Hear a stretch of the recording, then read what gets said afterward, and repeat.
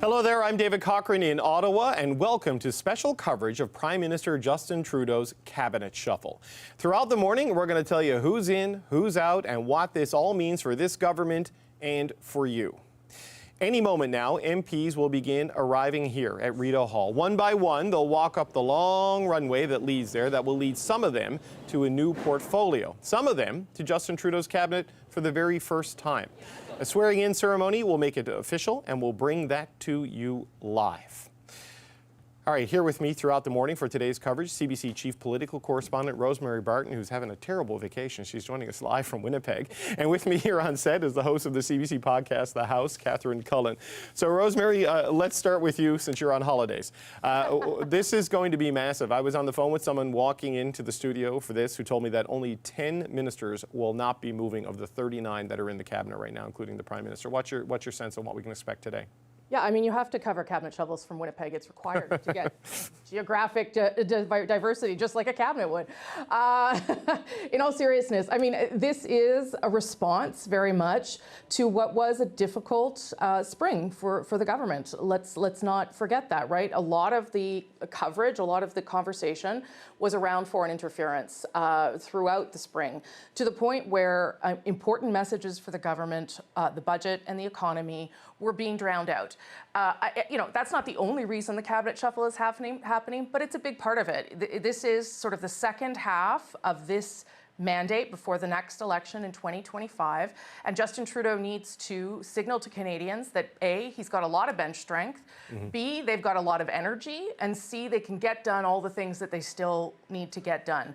So I think it's important for Canadians to remember that cabinet shuffles and cabinet are very much communication messages to the population. And indeed, as you've been reporting for the past couple of days, David, that is part of the focus here today. Some of the government's best communicators will stay in the jobs they're good in or be promoted to jobs where communicating is really going to be central over the next number of months. Yeah, and Catherine, on that point, it's really about putting a new economic team front and center to drive that home, and also bringing some new energy and new blood into Absolutely. the cabinet. Well, I mean, listen, if you think about one of the things that Pierre Poilievre says almost every time he talks about Justin Trudeau, he says after 8 years of Justin Trudeau, right? Governments do have expiry dates. They can only last so long. So there is a sense here, I think, of there is so much change here. No, it's not a new government, but it sure does feel like quite a fresh coat of paint. I think it also does speak to the extent, as Rosemary was acknowledging, that they, in the Prime Minister's office, are cognizant that they need a real change here. Foreign interference, as Rosie said, really taking over the agenda. We know, though, that is not what a lot of Canadians are thinking about in the day-to-day, right? They are concerned about whether or not they can afford their rent. Are they going to lose their homes? Can they make their next mortgage payment? Are they going to have to sell their houses? And so I think this focus on the economy is probably a message the government would have liked to have been giving for some time. It can't just be about message, though, too, right? It has to be substance. We know there's some changes coming, David, on how the government is addressing the issue of housing, some structural changes that we're going to hear about today. We don't know exactly what that looks like, but I think housing will certainly be a key issue in the political debate going forward because it's so principal to so many people's lives right now. Well, Rosie, on this, right, I mean, they're about refocusing on the economy, but they're not necessarily changing their top economic ministers. This needs to be more than just structural process changes and cosmetic changes. Like, they need a new sense of urgency and purpose on this to confront these challenges leading up to the next election. Yeah, and I think the housing file is an important one that will give us a sense of how they're going to do that. I think everyone recognized that the minister was not particularly effective, Minister Justin, and I don't know where in what capacity we'll see him here, but I don't think he'll stay in that position, that's for sure.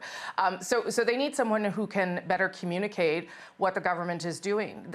And to be clear, the government is doing a fair number of things on housing. The Housing Accelerator project, trying to help first-time homeowners, but it is just not sort of being seized by Canadians. Right. And I think the danger there, too, is that Pierre Poilievre is doing pretty well on when it comes to messaging on housing.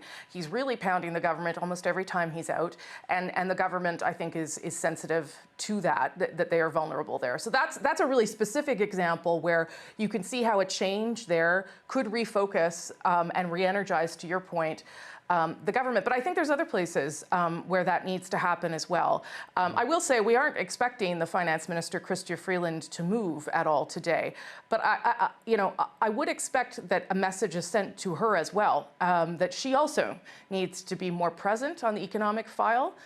Sometimes she splits her focus between Ukraine, international issues, and finance and the economy, and probably that needs to shift a little bit, I think. No, it was suggested to me in the last 24 hours that she's re-engaged and refocused in a way, Catherine, she hasn't been. I said, that's great. I look forward to speaking to her on Budget Day and watching her next speech in Washington, because the profile of the finance minister domestically is lower than any finance minister in recent governments. And this is a complaint within the government. Well, and it's interesting. This speaks to sort of both parts of that argument. Last week, she was at this event in Aspen, right? And she was asked by a journalist on stage, somebody from Politico, I believe, well, there are rumors that you might be interested in an international job, or maybe, we know there's a cabinet shuffle coming in Canada.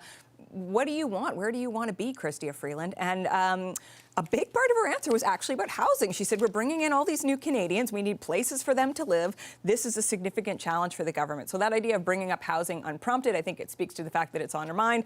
The fact that she was at an international gathering, talking about Canada, perhaps speaks to your half of the argument. Okay, I want to bring you up to speed on where we are. That shot you're looking at, that's the Governor General's driveway. That's the path the ministers are going to walk up one by one as we see who is in the new Trudeau cabinet. Some people you will not see today that are in cabinet. Stephen Guilbeault is in India representing the government at a climate conference. Lawrence Macaulay, I'm told, will not be here today. He recently had a death in the family, so he's staying in Prince Edward Island for a funeral, but Lawrence Macaulay is still in cabinet, I am told, from Prince Edward Island. Let's talk about some of the changes we know. Carolyn Bennett, Omar Al-Gabra, Helen Najazik, and Joyce Murray all announced yesterday they would not be running again, and they are out of cabinet. We reported yesterday afternoon that Marco Mendicino, the public safety minister, was out of cabinet. David Lametti, the justice minister, out of cabinet. Mona Fortier, the Treasury Board president, out of cabinet. Marco Mendicino has issued a statement today saying he's proud of his work and his time there, and he says he is running again. The statement he released was not completely clear. I just texted him. He confirms he is going to run again in his Toronto riding. Mona Fortier also says she's running again. We have no idea what is happening with David Lametti and do not really have an explanation as to why he's out. New reportable information we have. Pablo Rodriguez is leaving Heritage for Transport. Pascal Saint-Onge is replacing him in Heritage and taking on the Online News Act and the streaming challenges, moving from her position in amateur sport. Bill Blair is the new Minister of Defense, as Anita Anand leaves Defense to bolster the government's economic team as the new President of the Treasury Board. And Diane Leboutillier, who has been the Minister of National Revenue for this government since day one in 2015, is switching jobs to the Ministry of Fisheries and Oceans, which will be an interesting challenge because rural Atlantic Canada in particular has become a trouble spot for the Liberals over the past little while. This is a targeted area for growth by Pierre Poilievre, and this is the fisheries challenges with Joyce Murray, the Fisheries Minister there. It has been a bumpy ride in that department. All right, I want to check in with Janice. Is Janice there, gang? Are we ready to go to Janice McGregor? All right, if you watch television this time of the day in Canada, you know Janice McGregor very well, and she is outside Rideau Hall for us now. And so Janice, you're our eyes on the ground. You're our spotter. You're going to see everybody coming before the rest of us. My privilege to be on these beautiful grounds for you today, David. Front row seat. And it's always history, right? When cabinet changes, this is a big deal. So I have a great view of the driveway, and I can't wait to have my list of the old and start crossing off and writing in who we see get on their way up to the building here. Okay, so one of the new people we know, this is reporting this morning from our colleague Louis Blouin at Radio Canada. I've confirmed it with a source in the last little while, is that Soraya Martinez-Ferrada will be one of the 7 new members of the cabinet. Janice, she's a Chilean-Canadian. Her family fled the Pinochet regime to come to Canada. Talk about that, the new blood we're going to see going in there, what you think we can expect to see, what you think the government is trying to do bringing these 7 new people in. Yeah, and to stick with her on a minute, interesting to me for 2 reasons. First, because of the role she's taking up, the Economic Development Agency for the province of Quebec, right? Yet again, something else that plays into the narrative of Justin Trudeau wanting to revamp things and put kind of the economy, some of the financial stuff more front and center. So I could see a little bit of that there. But also this MP in particular, I was convening a panel actually of MPs last year on the housing crisis in particular and the things that need to be done about that. And I can tell you, very well spoken this MP was on those issues and the challenges and how that related to the Greater Montreal area, et cetera. Fluently bilingual, smart cookie. So she will be taking up a seat, adding to the team, bolstering that voice, a new and different voice for Greater Montreal. And as we think about sort of who's out and who's in, I've been keeping geographic representation in mind, because if you look at sort of the people that are confirmed as leaving cabinet today, it provides Justin Trudeau with an opportunity to bring in a lot of new faces, new voices from the Greater Toronto area. That's another thing I'll be watching for as people walk up this driveway. Who are some of these GTA MPs who will be kind of the new face, knowing how important Toronto is for the electoral fortunes of the Liberal Party, again, with an eye to this being a retooling with election prospects very much on the mind. Right, and that is a key point. Just using the example of this MP, Martinez Ferrada, she holds the seat of Hochelaga, which she won from the NDP in 2019. Prior to that, it was the New Democrat seat, sort of as part of the Orange Wave in Quebec. Prior to that, it was a Bloc seat. And so it's sort of this beachhead now that the Liberals have won 2 consecutive elections, Janice, and they're trying to cement that into a Liberal seat, because when you're seeking a 4th mandate as a government, you don't have a lot of room for growth. Loss mitigation is a real critical part of the strategy to re-election. Totally, and part of that is increasing visibility, right? Amplifying the strong voice that you have, so you can make sure you're not losing that real estate at a time when we know other people would just love to get a bite of it. And you know, the polls tell us, we're not in an election, of course, all the caveats apply for being cautious about polls, but you know, Justin Trudeau maybe not necessarily operating from a position of strength here, really having to think about questions like the one you just raised in terms of how he can make sure that there's a defensive posture to this new cabinet, as well as room for growth into new places with new voices. Yeah, okay, Janice, so they're expected to arrive sometime in the next couple of minutes, 9:15 Eastern, we're told they start to arrive. So they tell us, I don't see anyone yet. So scream at the control room if you do see anyone. We'll try to watch it here in the monitor, my old eyes and the small screens. We'll see if we can do that. And we'll check back in with you throughout this. I want to bring Rosie and Catherine back in. So Rosie, let's just start on this one. So we look at Soraya Martinez Ferrada, who we know is going in. You know, she won a seat in 2019. I'm told to watch for swing seats, but also MPs who can fundraise, who can organize, and don't just do the work in their riding, they do the work in the ridings around them. What are you hearing on New Blood? Yeah, I think that might be a way to sort of look at this cabinet, not just as people who are good communicators or need an opportunity to be in cabinet and sort of retools the government's messaging, but to think of it as the cabinet that goes into the next election. And Soraya Martinez Ferrada is an awfully good example. She is a superb Quebec organizer. Just going to interrupt you for 1 second. Rosie, Goody Hutchings is the first to arrive. The Newfoundlanders are always 30 minutes ahead, so she's early. She, of course, is the Minister of Rural Economic Development, represents Long-Range Mountains, the riding on the west coast of my beautiful home island, part of the province. I think she's moving. I don't know where. I know she was someone that people thought about might go into fisheries, but we know now Diane Leboutillier is going there. So Rosie, just to let people know who they're looking at, and you go ahead. That's good, and we'll try and spot people. Sometimes it's not they're not as well known, but of course a Newfoundlander always recognizes a Newfoundlander. But now that you bring up Diane Leboutillier, that's a good example too, right? So the Magdalen Islands is the riding that she represents. Also a riding that is hotly contested by the Bloc Québécois. So another good reason to keep Diane Leboutillier in cabinet. I think you'll see examples of this time and again as we see some new faces or people shifted around. Mona Fortier would also be a good example. So she's been dropped from cabinet, and we can speculate about her effectiveness and her communication skills and all those things. But I think it's also important to remember that she's in a riding, I believe it's Vanier, I think it's my own riding in Ottawa, where she, it's not a Liberal lock, but it's a pretty safe seat, right? Yeah. And so it might be better for the government to refocus an Ottawa cabinet position on a riding where it's not quite as safe. So I think those are the kinds of storylines you should watch for here. And it doesn't mean that the people being put in those jobs aren't competent and don't have the ability to do them, but it means that there is a political reason behind what is happening today. And I think you need to see that through the prism of an election campaign. Well, and you mentioned Mona Fortier being out. The buzz is that Jenna Sudds, the rookie MP from Kanata Carleton, Catherine, could very well be going in, former deputy mayor of the city of Ottawa, you know, someone who was at the Prime Minister's first news conference that he held after the 2021 election here in the west end of Ottawa. Yeah, and possibly more competitive riding as well, right? We have to remember Pierre Poilievre is an Ottawa MP as well. That's it, exactly, right? So I think Rosie's right to say that this is these are multifaceted moves, right? We're going to hear a lot. We have been hearing a lot about the communications part of this, but obviously it has to be more than that, right? And then you look at something like the move Bill Blair to defense, right? I mean, I think that is perhaps one of the more fascinating choices that we're going to see today. Moving Anita Anand at this time. That's what I'm curious about.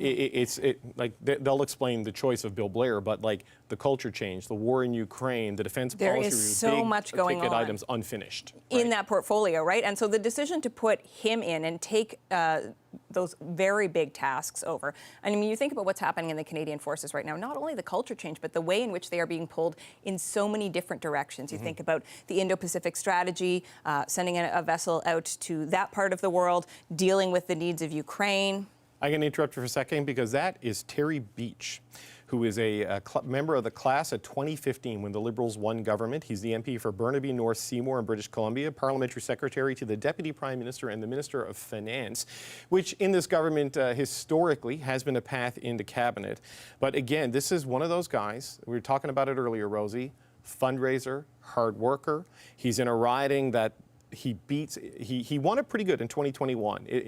Liberals first, NDP second. 2019, him and Sven Robinson of the NDP, it was 2 to 3 points there. So it's a bit like the confidence and supply agreement. His riding is where the Liberals and the NDP come together to do business.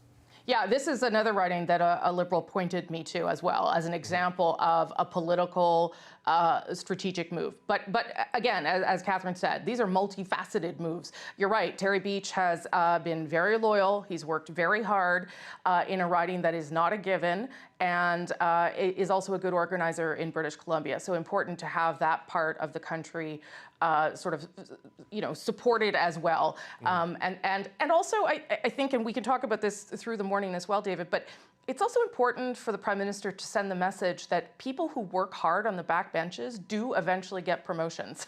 It can't always be the same people, and there does have to be sort of a payoff for the amount of time and energy you're putting into your job as a backbencher. I think Terry Beach would be a good example of that. Yeah, it's so striking watching this shot as he walks up the driveway with his family, too, to think about the highs and lows of politics. Like yesterday was a day about the lows. Some people who have spent a lot of time in politics, a lot of it is happening away from the cameras, but really experiencing how difficult it can be. Today, you see the other side of it, right? These happy days, people who have, as Rosie has been saying, been hoping and waiting for this moment, getting to celebrate with their families today. This is about a lot of things, very important things, how they're going to address the economy in the country, what's going to happen in the next election. But it's also a very personal day for a lot of people. Yeah. Let's try, if we can, if they stop at the mics and actually say something, let's try to hear some of that. So please get in my ear control and tell me to shut up so we can actually hear the new cabinet ministers and what's going on there, because it's about them. Bill Blair, I'm told, is coming up next, and so this is going to be one of the big stories of the day, right? Catherine, to start with you in this, like they want to put the economic message front and center, they want to put the economic team front and center, the new energy front and center, but as we were just talking about, the big jobs that Anita Anand is leaving behind in defense as she moves into and to your point about the economy, I mean, security is a really big part of this as well, as we see Mr. Blair, former Toronto Police Chief, walking up the driveway there. They, as Rosie was mentioning earlier, with foreign interference, they have struggled on a lot of issues on security files, and they are changing up their whole security team. This is going to be such an important piece of that. It is a very difficult file. I mean, I think one of the more difficult jobs in government is talking about the way in which the Canadian Force is being pulled in so many different directions, and yet they have a recruitment problem. They need more members at a time where they are still undergoing this culture change. It is a very complicated task. I think that's why Anita Anand was put in that portfolio after her experience in procurement. Bill Blair, frankly, had fewer responsibilities in cabinet recently. Emergency preparedness, it seemed like his career trajectory was perhaps you know, it's maybe a bit indelicate. Flatlined a little bit. Indelicate to start ranking the cabinet positions, but emergency preparedness defense is a core thing. Yes, right. And so there he is, back up in the upper echelon with some very difficult tasks in front of him. You know, he's going to be the one at those NATO meetings of defense ministers when allies are asking why Canada is not even attempting to meet its 2% target. This is going to be a very challenging job. Okay, he's walking up to the part where the reporters start to scream questions. Let's see if, let me know if we can hear anything there, gang. Hear what he has to say? Okay, we're not hearing anything there. Okay, all right, Rosie, the next item up for bids is getting ready to come down the runway there. Quick thoughts on Bill Blair.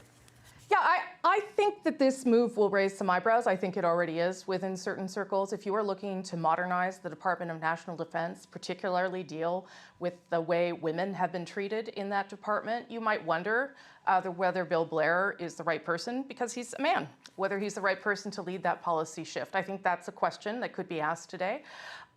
He was also very happy in his previous portfolio, emergency preparedness. He did it very well. And as you interrupt me here, I'll just say that he is an excellent communicator. He is a very frank, freewheeling, free-speaking individual, which is appreciated by reporters. All right, I am going to interrupt you here because we have another newcomer, and this is Arif Virani, who is the MP for Parkdale High Park, a Liberal NDP battleground seat. Let's face it. He was also part of that class of 2015. Someone who was born outside of Canada. He was born in Uganda, and came here as a refugee as a young man. He's a lawyer. He won this seat by just 3 percentage points, 42 to 39 in 2021, and first broke through there when he defeated NDP MP Peggy Nash. So again, this is someone from the heart of the city of Toronto. He's on the progressive side, ideologically, I would say, and Rosie probably, at least within his role within the city of Toronto, maybe sort of the successor to Carolyn Bennett in some way, and sort of filling that sort of mindset of Toronto progressive Liberals?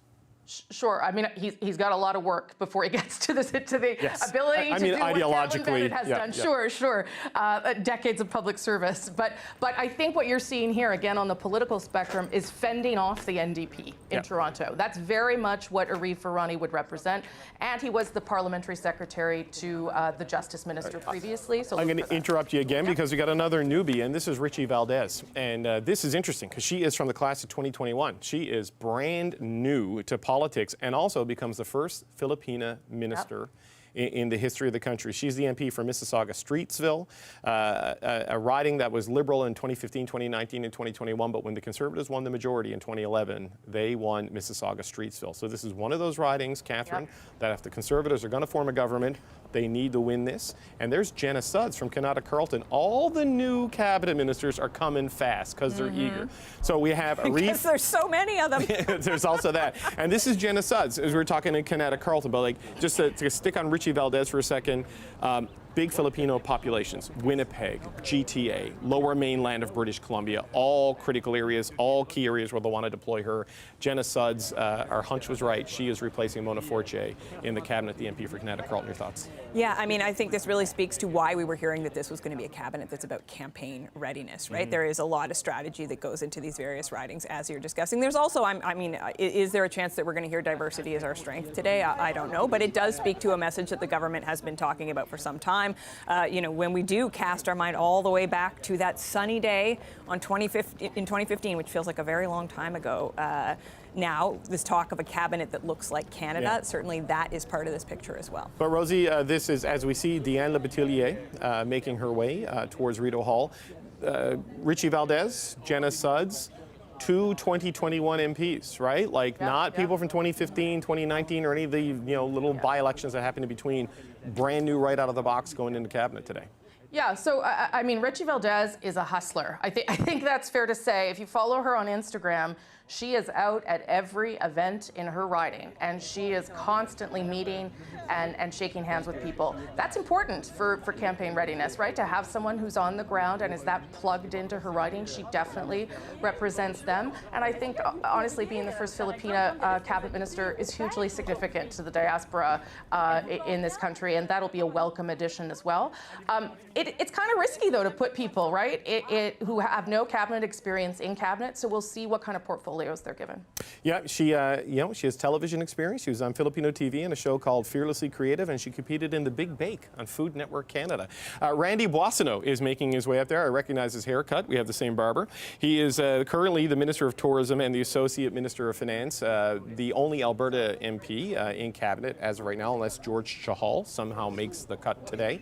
What do we make of this? Yeah, I mean, Randy Boissonnault, a very ambitious minister. I would say somebody who's very passionate about his work on the economic file, can certainly talk your ear off about tourism if you give him the opportunity. It'll be interesting to see if they keep him in something of an economic role here or how they choose to use him. But I think you're right to zero in on this question of Alberta because, we've been talking a lot about the GTA and Montreal, but of course this is going to be about representing all of Canada. I believe is that Yara Sachs? That's Yara Sachs, yes. Yeah. This is another new MP.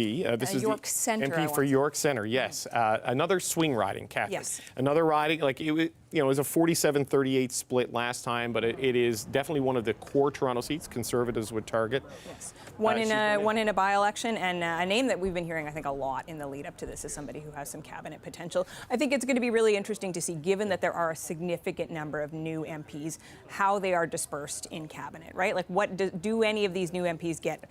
One of these more prominent roles, do we still have a cabinet of the same size? It does seem like that's where we're headed. Seems like a one-for-one replacement. Yes, but what sort of responsibilities do they take on? Yeah, and so Rosie, this is interesting because Yara Sachs, there's some controversy around her for opinions she has expressed, for example, on the Netanyahu government in Israel.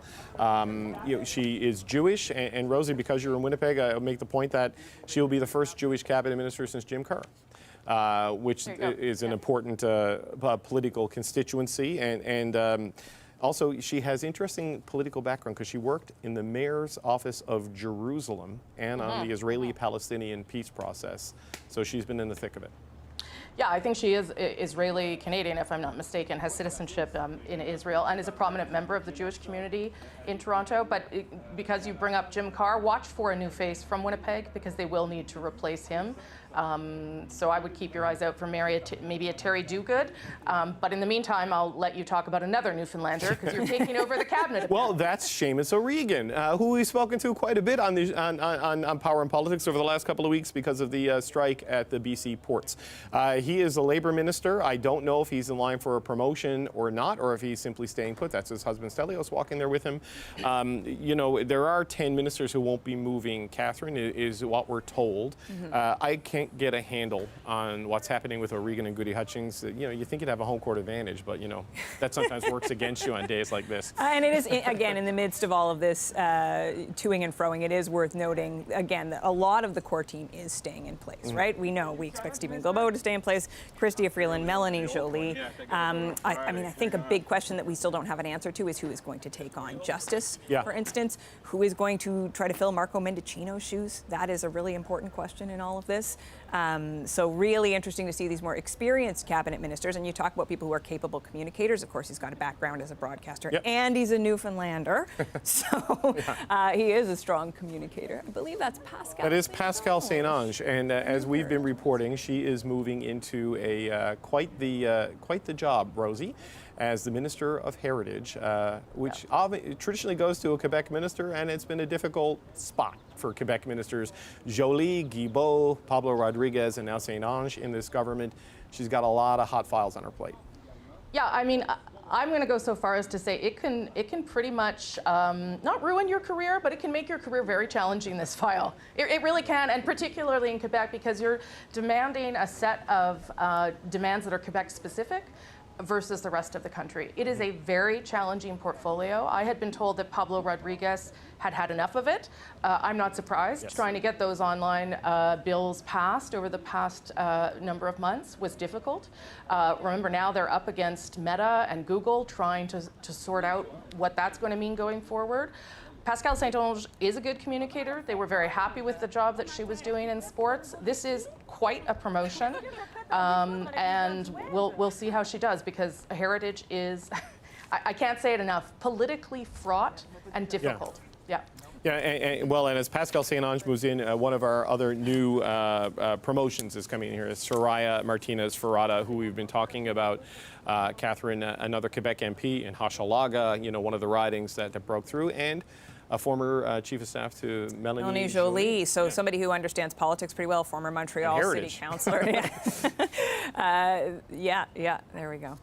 All right, so we're starting to see the shape up. We have, all right, so of the new faces, we now know that Terry Beach is going into cabinet. He's a British Columbia MP. Soraya Martinez-Ferrada, a MP from the Montreal area. Yara Sachs from Toronto. Jenna Sudds from Ottawa and Kanata Carleton. Richie Valdez in Mississauga Streetsville.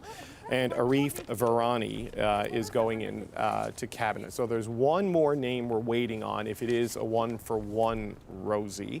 I feel like it's going to be another GTA person as opposed to a Manitoba person. Dan Vandel, I don't think, is leaving cabinet necessarily. So I don't know if Ben Carr or Terry Duguid would have made the cut to go in. Is that Jeanette Petitpas-Taylor? There's Jeanette Petitpas-Taylor. She's from New Brunswick, the Minister of Official Languages in the most recent cabinet. Yes. We know she's moving jobs. Rosie, I don't know where she is going. Have you heard any intel on Petitpas-Taylor? I have not. Yeah, no. former health minister, right? Yep. So somebody who has had experience with more challenging portfolios. Again, not that we necessarily want to be ranking these things, but official language is perhaps not so high up in the pecking order. So it will be interesting to see what her trajectory is in all of this. Yeah, I mean, I would say that she did not do what they wanted her to do in health, and so they demoted her down to official languages, where they've been quite pleased with what she's been doing. So perhaps you'll see today a promotion or not. We'll see. Yeah. But I think that they recognize that she is a skilled communicator as well. Okay, well, it's New Brunswick time in the cabinet shuffle right now because Jeanette Petitpas-Taylor's gone in and now Dominic LeBlanc is making his way to Rideau Hall, a place he knows well from his childhood. And also in his unofficial role as Minister of Janitorial Affairs, Catherine, he's been brought in to clean up a lot of messes and challenges for this government over the years. I think he was saying something about swearing on a family Bible. Yes, I think so. I think that's what he was saying. He's very far away from the microphone. Moi, je pense une belle journée, il fait pas trop chaud. J'ai le Bible que mon père a utilisé quand il est devenu gouverneur général. J'ai habité ici, alors je suis très content d'être de retour. So he's saying that it's the Bible his father used when he So was I'm really Governor happy General. today to have the Bible that my father used when he became Governor General. And I'm coming back to Rideau Hall, so it's a place that I know well. I actually lived here 25 years ago, and I'm really happy to be here. Quel titre vous allez porter Coming serment back to the same aujourd'hui? ministry too? Okay, the big question was where does he go? Because Yes. he's such a fixer and such a skilled political mountain goat in handling the difficult past. Well, and as we were discussing at the beginning of the show, there are a lot of challenges right now. So what do you do with somebody like that? Intergovernmental Affairs Minister right now, he did a lot of the talking around foreign interference, which, we have been talking about it as an issue that has eaten so much of the government's agenda over the course of the spring. But of course, we're not done yet. We don't have a resolution to where this whole situation is going in terms of the path forward on that. So do you continue to keep him in that role? Do you give him additional responsibilities? Do you move him somewhere else? I mean, I think where he goes tells us something about what the government is most concerned about right now. Yeah, it's tough to see him leaving intergovernmental affairs because of his ability to deal with, ornery premiers and mayors and departments and agencies. And there's Dan Vandel, who is the MP for St. Boniface, St. Vital, Manitoba. He's the minister responsible for Prairie Economic Development Canada and the minister responsibility for Northern Development, the Minister of Northern Affairs, essentially. So that would be maybe the only Manitoba cabinet minister. Rosie, I hazard to guess because it feels like, well, there's Pablo Rodriguez, the new Minister of Transport, making his way in, because there is one more GTA seat still unfilled. Yeah, right? Yeah, I think Manitoba's done. I think they've got Dan Vandel, and I'm reporting from here, and that's it for Manitoba today. There you go. Yeah, I don't think that there will be an additional voice, although we had been hearing that was possible. I'll just go back to Dominic LeBlanc, if I can, for a couple of moments. I mean, to say that he is the fixer for the government is probably understating things. The Prime Minister has asked him to do a number of things that are challenging and unpleasant, to say the least. Not only to try and get a deal with the other parties on some sort of public inquiry on foreign interference, but also to deal with the former Liberal MP Han Dong and to figure out whether that gentleman gets back into caucus or not. He picked those things up, with no public complaints anyway, and then managed to do all the other jobs that he has to do in terms of placating and keeping provinces happy. That is very challenging. I think it would be extremely unlikely for him to be moved out of that portfolio, I would look for some sort of addition, something more to be given to him, which, because of his health previously, he had been reluctant to do. He's back in fighting form, and I think perhaps able to take on more than he had been in the past. Yeah, Catherine, I can remember Dominic LeBlanc at a past cabinet shuffle with his head completely bald and wearing a mask as he was seeking cancer treatment. Carla Qualtrough, who until today, who knows, has been Minister of Employment, Workforce Development and Disability Inclusion, a British Columbia MP. Her riding is Delta, former procurement minister. Very competent minister, somebody who just caught Bill C-22 passed, right? The disability benefit. There's still work to do in terms of actually getting that money into people's pockets, but you know, something that was very personal for her. She's blind. So again, another capable minister. If you're in a situation where you have a lot of challenges, do you move her? Is there another problem you want to try to see her fix? I guess we're going to find out. Well, I did see Ahmed Hussein. I don't know if you saw him, David. I did see him sort of sneak in behind another minister. I did not see him.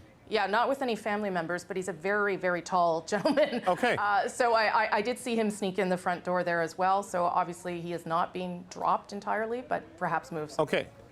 He came in behind Dominic LeBlanc. So my apologies there to Mr. Hussein and his family. And we see Mark Miller, who, this is interesting because I remember in the last cabinet shuffle, Catherine, that when they put him in Indigenous Crown Relations, you know, the message was we're building our reconciliation team. Mark Miller is core to that. He's been seen as credible and empathetic on these things, but he's moving today, which is interesting in terms of what happens on that and where does he go. Could he be a justice minister? Could he be a public safety minister? Certainly. Where do we see Mark Miller? This is the question, right? A background in law. I think somebody who is seen as having handled his files very well in terms of having been both Indigenous Services and Crown Indigenous Relations Minister. So again, somebody that you might look at as something of a fixer, somebody who has a long-time proximity to Justin Trudeau, is an old friend of his. It will be very interesting to see, as you say, is public safety, justice, where does he land, and can he take the skills that he built up in building those relationships with different Indigenous communities? Obviously, that is an incredibly complex file. Does it translate to another portfolio? Yeah, it's interesting to see the move there. And speaking of interesting moves, there's Anita Anand, who until today has been the Minister of National Defense at a time when Canada is helping supply Ukraine in this war of defensive war against Russian aggression. She was a procurement minister and really kind of exploded to prominence during the pandemic. And now, Rosie, she's going into Treasury Board, which, depending on how you work it, can be a very different department. It can be sort of a, you know, you deal with the public service department, or you can push the levers of it and try to make it a more robust economic department like Tony Clement and Scott Bryson and people like that have done in the past. Sure, and so I guess that's where Anita Anand maybe gets some leeway and a moment to show whether she has some skills on economic portfolios. So I think there's two ways to frame this move. One, they're allowing her to get into one of these economic portfolios to demonstrate her capacity there, something that would be...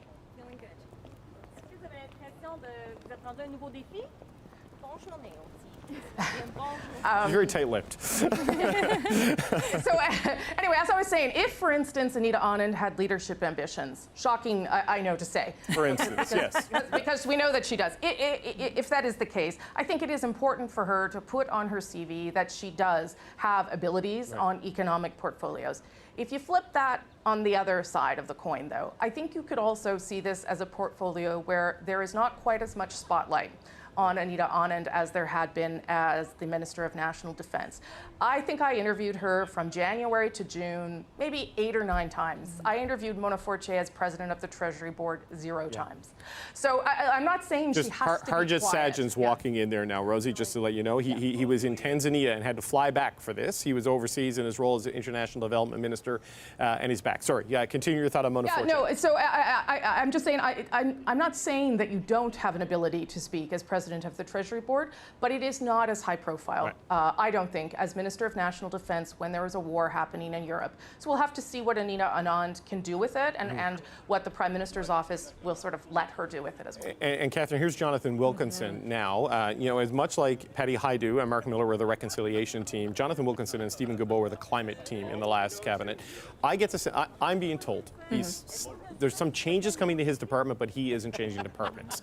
I don't know what that means. That's fascinating because some of the things that are interesting about Jonathan Wilkinson, I mean, one is that his background is in clean tech, and it's something he's incredibly passionate about. I also think there is a bit of a yin-yang thing that the government has tried to do with Stephen Guilbeault and Jonathan Wilkinson as two different aspects of the same file. Yes. And, you know, I think industry, frankly, has an easier time in their relations with Jonathan Wilkinson than they do with Stephen Guilbeault. Not just industry, premiers.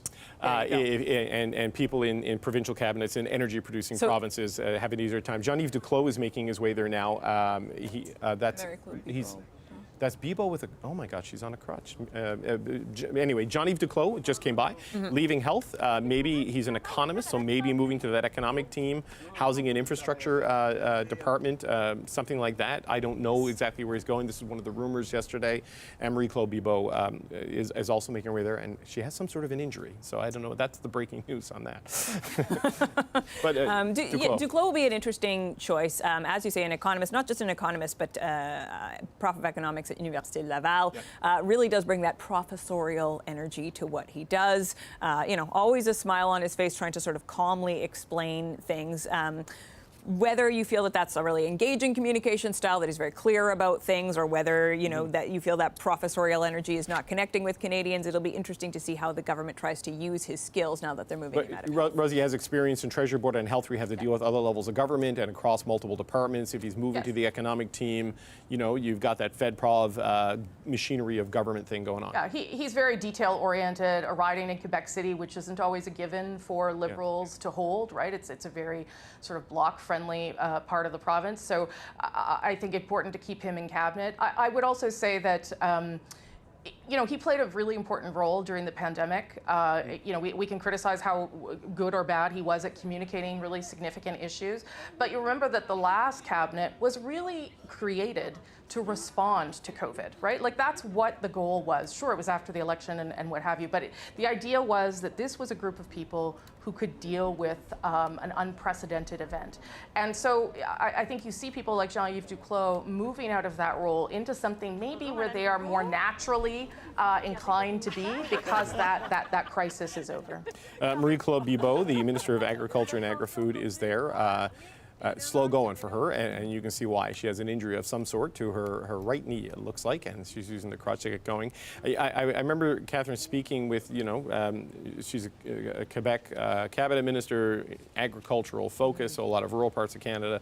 But, you know, a member of the diplomatic circuit here in Ottawa, sort of praising her for her communication skills and that not being very defensive, being very optimistic and hopeful. Another minister with some communication skills is Mark Holland, who is making his way in.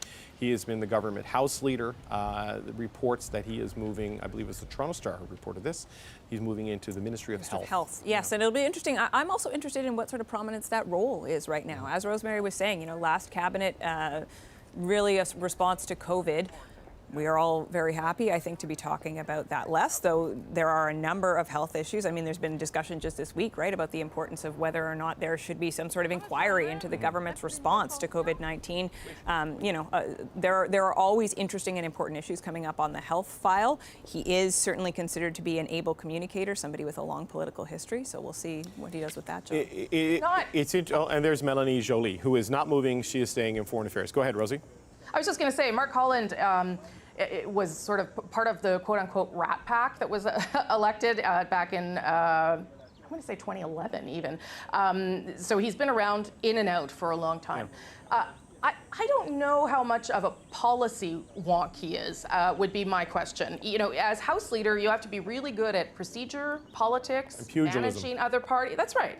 Totally. Yep. I don't know, like, to me, it's an interesting choice. I'd be interested to hear why he makes sense in that portfolio. Certainly, he has had, I believe he worked for the Heart and Stroke Foundation. He has spoken himself very openly about his mental health struggles. So, I mean, there's connection points there for sure. But I think it's an interesting choice, and we'll have to hear more about why he's going there. All right, Marcy Ian is now making her way towards Rideau Hall. So the Canada AM cabinet team is still in place. She is the Minister for Women and Gender Equality and Youth, but we've been hearing, Catherine, there will be some changes there. Marcy Ian likely in line for a promotion. And you know, just to build on the health conversation about how much of an issue it would be now that sort of the health deals are done with the premiers and this sort of thing, I think the mental health and addictions file is going to be where the fight is, especially if you look at the issues Pierre Poilievre is making front and center into his disorder and chaos. I will say, I mean, this is a portfolio that the government created, and I think if you are going to create that portfolio, you have to do the work. If you look at what is happening in this country right now and has been happening for years in terms of the crisis with opioids, and now also, I think what a lot of people would call a mental health crisis coming out of the pandemic, these are massive issues that certainly deserve a lot more than lip service. They deserve serious attention. How are you feeling this morning? Feeling great. Thank you so much. Do you have a new challenge on your plate? She's doing great. There you go. Breaking news. She's feeling great. She's still in cabinet. You know. But listen, these are incredibly important issues. You know, I was working on a panel at one point where we were talking about the COVID crisis and how would we be ready to deal with the next crisis. And one of the people who was speaking was saying, listen, we're in another crisis right now. If you go to Vancouver and you look at what is happening in people's lives, there is an ongoing crisis. So I think that could be an incredibly important portfolio if both the minister and the government more broadly choose to make it one. So that's Philomena Tassi you're looking at there on the right, walking up. She is the minister responsible with the Federal Economic Development Agency for Southern Ontario. She took a step back in cabinet to deal with some family health issues in the past little while. She's the MP for Hamilton West. Rosie, it seems to me, first, a couple of things. Maybe the only minister who kind of touches with southwestern Ontario in any kind of capacity here. And also the only Italian Canadian in cabinet now with Marco Mendicino and David Lemay out. There's Patty Hajdu, Minister of Indigenous Services, a former Minister of Health. Don't know if she is moving or not. Rosie, any thoughts on what we've seen there with Minister Hajdu and Philomena Tassi coming in? Well, I had heard that Minister Tassi might be leaving because of those health problems. I believe it's her husband that has had some health challenges, and she's been helping him. But I mean, perhaps there's a way for, perhaps that's not the most demanding portfolio, let's be honest. So I think perhaps she's just staying in it so that she can handle her own personal demands. And to your point, there's a political reason for her to stay there, right? Again, as sort of an offensive move to keep the NDP out of that territory. But it's interesting geographically, if you look at that, you go south, St. Catharines and Niagara region, you get towards London, Windsor. There's not a lot of Liberal MPs in that part of Ontario, let's be honest, Catherine, but there's Sean Fraser. Now, he's an interesting chess piece in this one because he sort of rocketed up a little bit, got into the cabinet after the last election. He's been in immigration. Which, seen again, as a really a challenging good portfolio. Yes, a very good, seen as a good communicator, a very challenging portfolio, as the government, we were talking about earlier, continues to increase its immigration targets, trying to ramp up the immigration system with quite a backlog. I think they do see him as something of a fixer, and so it's going to be very interesting to see where they put him. Speaking of... This is Karina Gould. And Rosie, if you remember the last cabinet shuffle, she came in with a mask on and no glasses, and we didn't know who she was. Oh, that's right. Because we couldn't... It's the first time I believe the Clark Kent Superman thing, how much glasses can change an identity. But I do remember that. She's been sort of the point minister on the child care deals they rolled out. She's just announced that she's expecting another child early in the new year. Some rumors around her maybe becoming the new House leader to replace Mark Holland. Apparently, the Prime Minister's office quite struck with how she handled that back and forth of question period in terms of her ability to deal with the Conservatives in particular. Yeah, I mean, listen, she is a very good communicator. She is extremely well spoken. And she can be tough without being aggressive in question period. I think that's a pretty good way to respond to a Conservative leader who is aggressive in question period. So I think she'd be very skilled at that. I also think if she's expecting her second child, which she just revealed yesterday, I believe, House leader certainly has less travel across the country, right? You're not being asked to go all over the place. You're sort of more back and forth from your riding. They were very happy with the work Karina Gould did on childcare. That is a signature Liberal policy that they will campaign on again, that they want to make sure Conservatives can't undo, that will fundamentally, or has fundamentally, if it's in place, change the way families work and what women can do in terms of getting into the workforce. So Karina Gould gets a lot of credit for that, as do a couple of other cabinet ministers. Okay, that is Francois-Philippe Champagne, Chrystia Freeland, and Mary Ng. And also ahead of them is Kamal Khera, who is the Minister of Seniors and an MP for Brandon West. She was one of the rookie MPs who went into the last cabinet. But if you look right there, trade, finance, and industry. You talk about a cabinet shuffle that is about the economy and your economic team. I think they've deliberately chosen to walk in together in this Yes, it's Avengers-like obviously shot. making a statement about their economic vision. I am very interested to see when we actually start, hearing the lips move on all of this, how the government is going to articulate this balance between the freshness and the sort of some reorienting around the economy. Oh, let's listen now. We'll be working hard. Bon matin tout le monde. Merci de nous avoir. Bon matin. Good morning, everyone. Bon matin. Est-ce que c'est un message économique ce matin? Ben, on marche ensemble. On a un message avance. économique toujours. Okay, breaking news.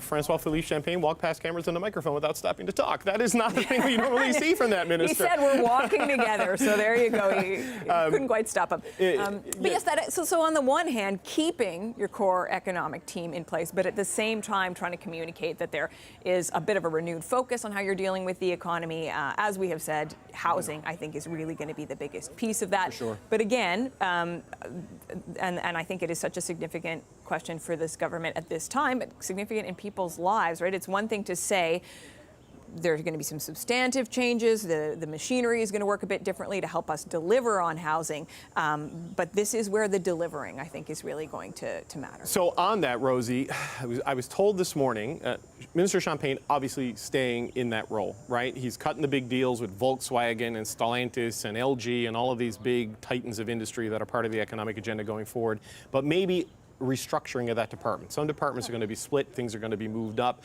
and it's one thing to focus on the CEOs and the industry of the future, but you got to get down to a more Main Street level with things as well, right? And the Liberals won big in 2015 talking a lot about class, and they got away a bit from that message and maybe that connection, and we've seen things sort of erode over time.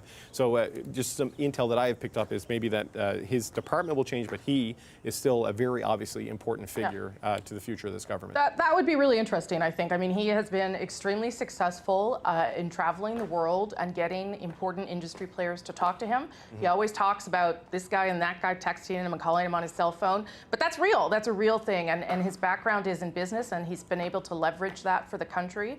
I think your point is a good one, though. Who is the person who's out there talking to smaller businesses, to union workers, to employees? Well, one of the people who does that very effectively is the Prime Minister himself. When they set him across the country to do all these different things that we've seen him do, at least this month, that's the area where he likes to be, and that's where they like to see him, not only talking to quote-unquote real Canadians, but also talking to people who work in these industries. Great. We'll see if there's another piece to Champagne's portfolio, but I think it's important to remember that no matter what the numbers look like against Justin Trudeau, he is at once their biggest asset and their biggest liability. Yeah, so much of this is the Trudeau brand, right? Right. It brought them up and could potentially bring them down, depending on how it goes. Right. And depending where you are in the country, very much, right? Yes, that is for sure. Okay, I'm looking down because I'm looking at my cabinet list. Everybody is in, like that we've seen come in. We're still short one new face, from what I can tell. We haven't seen the seventh new rookie MP come in. Obviously, Lawrence Macaulay is not here, as we mentioned earlier. He's in Prince Edward Island because, the loss of his brother, and our sympathies and condolences to Lawrence Macaulay and his family. He canceled a trip to Korea and stayed behind because of, obviously, family being the most important thing. And we know Stephen Guilbeault is not here because he's in India. But by my count, we're still one short.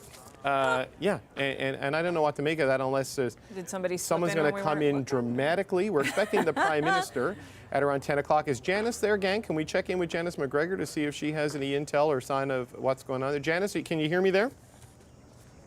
Yep, I think they want to come to me, Dave.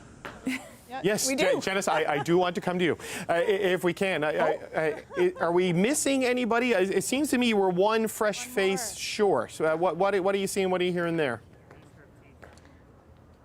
In the studio, the chatter here too is one more, guys, one more. But I'm looking down the driveway and I see no vehicles. So Right. I don't know, we're trying to build suspense maybe about who this last potential rookie is. I don't know. Are we bracing for a surprise reveal? Did someone not set their alarm? I'm not quite sure what to tell you other than the officials here telling me one more. So hold tight. Okay. The Prime Minister is going to be coming obviously from the side of the building, right? Because Yep. he's over there. we're expecting still one more up the driveway. So I'm just checking the text on my phone. I am listening to you and trying to figure out what's going on. I too went through my list, and I believe all the existing ministers are in as well. That's my assessment too. So if there is one more, that would mean it's a newcomer. A first-timer.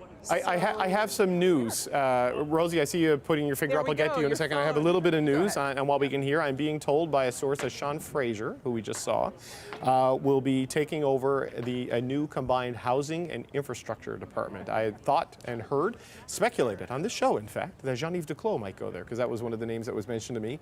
I'm being told now that that's where Sean Fraser is going, which means we're also going to get a new immigration minister. But as we wait for this mystery seventh fresh face, Catherine, this goes back to this point about good communicators on critical. Oh, sorry, hang on, Rosie, did you have something? Or Well, I just wanted to say I'm getting texts suggesting we missed someone who came in behind someone. Oh, okay. Really? So, well, I don't know. We might just want to. I had visions of a grand entrance here, like bubble machines, a I scooter, don't- you know. I don't think so. We may just want to roll back and just make sure that we didn't miss someone as opposed to someone still arriving. That's what I'm told. And I also just need to correct something. Mark Holland lost in 2011. Yeah. He won in and I said he won. So he lost in 2011, just Yes. so that people I don't mistake part of his CV. Anyway, we may have missed someone is all I'm saying. So we'll double check that on our end. Let's talk about Sean Fraser, because Yeah, what I go think right is ahead. so fascinating about that combination is it speaks to the comments I referenced earlier by Chrystia Freeland, right? That we understand, I mean, Canada our population is growing so exponentially because of immigration. And that does add to the housing crunch. At the same time, it can be part of the solution to the housing crunch if it's executed properly. If you put an emphasis in bringing in, for instance, skilled tradespeople to help build these homes. The issues really, I think, are broadly viewed as intertwined. So bringing someone from immigration to tackle this particular issue, housing and infrastructure, I think is a very interesting solution. Again, though, immigration, an issue where they have dealt with serious backlogs. And in the same sense, there is this challenge in getting the pieces moving in housing. It's a very multifaceted issue. It is obviously not solely by any stretch of the imagination the province of the federal government, but Pierre Poilievre has been very effective in laying this at the feet of the Prime Minister. Yeah. And also, we have to say, it is a problem being faced by people across the country.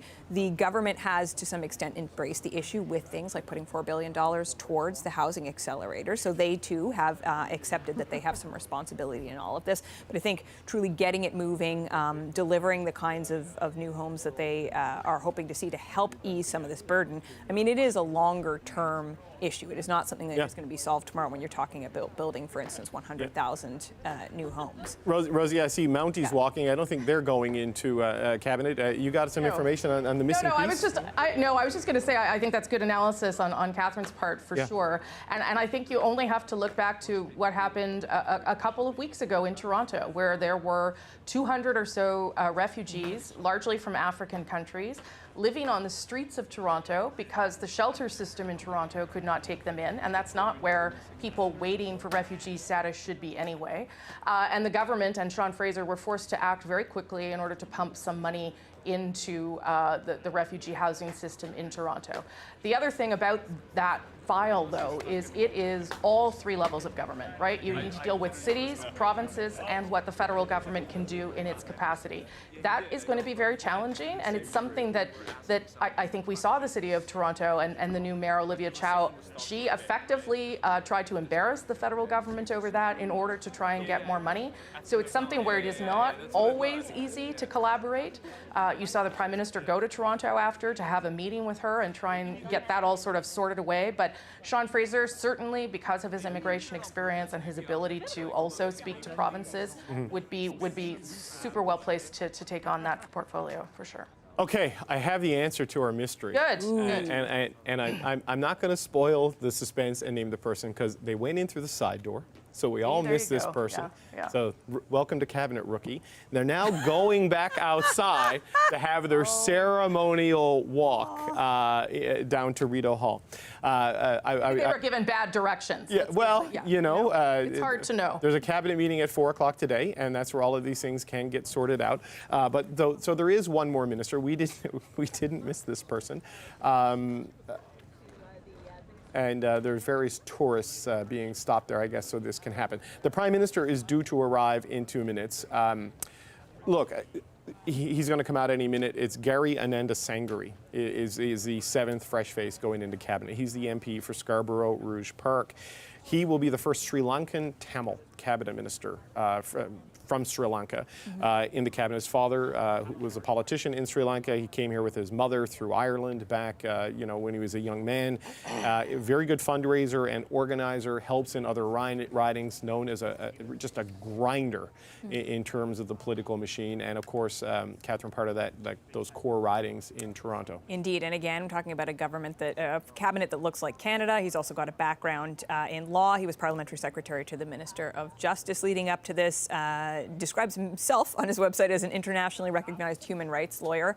But yes, again, we're seeing all these components coming together, right? Ridings that are geographically significant, people who really know how to get it done when we talk about that question of election preparedness. Because I do think that is something that perhaps might have made some folks scratch their heads a little bit when in the build up to this, we heard that this was about preparedness. I mean, theoretically, the election might still be some 800 plus days away if this government were to live out its entire mandate, which is more possible, of course, in this instance than it might be in other minority governments because of the supply and confidence agreement with the NDP. But, there is a message being sent here that they are thinking about next steps and also that, frankly, Justin Trudeau is going to be the one at the head of this come around next election. Okay, I think I can hear Janice there saying there's 2 minutes until the final person is coming. But we do know that there are 7 new people going into cabinet as we wait for Gary Anandasangari to do this walk, this ceremonial walk. Maybe, Rosie, prime ministership is in his future because, being late for these things is very much something that is in Justin Trudeau's DNA. But I think we have a graphic of the 7 that we know that we can put up to show you who the 7 new cabinet ministers are who will be joining a massively reshaped and revamped cabinet. So there's Gary Anandasangari, who we're waiting on his arrival. He went inside through a side door. We spotted him in there. That's how we know it's him, folks. Terry Beach from British Columbia, Burnaby North Seymour, Soraya Martinez Ferrada, who represents the Montreal riding of Hochelaga, Yara Sachs from York Centre. And then also from here in the Ottawa region, Canada Carleton, Jenna Sudds, a former deputy mayor of the city of Ottawa, Richie Valdez, the first Filipina minister in the history of Canada representing Mississauga Streetsville, and Arif Virani from the NDP Liberal battleground of Parkdale High Park, also going into cabinet. So there you go, Rosie. Those are the 7 rookie MPs. The energy component of this cabinet shuffle is the way it's sort of described to me. All people sort of with a lot of runway in front of them in terms of their political careers and a lot of hunger and energy to fight the next election and use the time they have to help drive home the Liberals' re-election chances. Yeah, I think that's a really good way to characterize it. But what strikes me is you put all those different faces up there is the diversity factor, right? There are 5 of them who represent different communities in this country, and I think it's important to recognize that is also a way to appeal to the electorate. To put people who look like the people you represent in cabinet is really important and significant, and it is also a way to sort of signal to the Conservatives who are trying, from their perspective, to make inroads into some of those communities that the Liberals aren't going to just hand them over. They're not just going to give them away. They're going to fight to keep some of those cultural communities and diaspora communities as part of their voting bloc. So again, very much, I think, an offensive play by the Liberals to put those people in. But, I think I've talked to all of them except Yara Sachs, and they are all super keeners would be the way I would describe them, right? Really energetic, really, again, Gary Anandasangari, I think I talked to him his first day on Parliament Hill. He couldn't believe he was there. He was over the moon. There is something to be said to having that, excitement around these jobs and enthusiasm to do them, to work for your country at a different level. I think you shouldn't underplay how important that can be in re-energizing a cabinet and a conversation around the cabinet table, for sure. Yeah, and you know, Catherine, they're going to need that energy because if you look at the polling, you know, the latest numbers from Abacus data today has Pierre Poilievre up by 10 points. You know, apparently taking off glasses and dropping the tie is a good 4 or 5 point bounce in the past month. But it speaks of the political environment this new cabinet finds itself in and the challenges they face. And you know, there is a lot to be said for fresh face, new energy, representing Canada. But it's worth saying that it also comes with inexperience as a cabinet minister, and there are challenges that come with that. We have all watched many a cabinet over the years, you know, people stepping into this role of minister and making early missteps, and that can be kind of a painful process. So, I mean, part of the discussion too, why do this in the middle of summer? Well, it gives some of these folks a bit of time to find their feet, and not just these folks. I mean, again, we have to say, we're expecting overall just like massive changes in cabinet writ large. So you are going to have a lot of people in government. You know, like imagine the rooms full of briefing binders you could set up right now. There is a lot of work that's going to need to be done in this city over the course of the next few weeks. We know that the Liberals have a cabinet retreat coming up later next month. People have to find their footing, in some cases on incredibly complex files. Yeah, no, I have to correct something. Well, contextualize something. I want to thank my friend Susan Delacourt for watching and sending this to me. Ray Pagdicam was the first Filipino cabinet minister. Richie Valdez is the first Filipina cabinet minister, first woman from the Philippine community going into cabinet. So I just wanted to add that context and correct myself there because, you know, and here, you know what? And just like that, here comes Gary and Anandasangari. At long last, the suspense is over. We have official visual confirmation of him. It's being suggested to me, Rosie, he could end up in Indigenous Crown Relations. Replacing Mark Miller. He's a lawyer. You know, it's a suggestion. He has been the Parliamentary Secretary to the Minister of Crown Indigenous Relations, Parliamentary Secretary to the Minister of Canadian Heritage and Multiculturalism. I'm not 100% saying that's where it's going. People don't, you know, cash your cabinet bets based on this information. It's a suggestion that this is a skill set and a fit for Gary Anandasangari, who is a hardworking guy who wins his riding by a mile, but then fundraises and works and helps the ridings around him, which is something they're really looking for. Yeah, Catherine, and the strong legal background, as we were saying earlier, our Parliamentary Secretary, the Minister of Justice, background in human rights, would speak to that portfolio. It's probably a ridiculous time to be making guesses right now, and we're going to find out so soon, David. Yes, but you have to think that I would imagine that Patty Hajdu will therefore stay in place. That you're not going to disrupt the entire team. But I guess, but that is again a minister who has held different portfolios, who's Minister of Health, Patty Hajdu, during the pandemic.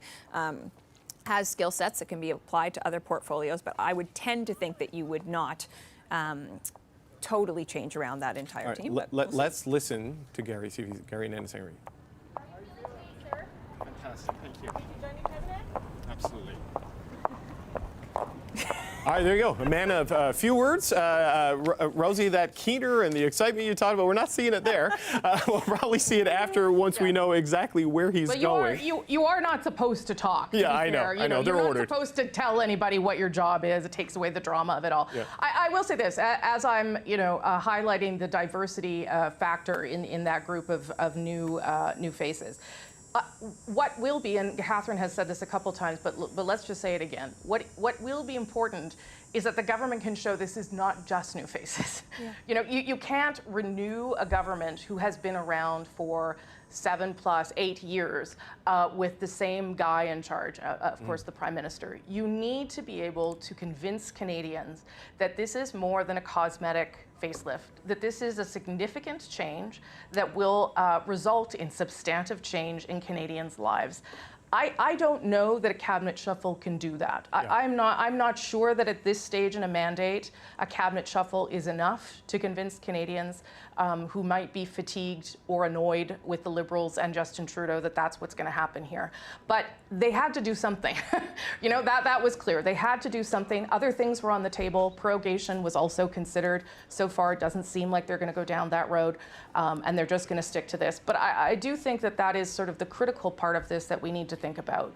What will this actually result in? And will it convince Canadians that these guys not only will finish their mandate, but maybe deserve another one? And I think that's the part of the answer we probably won't be able to get today. Yep, I just want to add another correction of a fact. I say Yara Sachs was the first Jewish cabinet minister since Jim Carr. That is not in fact correct. Karina Gould is also Jewish. But in Burlington, the way it was explained to me, that's not so much of a political factor as it is, say, in York Centre and areas like Thornhill, and this is sort of the political importance of Ms. Sachs going into cabinet in that role. I just wanted to pick up on what Rosie was saying there, and you know, for probably everyone watching this broadcast, and certainly for the three of us, like, listen, this is our Super Bowl, our Christmas. We love this stuff, but it is always important to take a moment and realize that, like most of Canada, would be hard-pressed to name more than a handful of cabinet ministers at best. So to the idea, well, they can name this guy. Yes. That's the Prime Minister.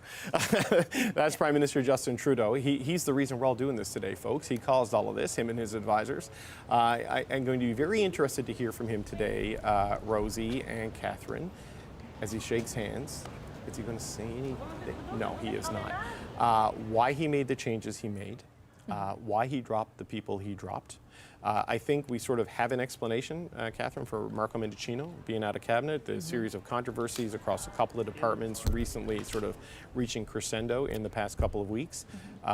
David Lemeni and Mona Fortier, there's not really a good public accounting of you know, those changes. and these things are always a little crunchy. I remember after Stéphane Dion was made ambassador, but essentially, in so doing, escorted out of cabinet, that I was the lucky duck who got to ask the Prime Minister if he had in fact essentially fired Stéphane Dion.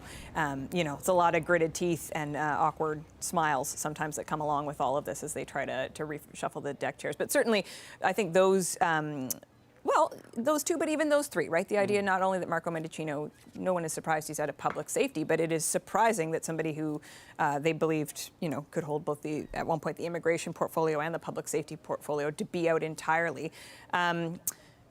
These are some dramatic moves. Now, is it sending a message? And if so, what is that message? Is that a message for the members of caucus? Is that, you know, part of just this wholesale message of change? I think it's going to be really interesting to see how they explain that. Okay, I want to do a couple of things, if we can. We've got Jordan Likeness, Tim Powers, and Vandana Cotter standing by to offer their analysis. I'm hoping to get them into place so we can start bringing them in.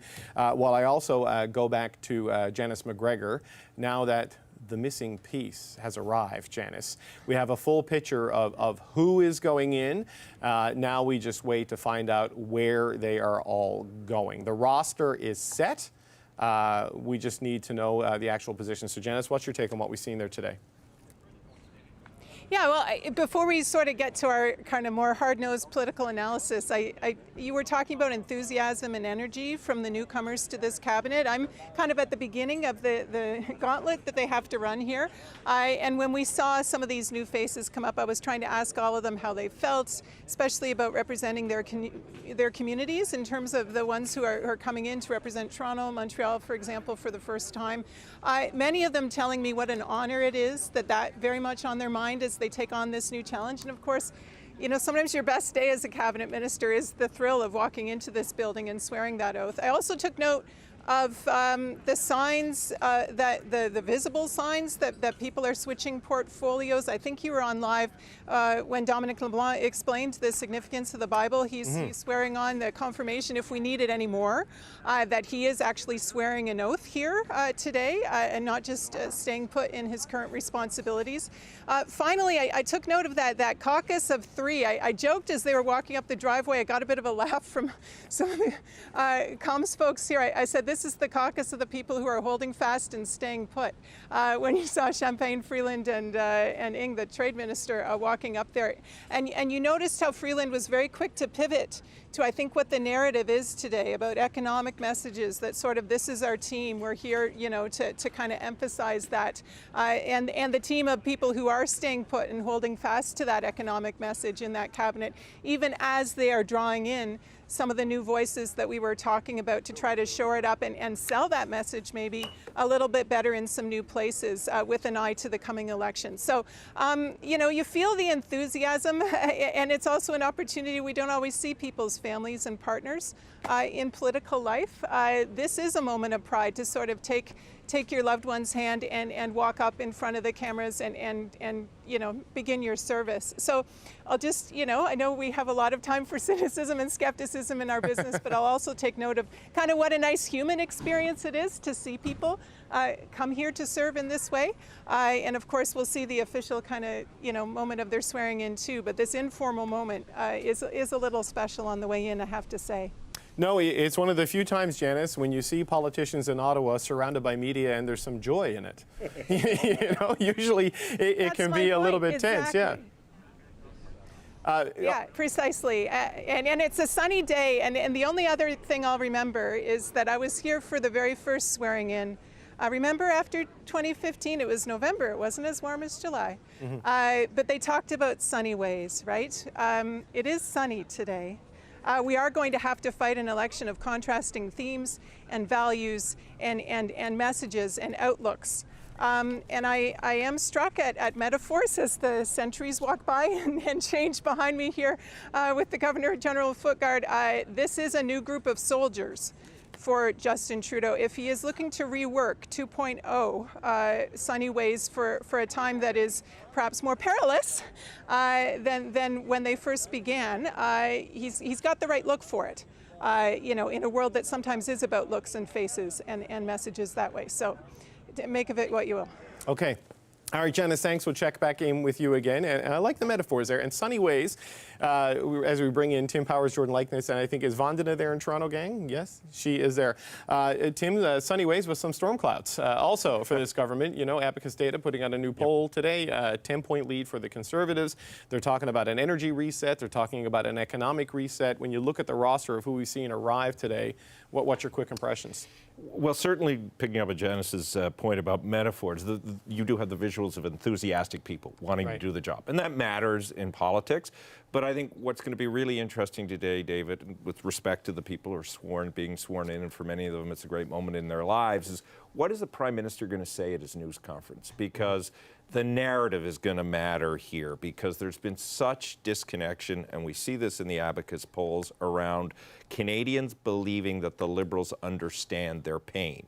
So you can have new faces, you can have enthusiasm, but can you connect with Canadians? The other point I'd make around that connection is with the core four staying, to use that Toronto Maple Leaf metaphor, with Anand, Joly, François-Philippe Champagne, and Guilbeault, how are they going to be able to say that they have learned and they're new on the affordability equation? So well, Anand's a move, though. I don't know if you meant to say but I meant with, sorry, I did mean Anand moving, she may become a key messenger, which is unusual, because the Treasury Board, that person usually isn't the face of positive economic news. Is that part of what's planned today? Right. Jordan, what's your quick take as we wait to see where all these people are slotting in? Yeah, this is, I think Janice put it really well. This is often the height. This is the most exciting day and maybe the most positive everyone's going to feel about it. But I think Tim touched on a little bit of the tension inherent in what they're trying to do here with the shuffle, is on the one hand provide that fresh communications lens and a sense of new direction and purpose around affordability issues, but then at the same time keeping Minister Freeland in place and keeping some core, more senior members and not moving them. So there's a bit of tension I see inherent in this. That I wonder might trip up some of their goal here. But we'll see. I mean, I think it's important to remember that for the vast majority of Canadians, this is not really going to make a ripple. This is something that's of most interest to those of us in the room and folks watching, which is a really small segment of the population. Yeah, there was this soccer game this morning that was more interesting. Canada won, by the way, 2-1. Tim's here for the real issues. Christine Sinclair came off the bench. There you go. So our sports correspondent, Tim, with that update. But Vandana, bring you in on this. I mean, you've worked in this Prime Minister's office. You've advised this Prime Minister.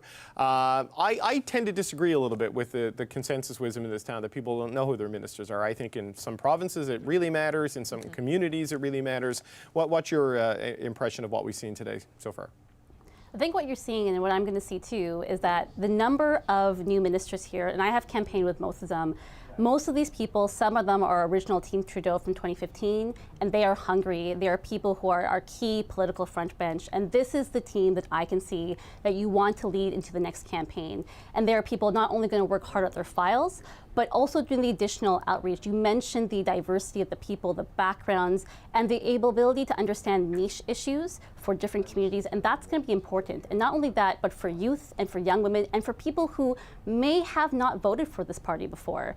You know, in 2015, you know, there are people who are voting now who wouldn't have known that Justin Trudeau was once the underdog and only known him as the Prime Minister. So that will be really important. But I think this fresh bench, this new fresh faces, they are going to be the ones who are also on top of being given their mandates, are going to be a mandate that we are now working towards a campaign, so be ready. And they are the best people to be ready for. So just on that, Vandana, give me some insight on this, because this is something that was suggested to me in my various conversations over the last couple of days, that in particular, Gary Anandasangari, Terry Beach, Arif Virani, campaign grinders, fundraisers, organizers, mobilizers in their riding and in other ridings. Give me a sense of how they operate in that level and why that is such a focus in this particular shuffle. Well, yeah, I mean, it can go bit by bit. So Gary's always been very youth focused. His background actually as a lawyer, as a human rights lawyer. You know, as a member of the Tamil community, this is a huge moment for our community. He's advocated the UN for issues in Sri Lanka in terms of, you know, recognizing the human rights violations there. But he also is really focused on youth. If you go to Gary's riding, he has a huge youth contingent of people there. Arif, same thing. He also leans a little left. So he will also gather with lots of people. He has lots of community interest. I have worked with him a lot when he was multiculturalism PS, and he will go to every event, shake hands, and do the work to do that. Terry Beach, also same thing. He has a great Persian community riding. He's a great fundraiser, but he is someone who I'm like, I have to tour here. What are your ideas? He's like, I have it here for you. Go to this area. We'll get 50 people together. They'll have a great event for the PM.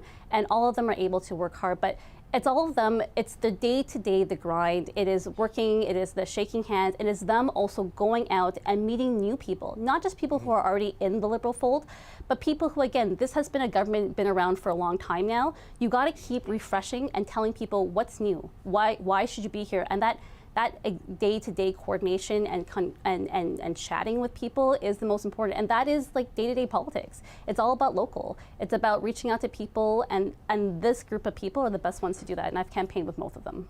Okay, I just want to bring you up to speed on where we are in the calendar. Things are largely on schedule, despite Gary Anandasangari's double arrival. We set things down by 5 minutes. At 10:30 Eastern, we are expecting all of this to get going, the official ceremony. We're going to carry that live. We're going to let you listen to them taking the oath as they reveal which departments they'll be going into. And that is expected to take about an hour, give or take. And then at some point after that, we're going to hear from Prime Minister Justin Trudeau as he explains exactly why he did what he did. And then later today, the new cabinet is going to have its first cabinet meeting. I can't imagine the agenda is going to be particularly heavy with this much change. You know, and Catherine and Rosie, we can just touch on that. I mean, it's a lot of new faces, but going back to that little bit of information we got right off the top, there's only 10 ministers not moving, right? And we saw, you know, Freeland, Champagne, and Mary Ng walking in together, pretty safe bet. Melanie Joly, pretty safe bet. But when you have that kind of change, it kind of resets your ability to do anything as a government. It's going to slow things down for a while. Indeed. I mean, really, all these folks have to get up to speed, and so it's a lot of work. They have to reorganize their offices too. Yeah. I mean, it is a small part of this story, but a lot of anxious staffers in Ottawa right now wondering what all of this means for them. Do they have a job? Where are they going to land? So there's a lot of that. Getting up to speed on the files. Again, we talked about the fact that there is a Liberal cabinet retreat coming up later in the month of August. I think the idea would be that you're beefed up in order for that meeting. But you know, events, dear boy, events, right? Who knows what happens in the interim and the challenges on those files? Yeah, Rosie, pour one out for the anxious staffers, right? I mean, the way it works is they get an automatic termination and severance. And then if they get a new offer, that can go away and they can take the new job. But like they all became unemployed today, and now they got to figure out if they're going to be re-employed with these changes. So that just gives you an idea of the disruption a cabinet shuffle has in terms of the focus and capacity to do work quickly of a government. You know, putting together those briefing books for these people so that they can do their homework, get up to speed.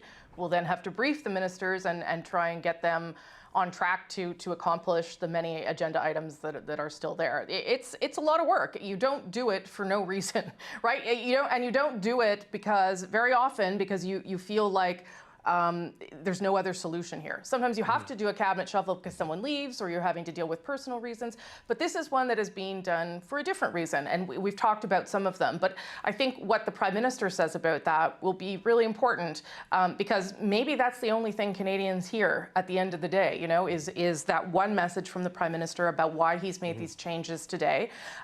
Probably not everybody at 30 degrees on July 26 is sitting watching us at home, listening to everything. I know, listening to everything we say as much as we would like them to. So how the government frames this is going to be awfully important, as is the way the Conservative Party responds.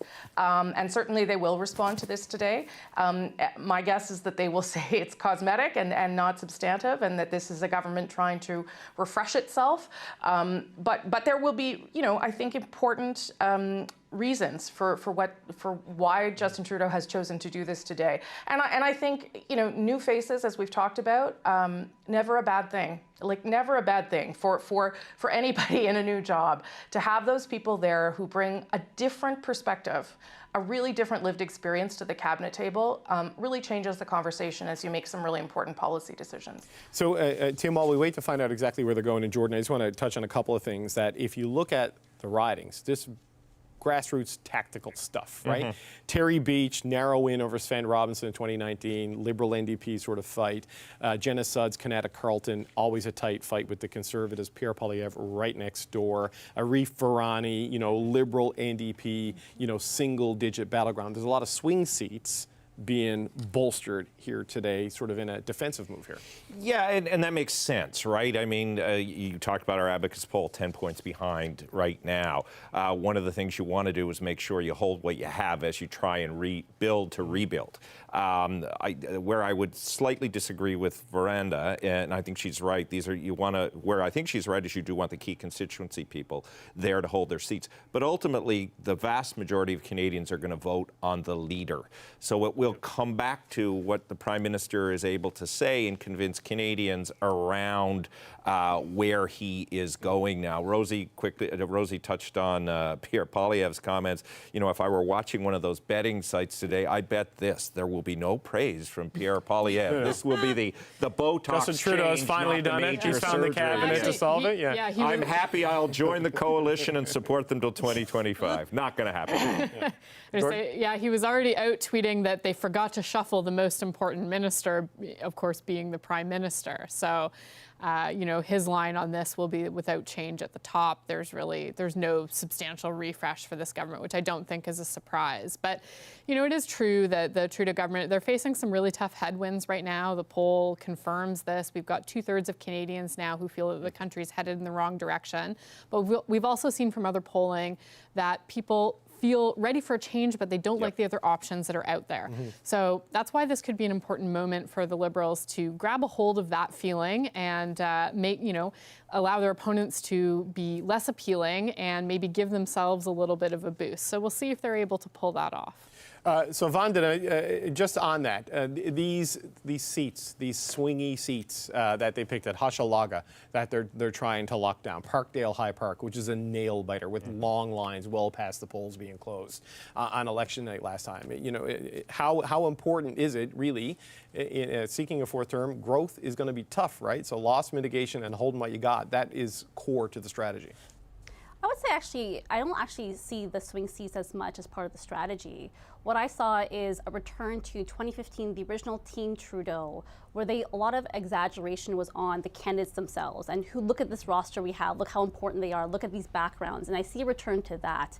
You know, we never had like a Chrétien era Rat Pack, but I can see these people being the new face of the government. And I remember even recently, and I like to door knock on a regular basis, being in Oakville and someone saying to me, you know, I don't love the Prime Minister, but you know what? I love Mark Miller. That's a great guy, so you can put up a sign. That's not common, but this is something that, you know, if you have ministers out there, and what happens with governmentitis is that sometimes ministers aren't traveling as much. You get bogged down with your mandate letter. You have to deliver for the government, which is also important.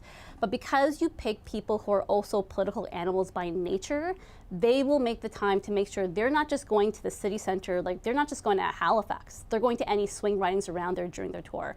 They're not just going to Calgary. They're going to see what else is out there and how do they do fundraisers, or how do they connect with local candidates there? How do they find new candidates.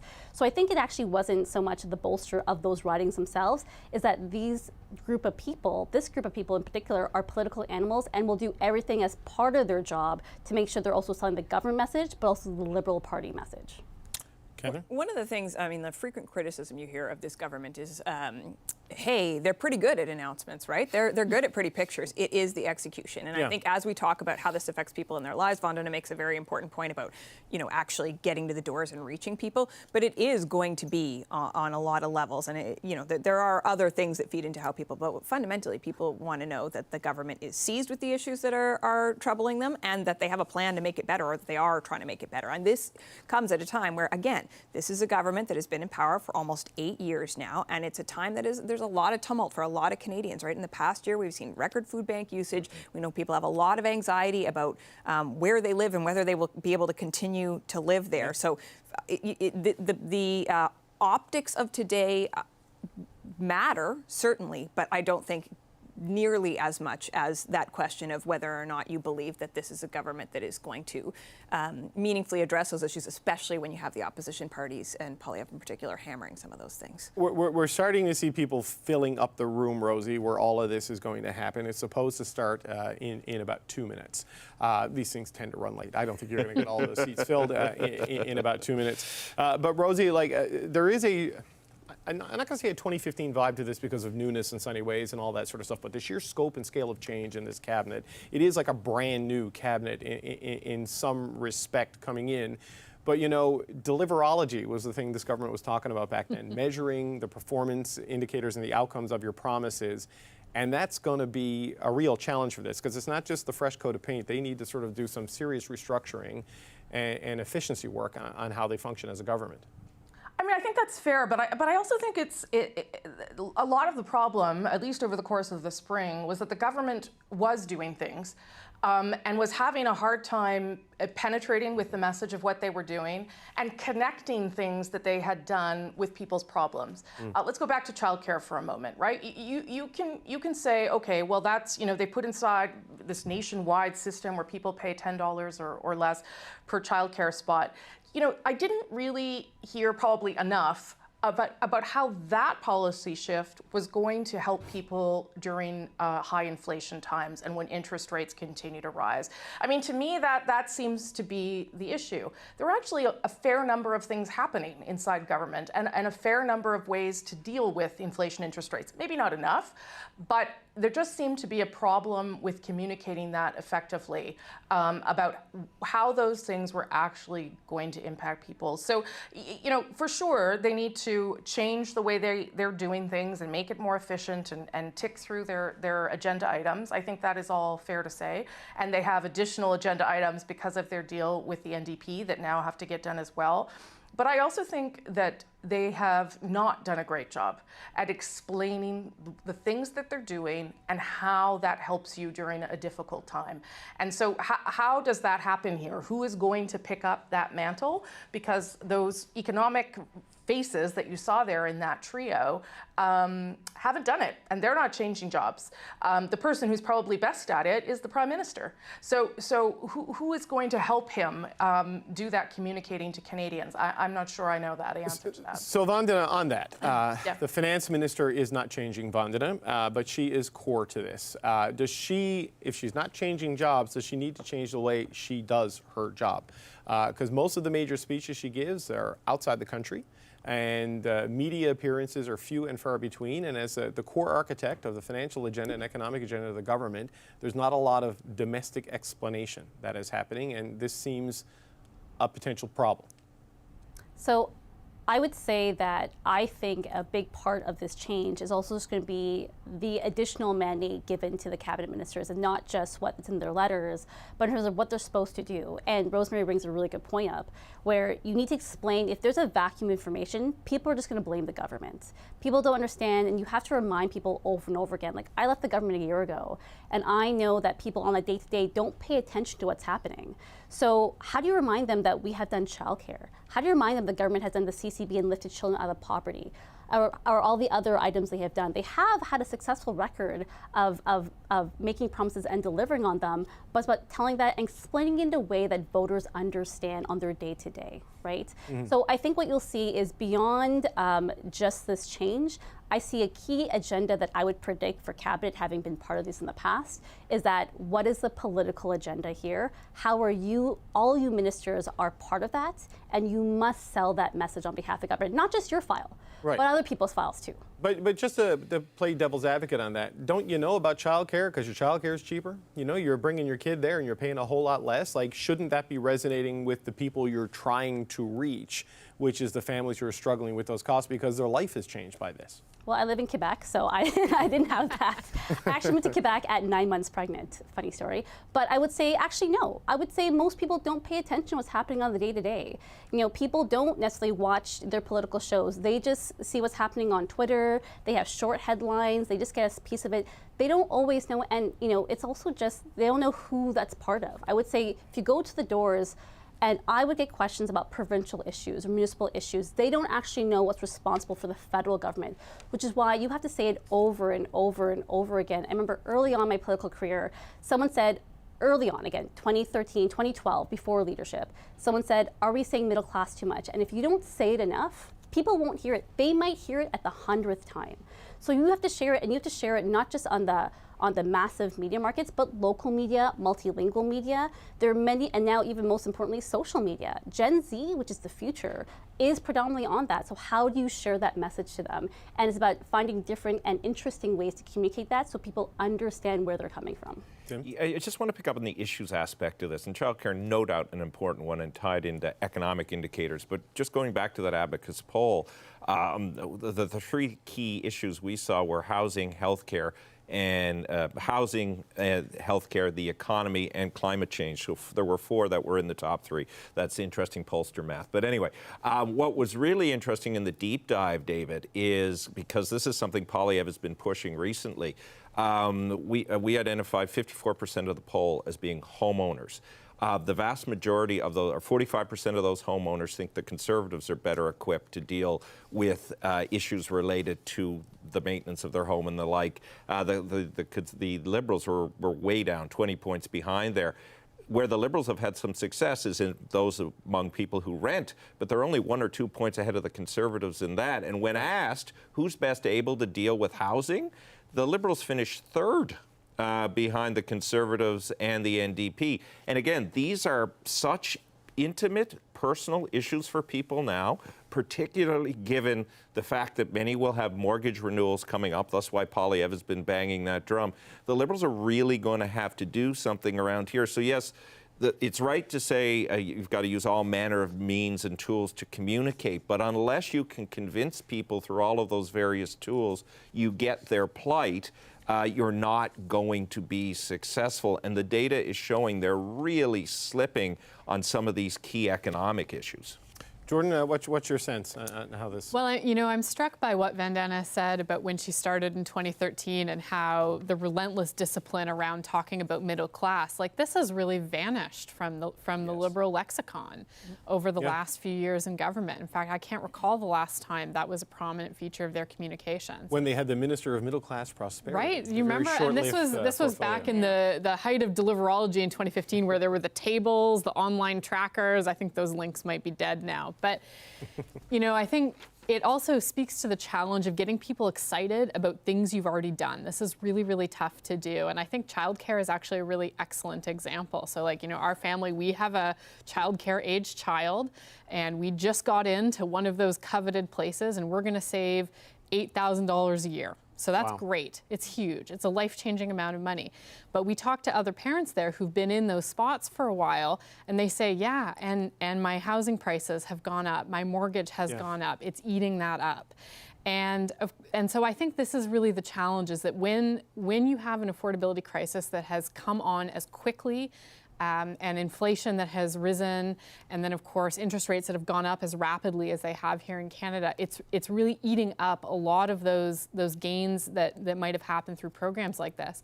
And of course on childcare, and you can ask New Democrats from 2015 and Tom Mulcair about this. When you run on childcare, it's a very small subset of the population that needs that at any given moment. So even though it's a great policy, it's a necessary policy, and it really does change the lives of people whom it touches, it's a really small part of the Canadian population. Right. I think. In all of this, I'm actually thinking about the housing side of it as well, and how the government is going to try to convince Canadians that they are more seized with this issue and more likely to help them than the Conservatives, right? Because as we were saying earlier, this is not an issue, not that anyone is suggesting this, but it's not an issue that's going to be solved with a new minister, and it's not an issue that's going to be solved in the short term. It is a long-term issue, multifaceted. It has to do with things involving all levels of government, from zoning permits, to part of the pinch that's being felt right now involves the Bank of Canada, obviously, outside of the government's purview. And so Justin Trudeau has already been making the argument, and I think you will hear him make it again today going forward. Well, we are the ones who believe in Canadians. We believe in putting forward things that are going to help them, arguing that they have a very distinctly different approach from Pierre Poilievre on this issue. I mean, I think, looking at what the two sides have been proposing, in some ways it's just carrot versus stick, right? They're both talking about using money to incentivize different levels of government to build more houses. Pierre Poilievre is talking about taking it away from you if you won't do what needs to be done, and the federal government has tried to use that money to encourage people. But at the end of the day, it is going to be about results, and also how they talk about trying to achieve those results and creating that contrast. Okay, we're looking at that shot in the room, and you can see some of the Prime Minister's actually senior staff are sitting right there. That's Jeremy Broadhurst and Brian Clow, who have been part of this cabinet-making process, a senior advisor and deputy chief of staff to the Prime Minister. They have killed the music in that room, which means people are about to come in. Which means this is about to get started.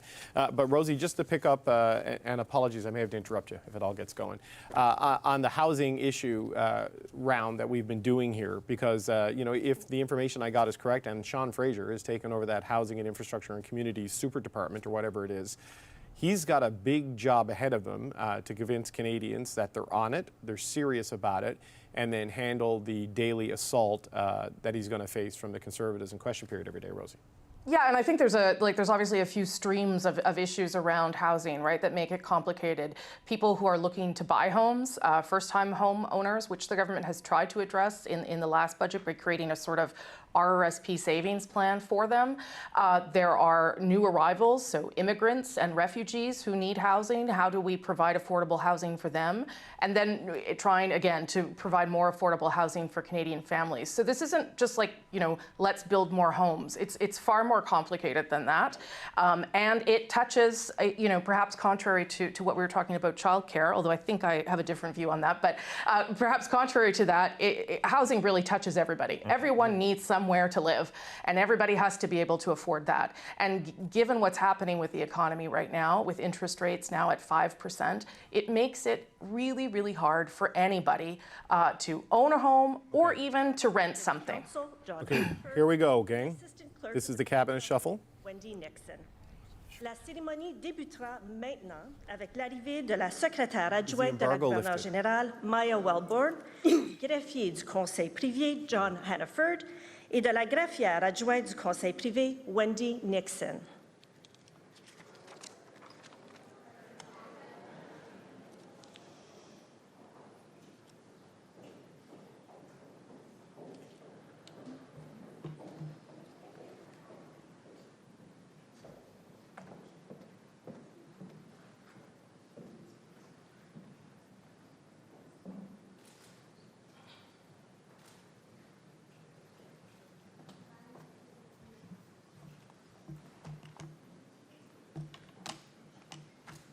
Good morning.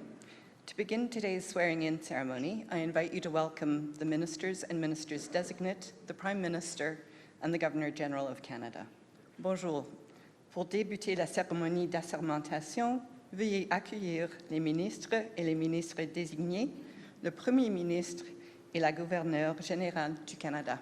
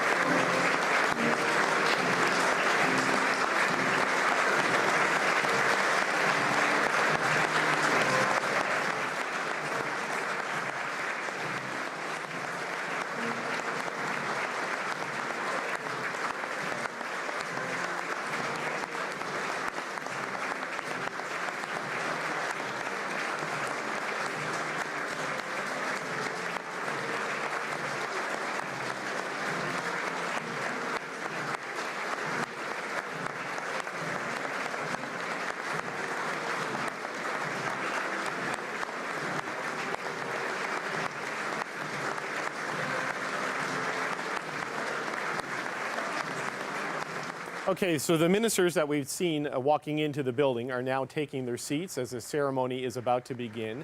I'm just awaiting official word when the embargo of the cabinet shuffle will be lifted.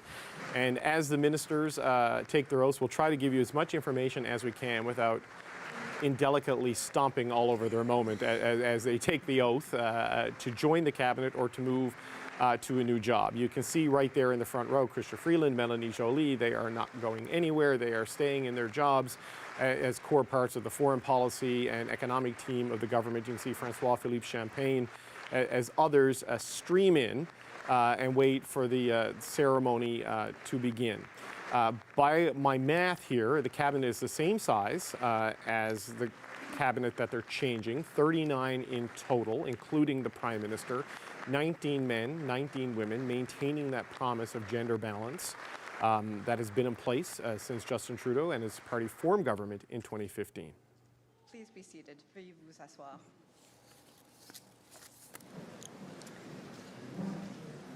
I'd like to take a moment to share with you a traditional activity that was initiated just prior to the beginning of the ceremony, the lighting of the hulik, a traditional Inuit lamp. This lamp is used in the north to bring light and warmth to the home. We light the hulik to mark important events such as today's ceremony. We are grateful for the presence of Sally Webster, an Inuk elder from Baker Lake, who lit the hulik and will maintain its light and warmth throughout the ceremony. Nakurmik.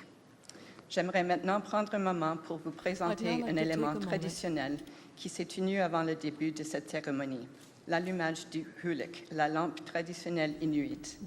Cette lampe est utilisée dans le nord pour apporter lumière et chaleur à la demeure. Nous allumons le hulik lors d'événements importants comme la cérémonie aujourd'hui. Nous sommes reconnaissants de la présence de Sally Webster, une aînée inuite de Baker Lake, qui a allumé le hulik et qui veillera sur sa lumière et sa chaleur tout au long de la cérémonie. Nakurmik. As you entered the residence today, you walked through an art installation by Métis artist Tracy May Chambers. This crocheted installation evokes the struggles of Indigenous peoples and gives a voice to the true history of Canada. Her goal is to help bridge the gap between Indigenous and non-Indigenous peoples, while also addressing the decolonization of public spaces. We are honored to be part of the Artists' Hope and Healing Canada initiative. En entrant dans la résidence aujourd'hui, vous avez pu admirer une installation de l'artiste métisse Tracy May Chambers. Cette installation réalisée au crochet évoque les difficultés des peuples autochtones et donne une voix à la véritable histoire du Canada. Par cette œuvre, l'artiste cherche à rapprocher les peuples autochtones et non autochtones, tout en abordant la question de la décolonisation des espaces publics. C'est pour nous un privilège de faire partie de l'initiative Hope and Healing Canada de Madame Chambers. To officially begin our ceremony, I invite Algonquin Anishinaabe Elder Claudette Commanda to offer words of welcome. For over 30 years, Elder Commanda has promoted First Nations people, history, and culture as a student, educator, and advocate. Pour commencer officiellement notre cérémonie, to officially begin our ceremony, I would like to invite Algonquin Elder to come and give us a welcome. Depuis plus de 30 ans, l'aîné Commanda fait la promotion des peuples, de l'histoire et de la culture des Premières Nations en tant qu'étudiante, éducatrice et défenseur.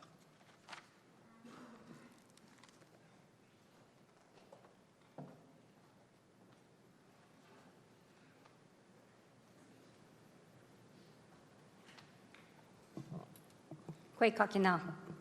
Bonjour tout le monde. Hello everyone. Your Excellency, Prime Minister Trudeau, honorable ministers, distinguished guests, families, friends, and children. Miigwech ki bijaya goma nongum, pijaji goma Anishinaabe eki o mama weneniwag. Je suis honored pour partager I am avec honored vous to be able la to share prière. with you today a prayer. I'm always honored to welcome everyone to this beautiful homeland of the Algonquin people. I am honored to represent my nation and my community of Kitagan-Zibi. So to each and every one of you beautiful people, welcome to this ancestral homeland of the Algonquin people. It is a beautiful day today, beautiful day. It's an exciting day. Let us put our hearts, let us put our spirit, let us put our voice together as one to give honor for this blessing of this day. Let us give that prayer in the way that we know, in the way that we understand, in the way that we believe. No one is left out in our circle of prayer. No one is left out in our circle of community. No one is left out in the circle of love.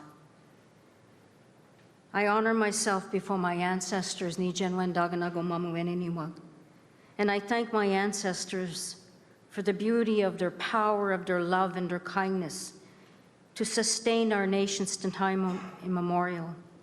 I acknowledge the ancestors of Indigenous peoples from coast to coast to coast, as I acknowledge each and every one of you, your ancestors. Let us put our hearts, let us put our voice together as one to give acknowledgement, to thank the ancestors for being here today with each and every one of you. Miigwej kijimanado kichimigwej onje nongum, miigwej kijimanado onje kakina, Gishimanado, Kichimigwej, Migwejonje Jojo Aki, Kokomistapakizis, Mishomiskizis. Nibuksendam Gishimanado, Nibuksendam Onji Kakina, Widokowa Doduin. Nibuksendam Gishimanado, Mashkawiziwin. Nibuksendam Gishimanado Onje Kakina, Minopomadzuin, Zagieduin. Creator, as I honor you together with that one voice and that one spirit, we acknowledge you for the blessing of today. We thank you, Creator, for bringing everyone together. We thank you for life and this blessing. Creator, we acknowledge the land and the water. We acknowledge our grandmother, the moon, and our grandfather, the sun, and we acknowledge our mother, the earth. And Creator, my prayer for everyone who is here today, Creator, the leaders, bless them, Creator.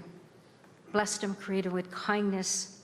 Bless them, Creator, with strength. Bless them, Creator, with that wisdom and that knowledge. Bless them, Creator, with the greatest gift that you have given us, love. And may we show that love to one another, and may we show that love in the work that we do, and may we show that love in the title that we hold, and we come together as one for all the children, and that we love this land as we love this country, and we love the children, and what we do here today is always for the children today and tomorrow. Thank you, Creator. We thank you, Creator, for your love. Miigwej.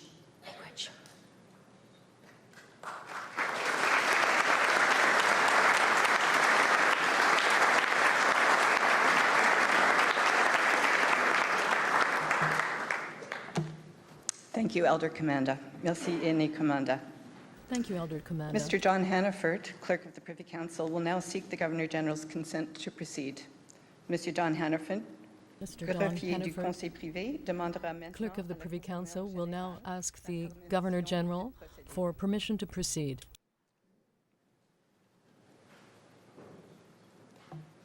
Excellency, proceed. Excellency, may we proceed? With the Governor-General's approval, we will now proceed with the swearing-in of members of the 29th Canadian Ministry. Now that the Governor-General has given her approval, we will proceed with the swearing-in of the members of the 29th Canadian Ministry. The ministers who are changing responsibilities or titles will please come forward to be sworn to office. Okay, the embargo has now been lifted. I'm going to try to give you information as best as I can, folks, without walking all over people taking their oaths. Anita Anand, Minister of Treasury Board. Marie-Claude Bibeau moves to Minister of National Revenue. Bill Blair has been reported, moves to Defense. Randy Boissonneau, an Edmonton MP. They're just announcing there that Lawrence Macaulay was sworn in a private ceremony as the Minister of Agriculture. He stayed in Prince Edward Island because of the death of his brother, and that's why he's not there today. He was sworn in yesterday in a virtual ceremony. With us this morning due to the passing of a family member. Our thoughts are with him at this time. L'Honorable Lawrence Macaulay, Ministre de l'Agriculture et de l'Agroalimentaire, Agriculture and Agri-Food, recently swore allegiance in a private ceremony. We want to congratulate him on his new position. He was not able to be with us this morning because of a passing of a family member. Our thoughts are with him this morning. Okay, I'm going to jump in to give you some big pieces of information. Arif Virani, a rookie cabinet minister, is Canada's new Minister of Justice and Attorney General. Yara Sachs is the Minister of Health and Addictions. Jenna Sudds, Minister of Families, Children and Social Development. The Honourable Dominic LeBlanc, Here we go. Minister of Public Safety, Democratic Institutions and Intergovernmental Affairs.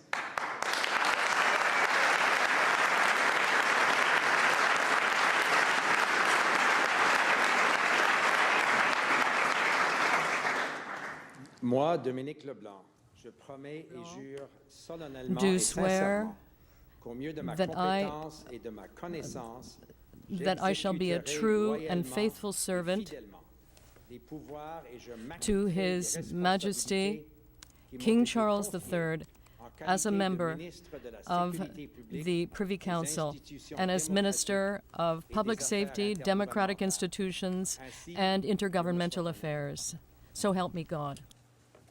I, Dominic LeBlanc, do solemnly and sincerely promise and swear that I will truly and faithfully and to the best of my skill and knowledge execute the powers and trusts reposed in me as Minister of Public Safety, Democratic Institutions, and Intergovernmental Affairs. So help me God.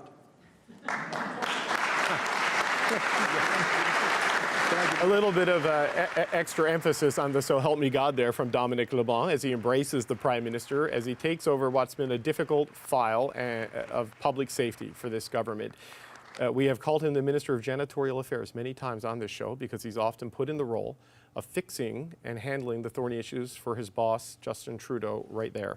So as Minister of Public Safety, Democratic Institutions, but also critically keeping his role of intergovernmental affairs to work with the premiers, to work with municipal leaders, and deal with things, for example, like contract policing, which will be a big thing in the RCMP. Rosie, did you want to get in there? You wait.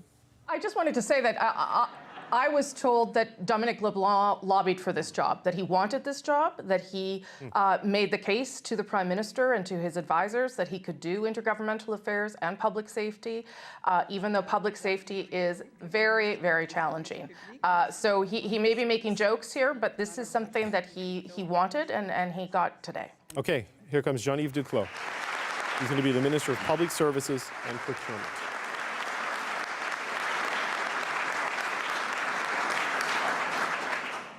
Moi, Jean-Yves Duclos, je promets et déclare Do solemnly and sincerely promise that I will truly and faithfully and to the best of my skill and knowledge execute the powers and trusts reposed in me as Minister of Public Services and Procurement. I, Jean-Yves Duclos, do solemnly and sincerely promise and declare that I will truly and faithfully and to the best of my skill and knowledge, execute the powers and trusts reposed in me as Minister of Public Services and Procurement.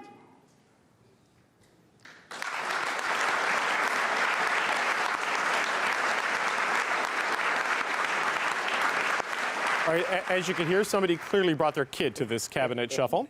I don't think that was one of the new ministers, so some of them are quite young. Jean-Yves Duclos moving to Public Services and Procurement from Health. He has previously been a Treasury Board minister. This kind of moves him a little bit back more towards the economic side of the cabinet from the health portfolio, where he had to navigate the thorny issue of dealing with the provinces on a new health accord. Procurement.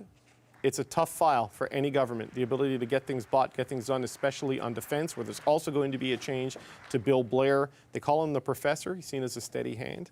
That's why he's moving into this role. Marie-Claude Bibeau, Ministre du Revenu National. Minister of National Revenue. Marie-Claude Bibeau, Minister of National Revenue.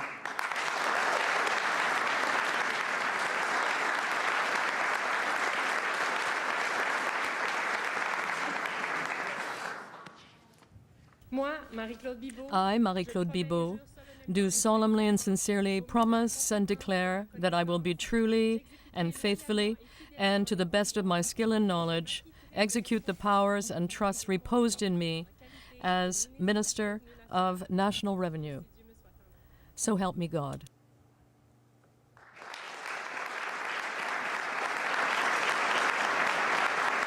All right, that's a change there from Marie-Claude Bibeau, moving from agriculture and agri-foods, which Lawrence Macaulay was sworn into yesterday. She replaces Diane Leboutillier, who has held that job since 2015. The last of the OG cabinet ministers in the Trudeau government moves today, as Ms. Leboutillier is moving to Department of Fisheries and Oceans, which is something we're going to dig into a little bit later.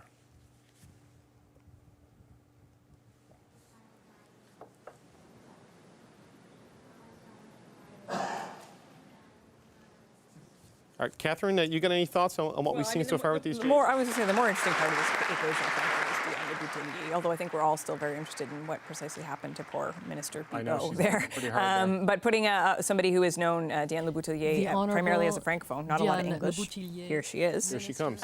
Taking on fisheries. On the one hand, it's true, her Quebec riding is Gaspésie-Île-de-la-Madeleine. They know a thing or two about fishing in the Magdalen Islands. But still, I do not profess to be up to the latest on the state of her English. Well, let's hear listen, see what she says in the oath. Diane Leboutillier, do solemnly and sincerely promise that I will truly and faithfully and to the best of my skill and knowledge execute the powers and trusts reposed in me as Minister of Fisheries, Oceans, and the Canadian Coast Guard. I, Diane Leboutillier, do solemnly and sincerely promise and declare that I will truly and faithfully and to the best of my skill and knowledge execute the powers and trusts reposed in me as Minister, Fishery and Oceans and the Canadian Coast Guard.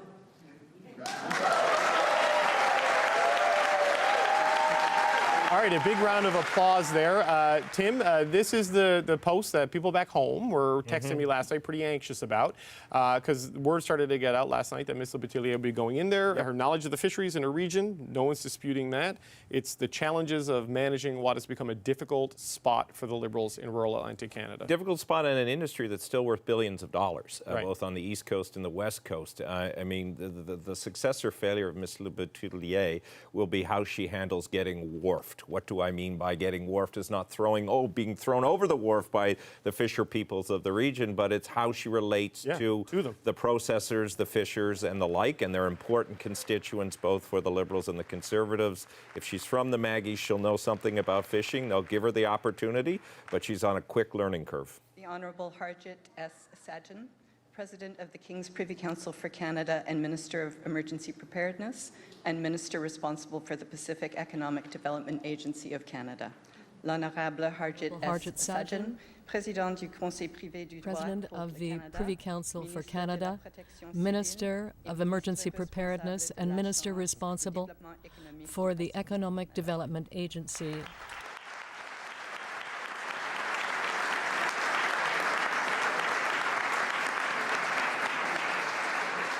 I, Harjit Singh Sajjan, do solemnly and sincerely promise and declare that I will truly and faithfully and to the best of my skill and knowledge execute the powers and trusts reposed in me as President of the King's Privy Council for Canada and Minister of Emergency Preparedness and Minister responsible for the Pacific Economic Development Agency of Canada. All right, that is Harjit Sajjan, who is staying in Cabinet, moving into his third assignment in the Justin Trudeau ministry. At this point, I would like to welcome viewers in Atlantic Canada and let you know, for people who are wondering what happened to Marie-Claude Bibeau, on her Twitter, she hurt her knee, Tim, on a tour of Newfoundland and had to cut her tour short. And she posted a picture of herself in a wheelchair with her crutches. And so we obviously wish her a speedy recovery because, I have been on crutches at many points in my life. It's not a great feeling. All right, Harjit Sajjan there, going into emergency preparedness. Jordan, this is an interesting move for him. He's been in defense. He's been in international development. This is part of the bill player. Oh, I have to stop you for a second. Here comes Carla Qualter. l'honorable Carla Qualtrough, ministre des Sports et de l'Activité physique.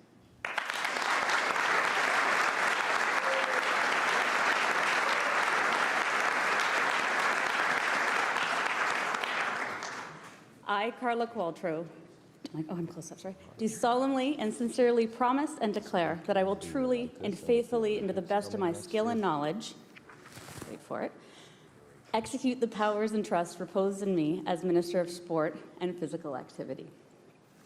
Moi, Carla Qualtrough, I, Carla Qualtrough, do solemnly and sincerely promise and declare that I will truly and faithfully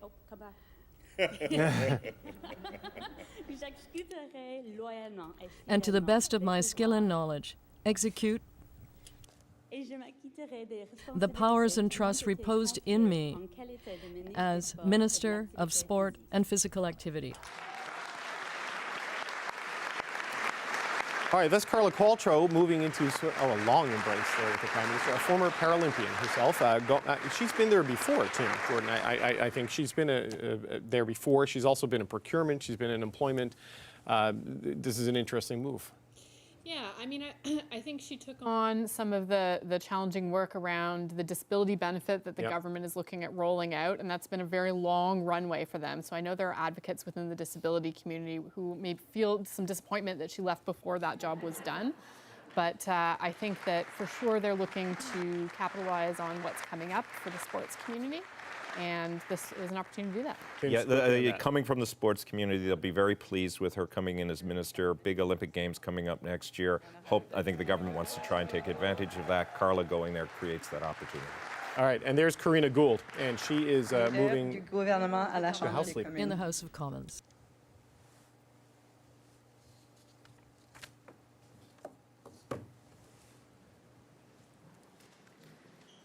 I, Karina Gould, do solemnly and sincerely promise and declare that I will truly and faithfully, and to the best of my skill and knowledge, execute the powers and trusts reposed in me as Leader of the Government in the House of Commons. Moi, Karina Gould, je promets I, Karina Gould, do solemnly and sincerely promise and declare that I will truly and faithfully, and to the best of my skill and knowledge, execute the powers and trusts reposed in me as Leader of the Government in the House of Commons. All right, Karina Gould, the new government House Leader, replacing Mark Holland, the second woman to hold that job in this government, Bardish Chagger being the first. Vandana, what do you make of this move? She's going to be in the middle of a lot of action in question period each day. Well, Karina has proven, Minister Gould has proven that she is excellent in the House of Commons. She's always great at question period.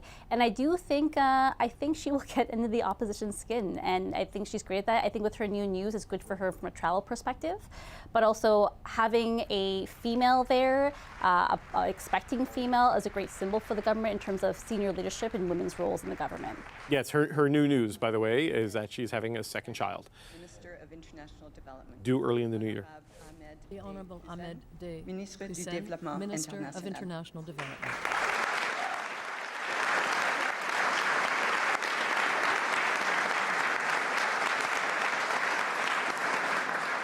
I, Ahmed Hussein, do solemnly and sincerely promise and swear that I will truly and faithfully, and to the best of my skill and knowledge, execute the powers and trusts reposed in me as Minister of International Development.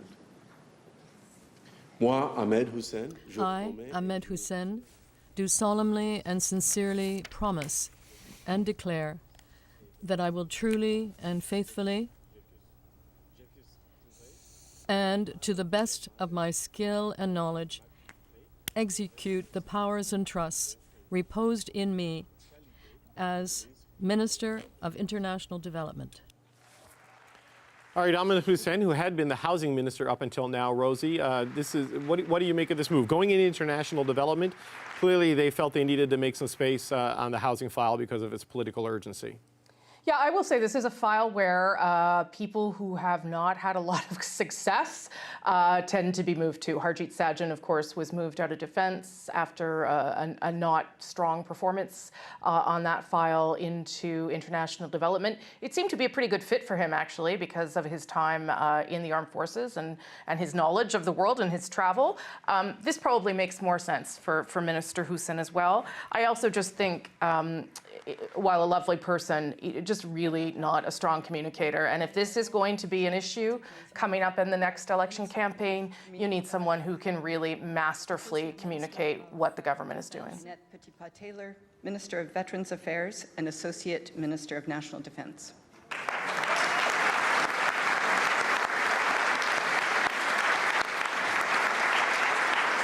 Moi, Jeanette Petitpas-Taylor, je promets et j'y Jeanette Petitpas-Taylor, do solemnly and sincerely promise and declare that I will truly and faithfully, and to the best of my skill and knowledge, execute the powers and trusts reposed in me as Minister of Veterans Affairs and Associate Minister of Defence. So help me God. Jeanette Petitpas-Taylor, do solemnly and sincerely promise and swear that I will truthfully and faithfully, and to the best of my skills and knowledge, execute the powers and trusts reposed in me as Minister of Veterans Affairs and Associate Minister of National Defence. So help me God. So that the portfolio of Veterans Affairs stays in Atlantic Canada, moving from Lawrence Macaulay to Jeanette Petitpas-Taylor. Seamus O'Regan has also held that portfolio in the past, and Jody Wilson-Raybould for a very short period of time. But Petitpas-Taylor has also been a former Minister of Health, had been Official Languages Minister, and is one of 2 New Brunswick Cabinet Ministers, along with Dominic LeBlanc, who's the first person to take the oath today.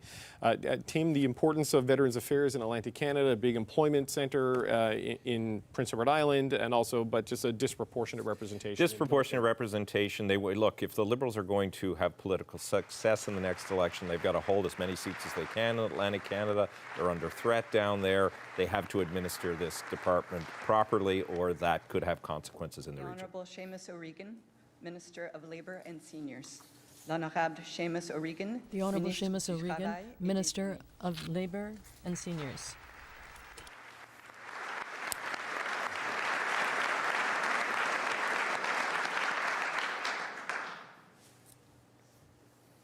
I, Seamus O'Regan, do solemnly and sincerely promise and declare that I will truly and faithfully, and to the best of my skill and knowledge, execute the powers and trusts reposed in me as Minister of Labour and Seniors.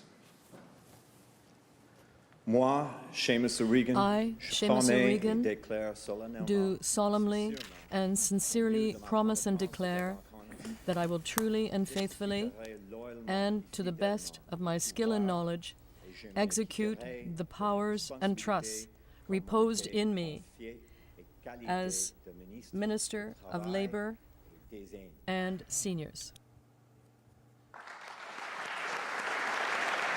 All right, Seamus O'Regan staying put in Labour, but adding seniors. Jordan, I know on the Cursive Politics podcast, which you're a part of, which I listen to, you and your fellow podcasters have spoken a lot about his communication skills and suggested he be promoted. What do you make of them leaving those communication skills in Labour? Well, maybe in a weird way, it's a testament to what he's done with it. He has actually turned it into an economic portfolio worth watching, and that's his work that did that. So I can see that, particularly with labor disruptions around the Port of Vancouver and so on ongoing, there might be a desire to keep him in place because of that. Also because of the relationships he's built with labor unions in Canada. He's seen as somebody who is positive and energetic on the file, and that's really a strong thing. I think he was certainly due for a promotion. I'm not sure the addition of seniors is maybe what I would have chosen, but for sure, given his riding, I think that it makes sense from that perspective. Okay, and here comes Pablo Rodriguez, leading Heritage for Transport.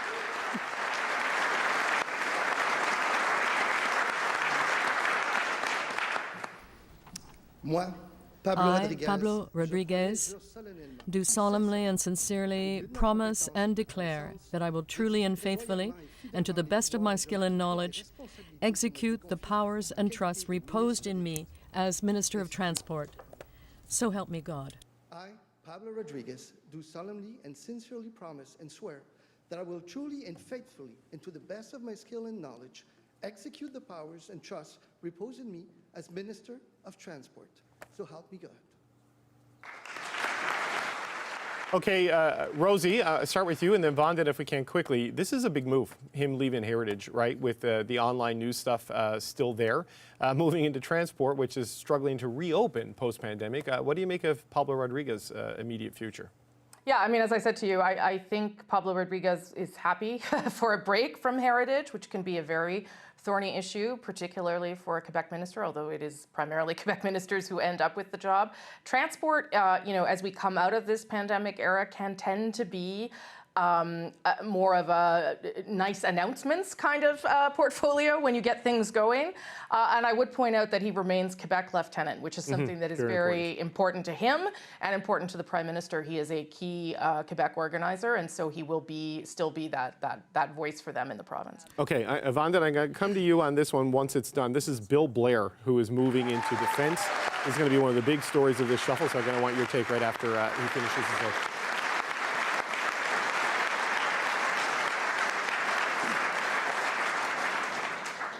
I, William Sterling Blair, do solemnly and sincerely promise and swear that I will truly and faithfully, and to the best of my skill and knowledge, execute the powers and trust reposed in me as Minister of National Defence. So help me God.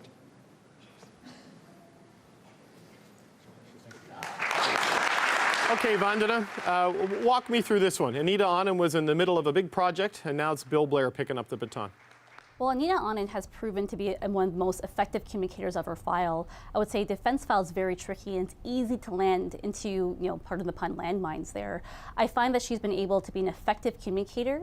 I see her being at TBS as part of a central agency, which means she can touch on a number of things. It also frees her a lot to travel across the country. And one thing I do remember is her being tired with all the international travel. As much as she loved it, you know, it takes away from her domestic travel and ability to meet people. Like, she is a huge draw, particularly in the South Asian community.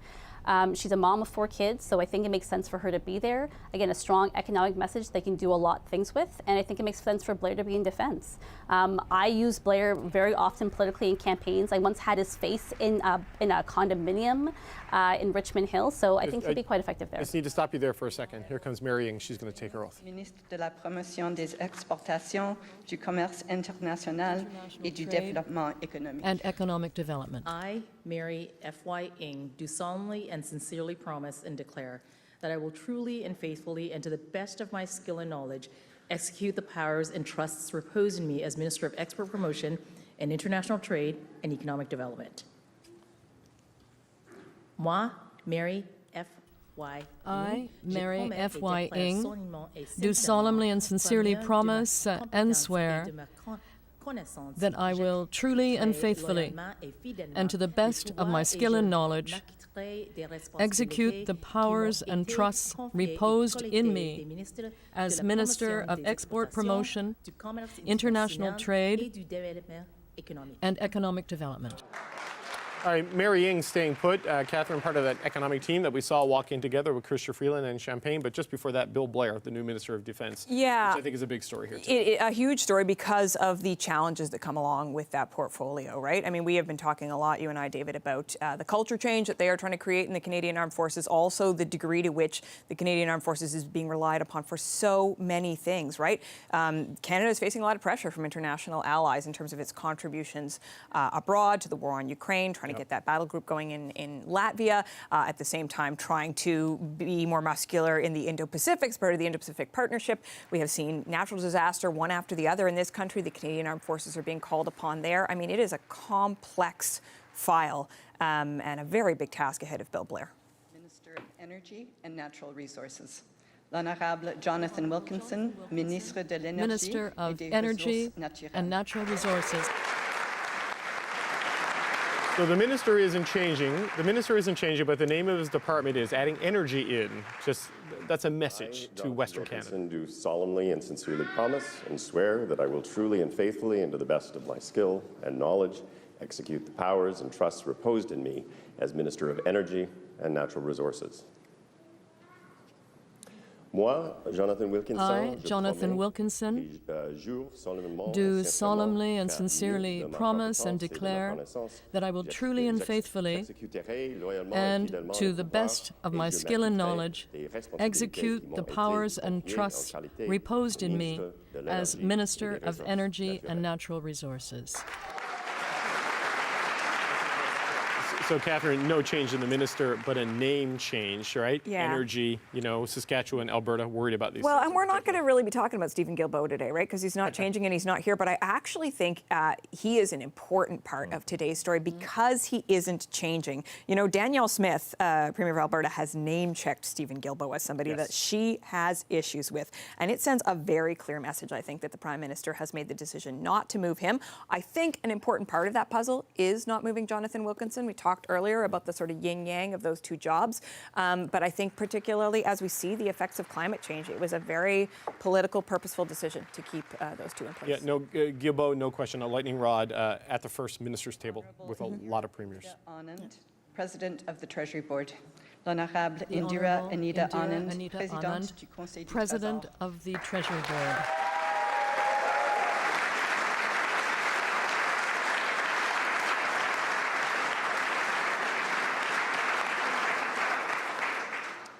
I, Indira Anita Anand, do solemnly and sincerely promise and swear that I will truly and faithfully, and to the best of my skill and knowledge, execute the powers and trust reposed in me as President of the Treasury Board. Moi, Indira Anita I, Indira Anita Anand, do solemnly and sincerely promise and declare that I will truly and faithfully, and to the best of my skill and knowledge, execute the powers and trusts reposed in me as President of the Treasury Board. All right, that's Anita Anand going into her third portfolio as a minister in the Trudeau government. Rosie, boy, this is an interesting move. What's your take on this shift for Anita Anand? Yeah, I mean, it really depends who you talk to. You will, there are Liberals who view this as a demotion, as a portfolio where Anita Anand will not be in the spotlight, will not be, you know, around the world moving and shaking and managing a war in Ukraine that she was doing very effectively. There are other Liberals who will tell you it's really important that Anita Anand get an economic portfolio, get experience in that portfolio, particularly if she is interested in becoming Liberal leader at one point.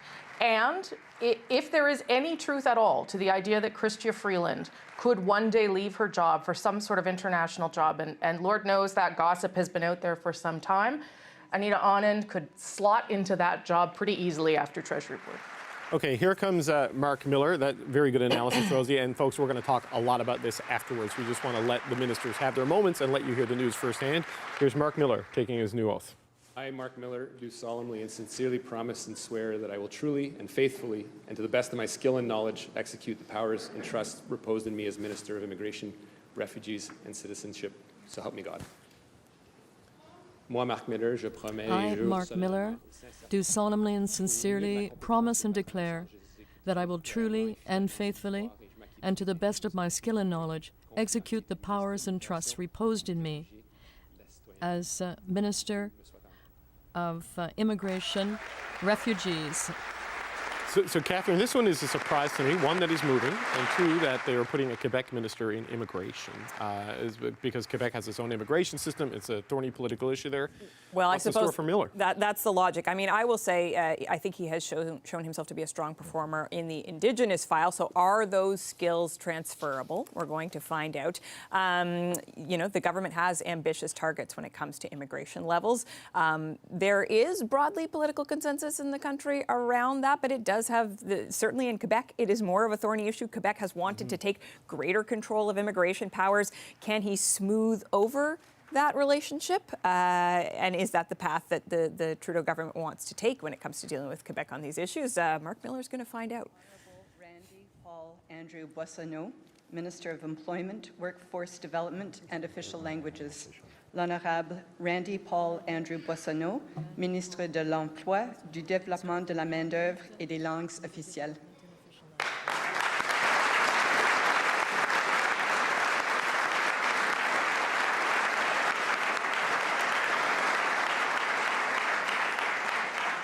I, Randy Paul Andrew Boissonneau, do solemnly and sincerely promise and declare that I will truly and faithfully and to the best of my skill and knowledge execute the powers and trusts reposed in me as Minister of Employment, Workforce Development and Official Languages.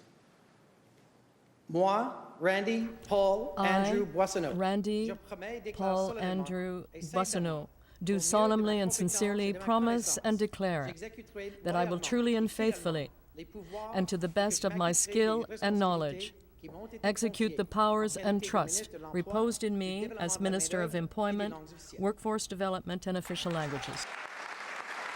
All right, Randy Boissonneau getting a larger department there, moving up from tourism. Vandana, I don't know if Edmonton has ever been the home for the official languages minister before, but this is an interesting move for Randy Boissonneau, employment and workforce development in a province facing an energy transition. What's your take on that, Vandana?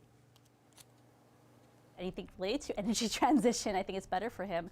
You know, he's bilingual, one of the few people who's bilingual, that's not the few people, but people who are not Quebec, but bilingual. So I think it's important for him because a lot of those communities feel that people focus on just Quebec issues. I think it's also a big promotion for Minister Boissonneau. It also will give a strong communicator the lens to use his portfolio to help travel across the country and again, help that economic front bench. Fraser, Minister of Housing, Infrastructure and Communities. L'Honorable Sean Simon Andrew Fraser, Ministre du Logement, de l'Infrastructure Minister et of des Housing, Infrastructure and Communities. Okay, speaking of dealing with the economic challenges ahead, a big change for Sean Fraser leaving immigration for housing. Sean Simon Andrew Fraser, do solemnly and sincerely promise and declare that I will truly and faithfully and to the best of my skill and knowledge execute the powers and trust reposed in me as Minister of Housing, Infrastructure and Communities.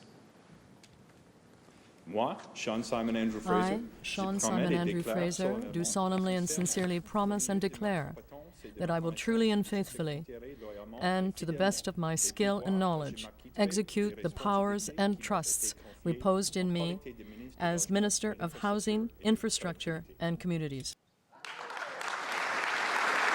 All right, I want to get Jordan's take on this. Young MP, not yet 40, another portfolio, popular in the caucus, seen as a good communicator. What's your take on Sean Fraser taking on this one? So I think he got the headline promotion, or certainly what the government would like the headline to be out of the shuffle. This is them really revamping that housing ministry, pairing it now with infrastructure all together under one umbrella, and this is leading up to the push that the Prime Minister wants to make in the fall around a new infrastructure and housing announcement. So I think teeing up for that, he makes a lot of sense as a choice. He's an excellent communicator, and I think he's going to bring a fresh energy to that file that we didn't really see with the previous minister.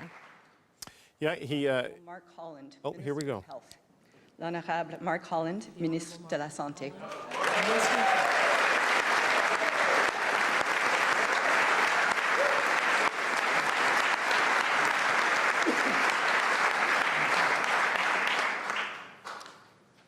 I, Mark Holland, do solemnly and sincerely promise and declare that I will truly and faithfully, and to the best of my skill and knowledge, execute the powers and trusts reposed in me as Minister of Health.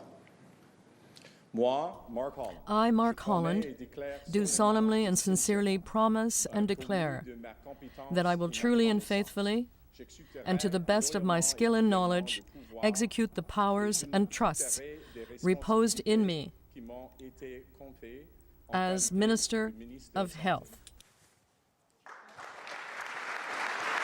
Okay, an interesting shift there for the House Leader, getting a full department to run and a big department. But, you know, Tim, as we were talking about a little bit earlier in the show, it kind of comes after the big conflict with the premiers have largely been settled and the health deals are in place as he moves into this. Yeah, and what a growth spurt for the minister. He was a rabble-rouser in opposition. He performed exceptionally well, to his credit, as government House Leader, and has spoke, again, to his credit, courageously about some of the health challenges he has had.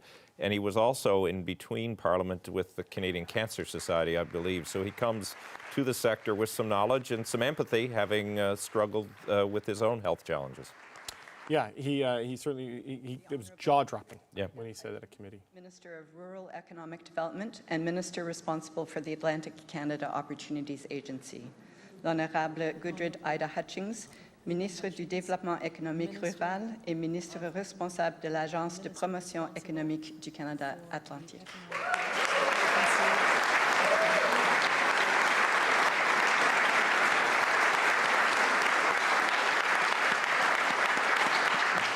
I, Gudrid Ida Hutchings, do solemnly and sincerely promise and swear that I will truly and faithfully and to the best of my skill and knowledge execute the powers and trusts reposed in me as Minister of Rural Economic Development and Minister responsible for the Atlantic Canada Opportunities Agencies. So help me God. All right, Gudrid Hutchings, Tim, in the oath. Goody to everybody back home in her riding. I had her maybe going to DFO, but she's staying in rural development and picking up a COA. What do you think of this? She's glad you didn't send her to DFO. I mean, the most fascinating thing about this is she had rural development, by all reports, doing well there, but she didn't have any financial resources at her disposal. Now she has a COA. Now, like any Newfoundlander with a Canadian checkbook, she's happier than she's ever been, and will have the ability to invest in projects, I suspect, which is something that will be keen to their re-election opportunity as they fight in Atlantic Canada to do that. Yeah, it's an interesting move too, because as we've said a couple of times, rural Atlantic Canada is going to be a real battleground, and having a minister who can be active and stuff there is important for the Liberals. Minister of Diversity, Inclusion and Persons with Disabilities. L'Honorable The Honorable Kamal Kara, Minister of Diversity, Inclusion and Persons with Disability.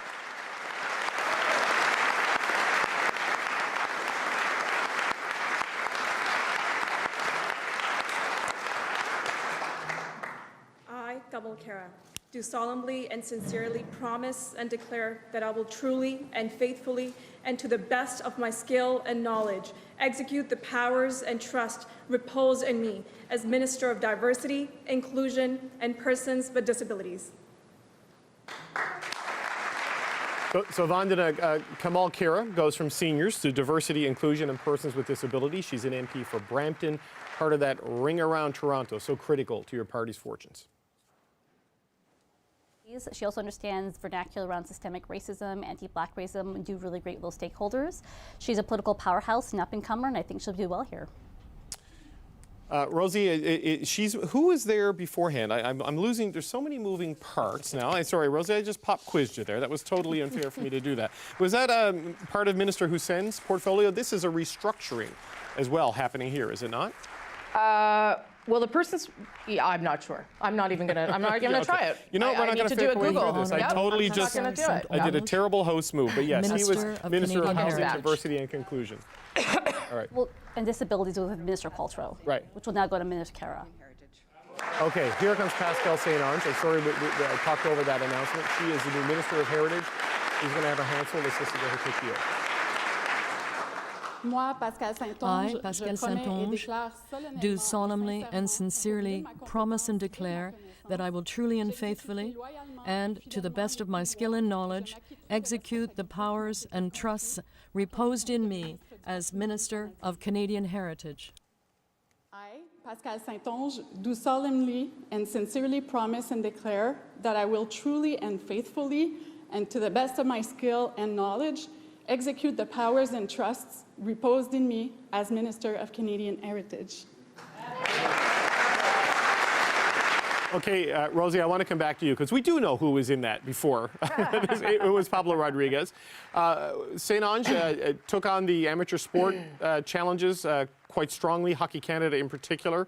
She's now dealing with tech companies and streamers. Yeah, I will say this. I am not sure how much the tech companies enjoyed the previous heritage minister, would be a kind way of saying it. So, this may be as much about that minister wanting a break as about resetting with those tech giants. It is very difficult what the government is trying to do here, trying to force the hands of tech giants essentially to help media companies pay for their content. And putting a fresh face into those conversations is not a bad idea at all. The designated ministers will please come forward to swear the oath of allegiance, the oath of members of the Privy Council, and the oath of office. Okay, this is the new minister's portion, I believe. I think that's where we are now. They have to take double oaths. And here, he was the last to arrive, at least on camera. He'll be the first new minister to take the oath, Gary Anandasangri. Lots of applause for the new minister.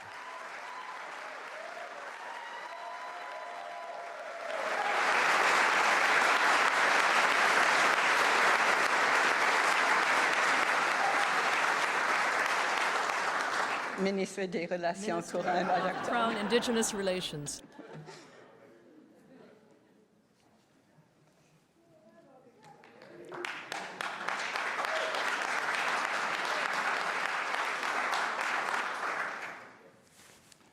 I, Gary Anandasangari, do swear that I will be faithful and bear true allegiance to His Majesty King Charles III, King of Canada, his heirs and successors.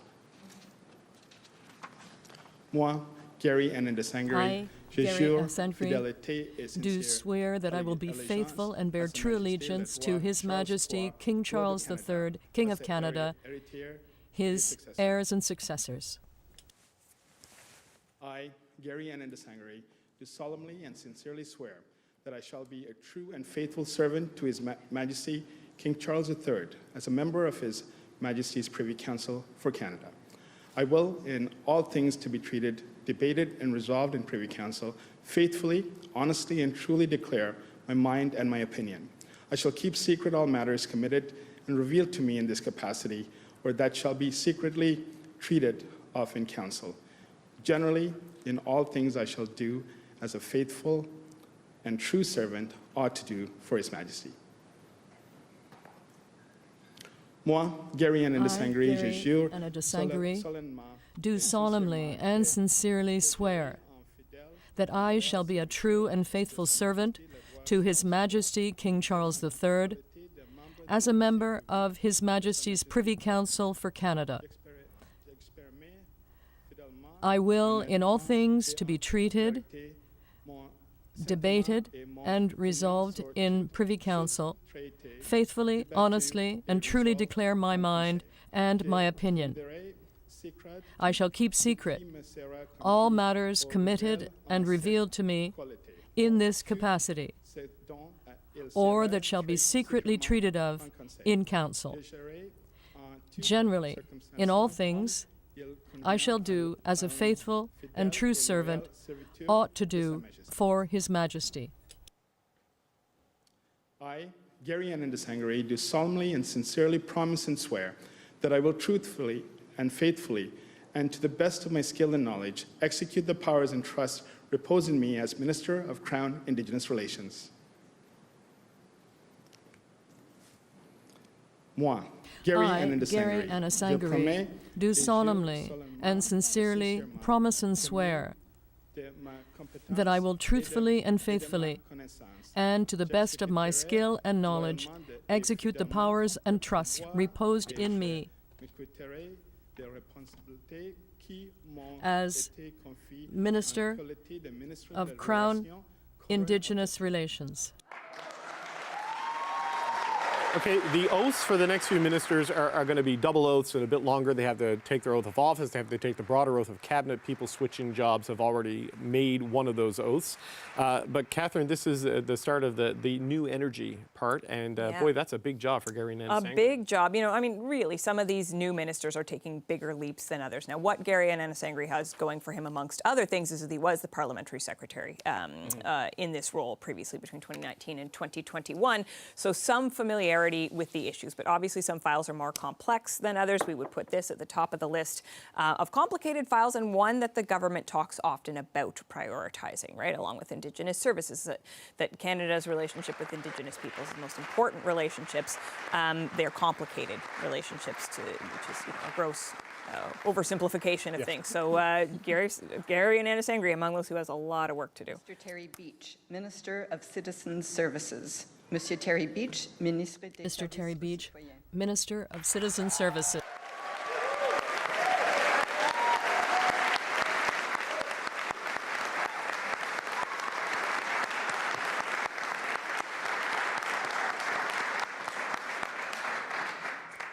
I, Terry Beach, do declare that I will be faithful and bear true allegiance to His Majesty King Charles III, King of Canada, his heirs and successors. I, Terry Beach, do solemnly and sincerely declare that I shall be a true and faithful servant to His Majesty King Charles III as a member of His Majesty's Privy Council for Canada. I will, in all things to be treated, debated, and resolved in Privy Council, faithfully, honestly, and truly declare my mind and my opinion. I shall keep secret all matters committed and revealed to me in this capacity, or that shall be secretly treated of in council.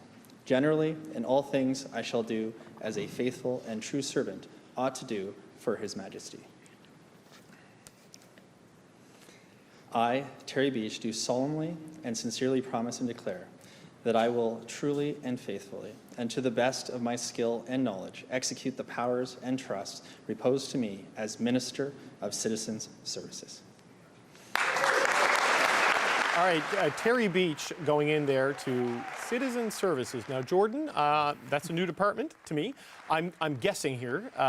This is to fix what happened with passports, what happened, you know, to with fix the everything is broken. Exactly. This feels like, you know, a retail post. You know? Sure, and I mean, I think that makes a lot of sense. If that's the main line of attack that Poilievre has on your government, you're going to put somebody on that, and I think that it's an interesting idea. We'll wait to see what the mandate letter actually outlines and contains in it. But, you know, Terry Beach is somebody, so he was class of 2015. He's been waiting for a while.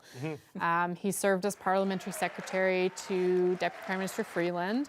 He's well liked in the Liberal caucus. He's the chair of their Pacific caucus. So he's somebody who is, you know, I think seen as a loyalist and a good organizer.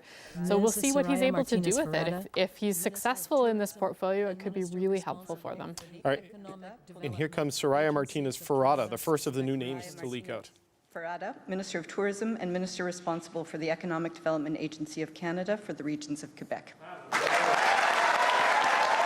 She's a Chilean-Canadian whose family fled the Pinochet regime to come here. She's a former chief of staff to Melanie Joly, involved in municipal politics, now in cabinet.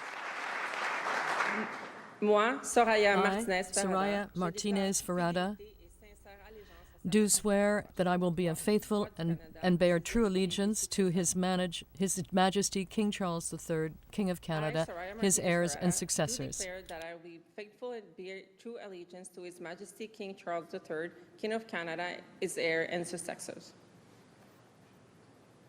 Moi, Soraya Martinez-Ferrada, do solemnly and sincerely swear that I shall be a true and faithful servant to His Majesty King Charles III, as member of His Majesty's Privy Council for Canada. I will in all things to be treated, debated and resolved in Privy Council, faithfully, honestly and truly declare my mind and my opinion. I shall keep secret all matters committed and revealed to me in this capacity, or that shall be secretly treated of in Council. Generally, in all things I shall do as a faithful and true servant ought to do for His Majesty. I, Soraya Martinez-Ferrada, do solemnly and sincerely declare that I shall be true and faithful servant to His Majesty King Charles III, as a member of His Majesty's Privy Council for Canada. I will in all things be treated, debated, and resolved in private council, faithfully, honestly, and truly declare my mind and my opinion. I shall keep secret all matters committed and revealed to me in this capacity, or that shall be strictly treated of in council. Generally, in all things I shall do as a faithful and true servant ought to do for His Majesty. Moi, Soraya Martinez-Ferrada, je promets et déclare solennellement, do solemnly and sincerely promise and swear that I will truthfully and faithfully, and to the best of my skill and knowledge, execute the powers and the trusts reposed in me as Minister of Tourism and Minister responsible for the Economic Development Agency of Canada for the Quebec regions. I, Soraya Martinez-Ferrada, do solemnly and sincerely promise and declare that I will be truly and faithfully, and to the best of my skills and knowledge, execute the power and trust reposed in me as a Minister of Tourism and Minister responsible for the Economic Development Agency of Canada for the regions of Quebec. Thank you. All right, so Vandana, that's one of the 7 new, a long embrace there for one of the newest cabinet ministers. Why this new, why Soraya Martinez-Ferrada going into cabinet? So if you've known Soraya the way I have as a staffer, she not only is an amazing ground organizer on a campaign. You know, you mentioned she had a background in municipal politics. She worked for Melanie Joly, so she has that fire. Going back to what I said about, the class of people who are political animals by nature, she will bring, this is a huge file for her that'll be helpful to organize in Quebec. It's something that she's very passionate about. So there's also a huge Latino community in Quebec that she can organize with. So I think she has the energy for it. I think she's made the case as well. But this will be good for her. But again, putting your political animals on your front bench to prepare for the next election is exactly on the theme here. No, it's a current, a common theme in what we're seeing here today. Minister et des Dépendances et ministre associé de la Santé. And Associate Minister of Health.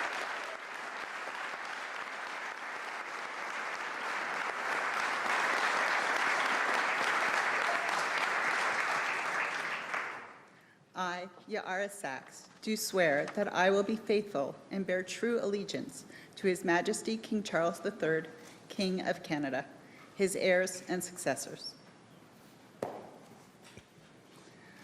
I, Ya'ara Sachs, do solemnly and sincerely swear that I shall be a true and faithful servant to His Majesty King Charles III as a member of His Majesty's Privy Council for Canada.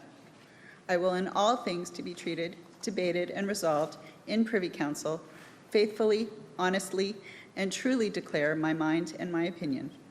I shall keep secret all matters committed and revealed to me in this capacity or that shall be secretly treated of in council.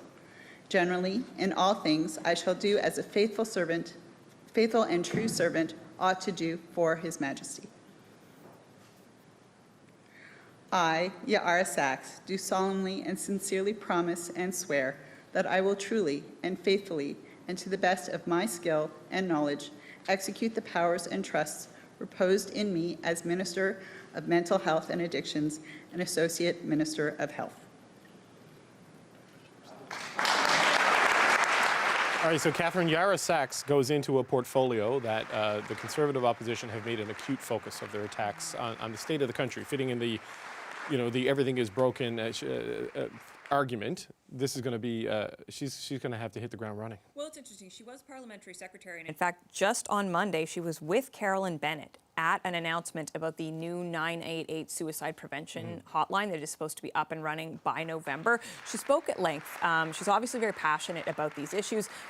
Again, though, I would say the real question here is the extent to which both the new minister and the government decide to truly engage on these issues. The 988 line itself, obviously important, but just a piece of the puzzle. There are, David Lametti actually said to me on the House a few months ago when we were talking about some of the problems around violent crime in Canada. He said, we are in a mental health crisis. Well, if this government believes that, she has a lot of work to do, and that's not even touching on some of the issues around addiction, which are obviously very much there. Yeah, safe supply in particular, a flashpoint in British Columbia. Very political. Families, children, and social development.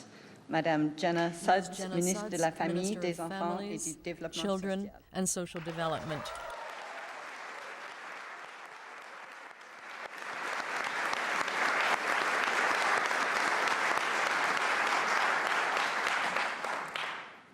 I, Jenna Sudds, do swear that I will be faithful and bear true allegiance to His Majesty King Charles III, King of Canada, his heirs and successors, so help me God. Moi, Jenna Sudds. I, Jenna Sudds, do swear that I will be faithful and bear true allegiance to His Majesty King Charles III, King of Canada, his heirs and successors. So help me God. I, Jenna Sudds, do solemnly and sincerely swear that I shall be a true and faithful servant to His Majesty King Charles III as a member of His Majesty's Privy Council for Canada. I will, in all things to be treated, debated, and resolved in Privy Council, faithfully, honestly, and truly declare my mind and my opinion. I shall keep secret all matters committed and revealed to me in this capacity, or that shall be secretly treated of in council. Generally, and in all things, I shall do as a faithful and true servant ought to do for His Majesty. So help me God. Moi, Jenna Sudds, I, Jenna Sudds, do solemnly and sincerely swear that I shall be a true and faithful servant to His Majesty, King Charles III, as a member of His Majesty's Privy Council for Canada. I will in all things to be treated, debated, and resolved in Privy Council, faithfully, honestly, and truly declare my mind and my opinion. I shall keep secret all matters committed and revealed to me in this capacity, or that shall be secretly treated of in council. Generally, in all things, I shall do as a faithful and true servant ought to do for His Majesty. So help me God. I, Jenna Suds, do solemnly and sincerely promise and swear that I will truly and faithfully, and to the best of my skill and knowledge, execute the powers and trusts reposed in me as Minister of Families, Children, and Social Development. So help me God. Moi, Jenna Suds, I, Jenna Suds, do solemnly and sincerely promise and swear that I will truthfully and faithfully, and to the best of my skill and knowledge, execute the powers and trusts reposed in me as Minister of Families, Children, and Social Development. So help me God. Jenna Suds, the MP for Canada Carleton, former Deputy Mayor of the City of Ottawa, Jordan. She is now in Cabinet as the Minister of Families, Children and Social Development. Seat right next door to Pierre Poilievre. 3-point margin of victory last time. What do you make of this move? Well, so she's now the Ottawa MP in Cabinet with the departure of Mona Fortier, who was an Ottawa Vanier. So I think that's the most significant factor in her moving up into Cabinet. I think this is a file that's obviously a big one, but it's one where the most significant banner commitment has already been accomplished. The childcare deals are done, and so they're over the hump on that. So I don't know that it's going to be a terribly high-profile file for her. Within Ottawa, I'm not sure if it's going to help. She was really known as being quite close to former Mayor Jim Watson and oversaw a lot of what's happening with the O train here, which is not a very popular thing. So we'll see if that helps them, in particular places like Orleans and Ottawa Centre. Ministre de la Petite Entreprise. Minister of Small Business.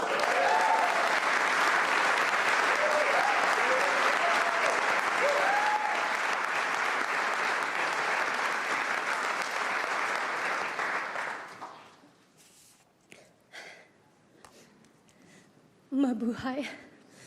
I, Richie Valdez, do swear that I will be faithful and bear true allegiance to His Majesty King Charles III, King of Canada, his heirs and successors. So help me God. Moi, Richie Valdez, je jure fidélité et sincère allégeance. Do swear that I will be faithful and bear true allegiance to His Majesty King Charles III, King of Canada, his heirs and successors. So help me God.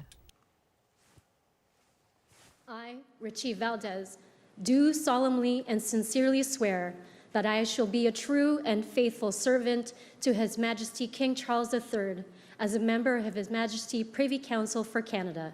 I will, in all things, be treated, debated, and resolved in Privy Council, faithfully, honestly, and truly declare my mind and my opinion. I shall keep secret all matters committed and revealed to me in this capacity, or that shall be secretly treated in council. Generally, in all things, I shall do as a faithful and true servant ought to do for His Majesty. So help me God.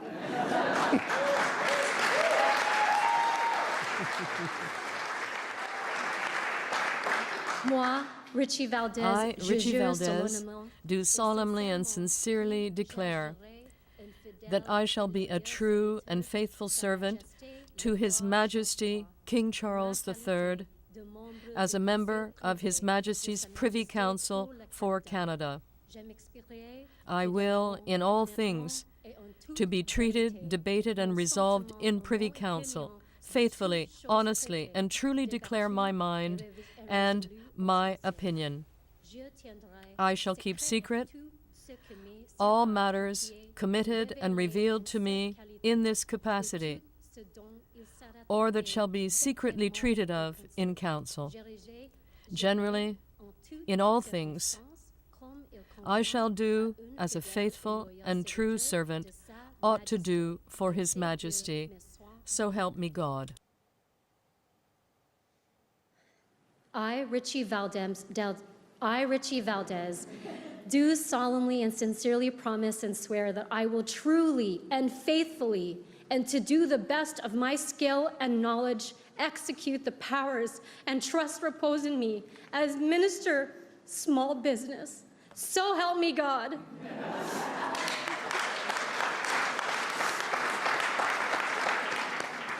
Moi, Richie Valdez, I, Richie Valdez, do solemnly and sincerely promise and swear that I will truly and faithfully, and to the best of my skill and knowledge, execute the powers and trusts reposed in me as the Minister of Small Business.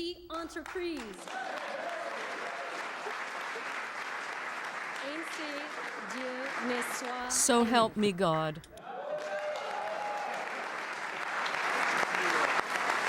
Wow. That oath was a journey. Emotional, emphatic, excited. Rosie, I don't know if I've seen a cabinet oath quite like that at any point in my career, but Richie Valdez, the first Filipino woman to be elected to Parliament and now to serve in cabinet, the seventh person of descent from the Philippines to hold that position. She's going to be Minister of Small Business, Rosie, an important constituency in this time and from an important community at this particular time. I believe she owned a bakery, and as you said, she was later a TV personality hosting a show about baking. She also, if you follow her on Instagram, is constantly visiting small businesses in her riding. So it's obviously something that's very passionate to her. And I have seen some of that emotion, but it's good to be reminded of it on a day like today, that this is a big deal for people and that they have worked very, very hard to be able to do something for their country. And she obviously felt the weight of that.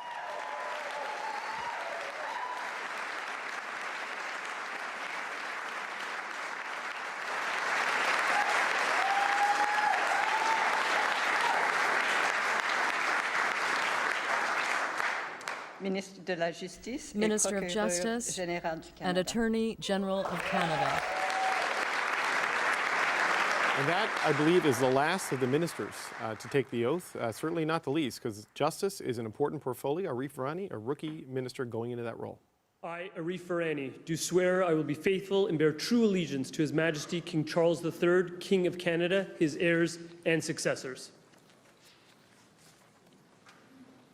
Moi, Arif Virani, je jure fidélité, do swear that I will be faithful and bear true allegiance to His Majesty King Charles III, King of Canada, his heirs and successors. I, Arif Virani, do solemnly and sincerely swear that I shall be a true and faithful servant to His Majesty King Charles III, as a member of His Majesty's Privy Council for Canada. I will in all things to be treated, debated, and resolved in Privy Council faithfully, honestly, and truly declare my mind and my opinion. I shall keep secret all matters committed and revealed to me in this capacity, or that shall be secretly treated of in council. Generally, in all things I shall do as a faithful and true servant ought to do for His Majesty. Moi, Arif Virani, je jure solennellement, do solemnly and sincerely declare that I shall be a true and faithful servant to His Majesty King Charles III, as a member of His Majesty's Privy Council for Canada. I will in all things to be treated, debated, and resolved in Privy Council, faithfully, honestly, and truly declare my mind and my opinion. I shall keep secret all matters committed and revealed to me in this capacity, or that shall be secretly treated of in council. Generally, in all things, I shall do as a faithful and true servant ought to do for His Majesty. I, Arif Virani, do solemnly and sincerely promise and swear that I will truly and faithfully and to the best of my skill and knowledge execute the powers and trusts reposed in me as Minister of Justice and Attorney General of Canada. Moi, Arif Virani, je promets et jure solennellement et sincèrement qu'au mieux de ma compétence et de ma that I will truly and faithfully, and to the best of my skill and knowledge, execute the powers and trusts reposed in me as Minister of Justice and Attorney General of Canada.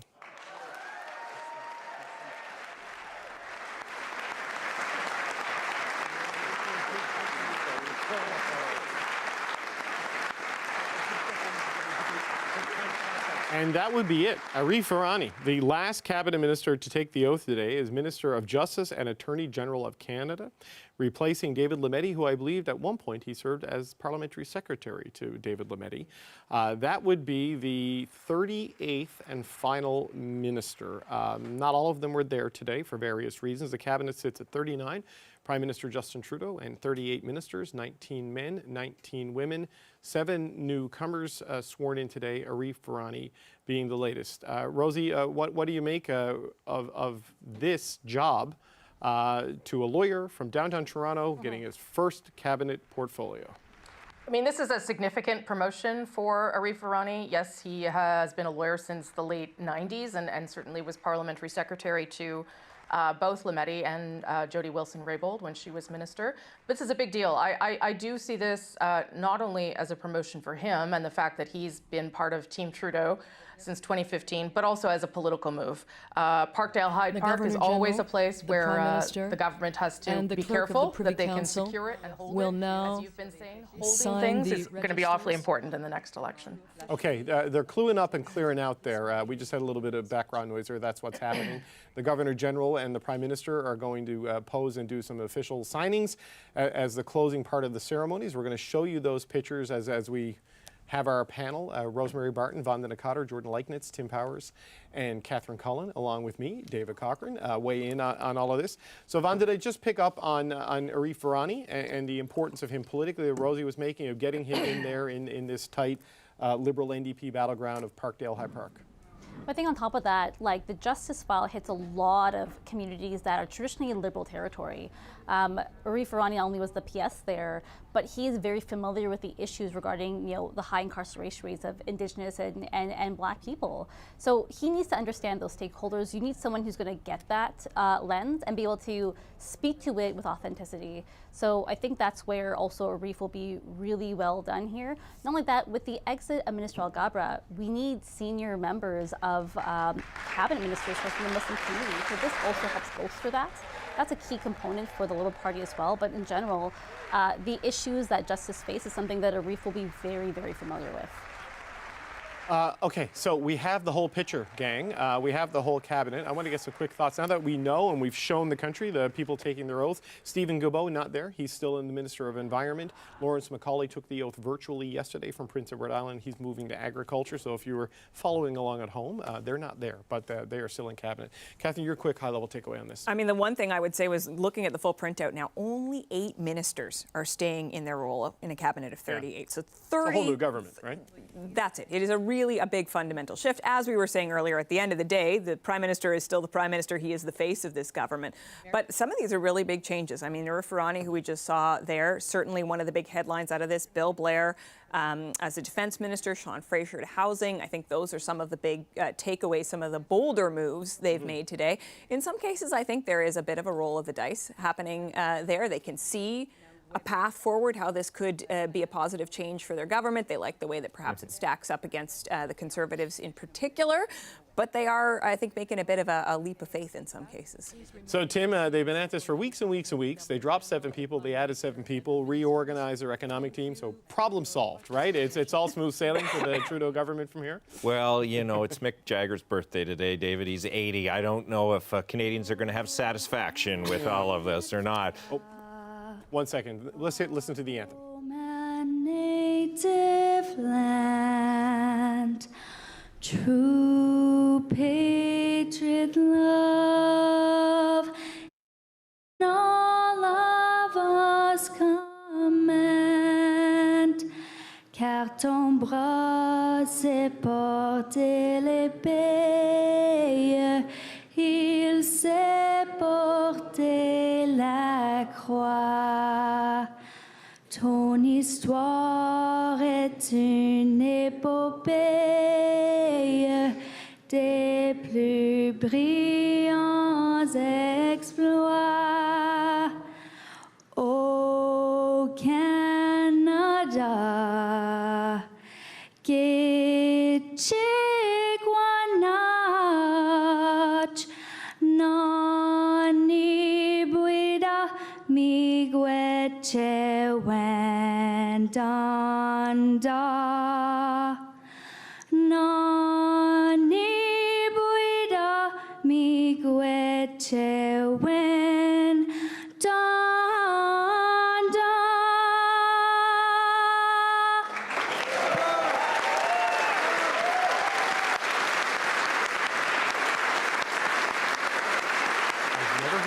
The national anthem sung quite like that. So Tim, pick up where you left off. You know, what does this do for this government in terms of addressing the significant challenges? Well, look, continuing the birthday analogy, they've put the president together, they put nice bows on it. Now people are going to open it. Is it going to be a lump of coal, or is it going to be something they like? Look, they've done the symbolism well, they've done the dressing up of it well, they've done the leaking of the stories very well about change and listening. But what's going to be crucial now is what the Prime Minister says in a few moments, and what really happens in terms of connecting and dealing with economic issues, pocketbook issues, which they are falling behind on, at least according to public opinion polls. Yep, I have to say, that was a lovely version of the anthem. I really liked it. It was beautiful. Jordan, what's your take on this? I mean, there are still a lot of problems ahead. I mean, they've sort of changed, reoriented the direction of the government, but they've kind of got to now fix the execution, delivery, where they got to go. Yeah, well, I mean, let's also not forget that some of the issues that ministers have faced prior to now aren't just in the minister's office. They also flow back to the PMO. Mm-hmm. So I think that the criticism about bottlenecks and about decision-making within the Prime Minister's office, like none of that is actually addressed by the shuffle. So what I'm going to be watching is to see how the new ministers are interacting with the PMO. And I think, you know, some of these incoming ministers are facing really significant challenges. And, you know, I think particularly about Bill Blair going into defense in the middle of the war of Ukraine, in the middle of a defense review that's happening, and maybe trying to champion a culture change when he himself is not really known for that. So that's a potential liability. How is that going to interact with the problems that we know already exist within the PMO? So I think they have to really be on the lookout for that. Okay. Speaking of the PMO, we are expecting to hear from Prime Minister Justin Trudeau quite soon. He's going to take some questions from reporters. By the schedule I was operating off, that was supposed to happen about 4 minutes ago. So I think we're a little bit behind schedule, which means Janice McGregor has to stand out in the sun outside of Buto-Rito Hall for even longer this morning. And we're going to check in with Janice now. I mean, Janice, we know we're going to hear from the Prime Minister. I don't know if you have updated times, updated expectations. What are you watching for? What are you hearing? Well, I can tell you that the reporters who are working on what to ask are kind of huddled and figuring that, you know, so I think everyone hopes this is going to go fairly efficiently, but Trudeau Standard Time, right? Can I just note, David, so I've watched a bunch of these in my couple decades in the press gallery, and sometimes, you know, you see the polite applause, kind of more formal aspects of a cabinet swearing in. Trudeau is a hugger, right? But the extent to which this cabinet swearing in felt like a group hug, the kind of hooting and hollering for some of their kind of favorite colleagues. You were talking earlier about the palpable excitement, you know, with Rechi Valdez's swearing in there. This really felt like a bit of a pep rally. And so as the Prime Minister comes out, I think it is for him now to explain why he needed to do such a substantial overhaul, why this was important for him at this moment in the life of his government to make such a big change and only leave 8 of them and everyone else with new faces or new responsibilities. And what the strategic kind of takeaways are from that. If we stay with Valdez just for a moment and you think about the political matchups that are ahead of this cabinet as they work towards an election, the way the Conservatives are coming in hard, going after the small business community, the newcomer community, you know, the immigrant communities in the 905, for example. You look at her story. I don't know if you are into reality baking television. But she's I'm a bit not, of a rock but go star ahead, in that yeah. world. She's a bit of a rock star in terms of the story, right? It's like the person who comes here, you know, works really hard, becomes a success, champion of her community on TV, all the things kind of you're looking for, and now elevated to cabinet to speak for the small business community in Canada. That goes right after what the Conservatives are trying to take away from them. The economic message they take into sort of newcomer Canadians and the reason to support Conservatives. They're matching that with a story like her. And so a number of matchups and moves in this, I think, really interesting for us to watch in the days and weeks ahead. So Janice, give me your take on this, because you're on TV every morning walking people through the granular developments of politics every single day, you know, here on CBC News Network. So, I mean, what are some of the other big counter moves you see here in terms of pushing back against what Pierre Poilievre is doing it, and alternatively, you know, not getting cannibalized on the left, right, by progressive people who might become disillusioned with the Liberals and going NDP?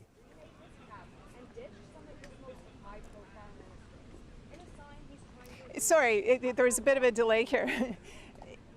Yeah, exactly, right? The positioning of this for the electoral challenge ahead, and even thinking in terms of the House of Commons as well. Like, I've been pondering putting in Karina Gould into that government House Leader position, and the dynamic that sets up with Andrew Scheer, who I think as Parliament was going on was getting kind of more harder edged and meaner, and the dynamic, the frankly testosterone among the House leaders as we were moving towards the end of June there.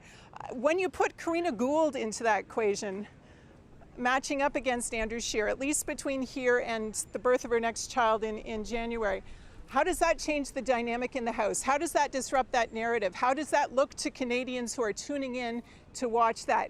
Trudeau making this shift to disrupt that narrative, I think, is very interesting and important.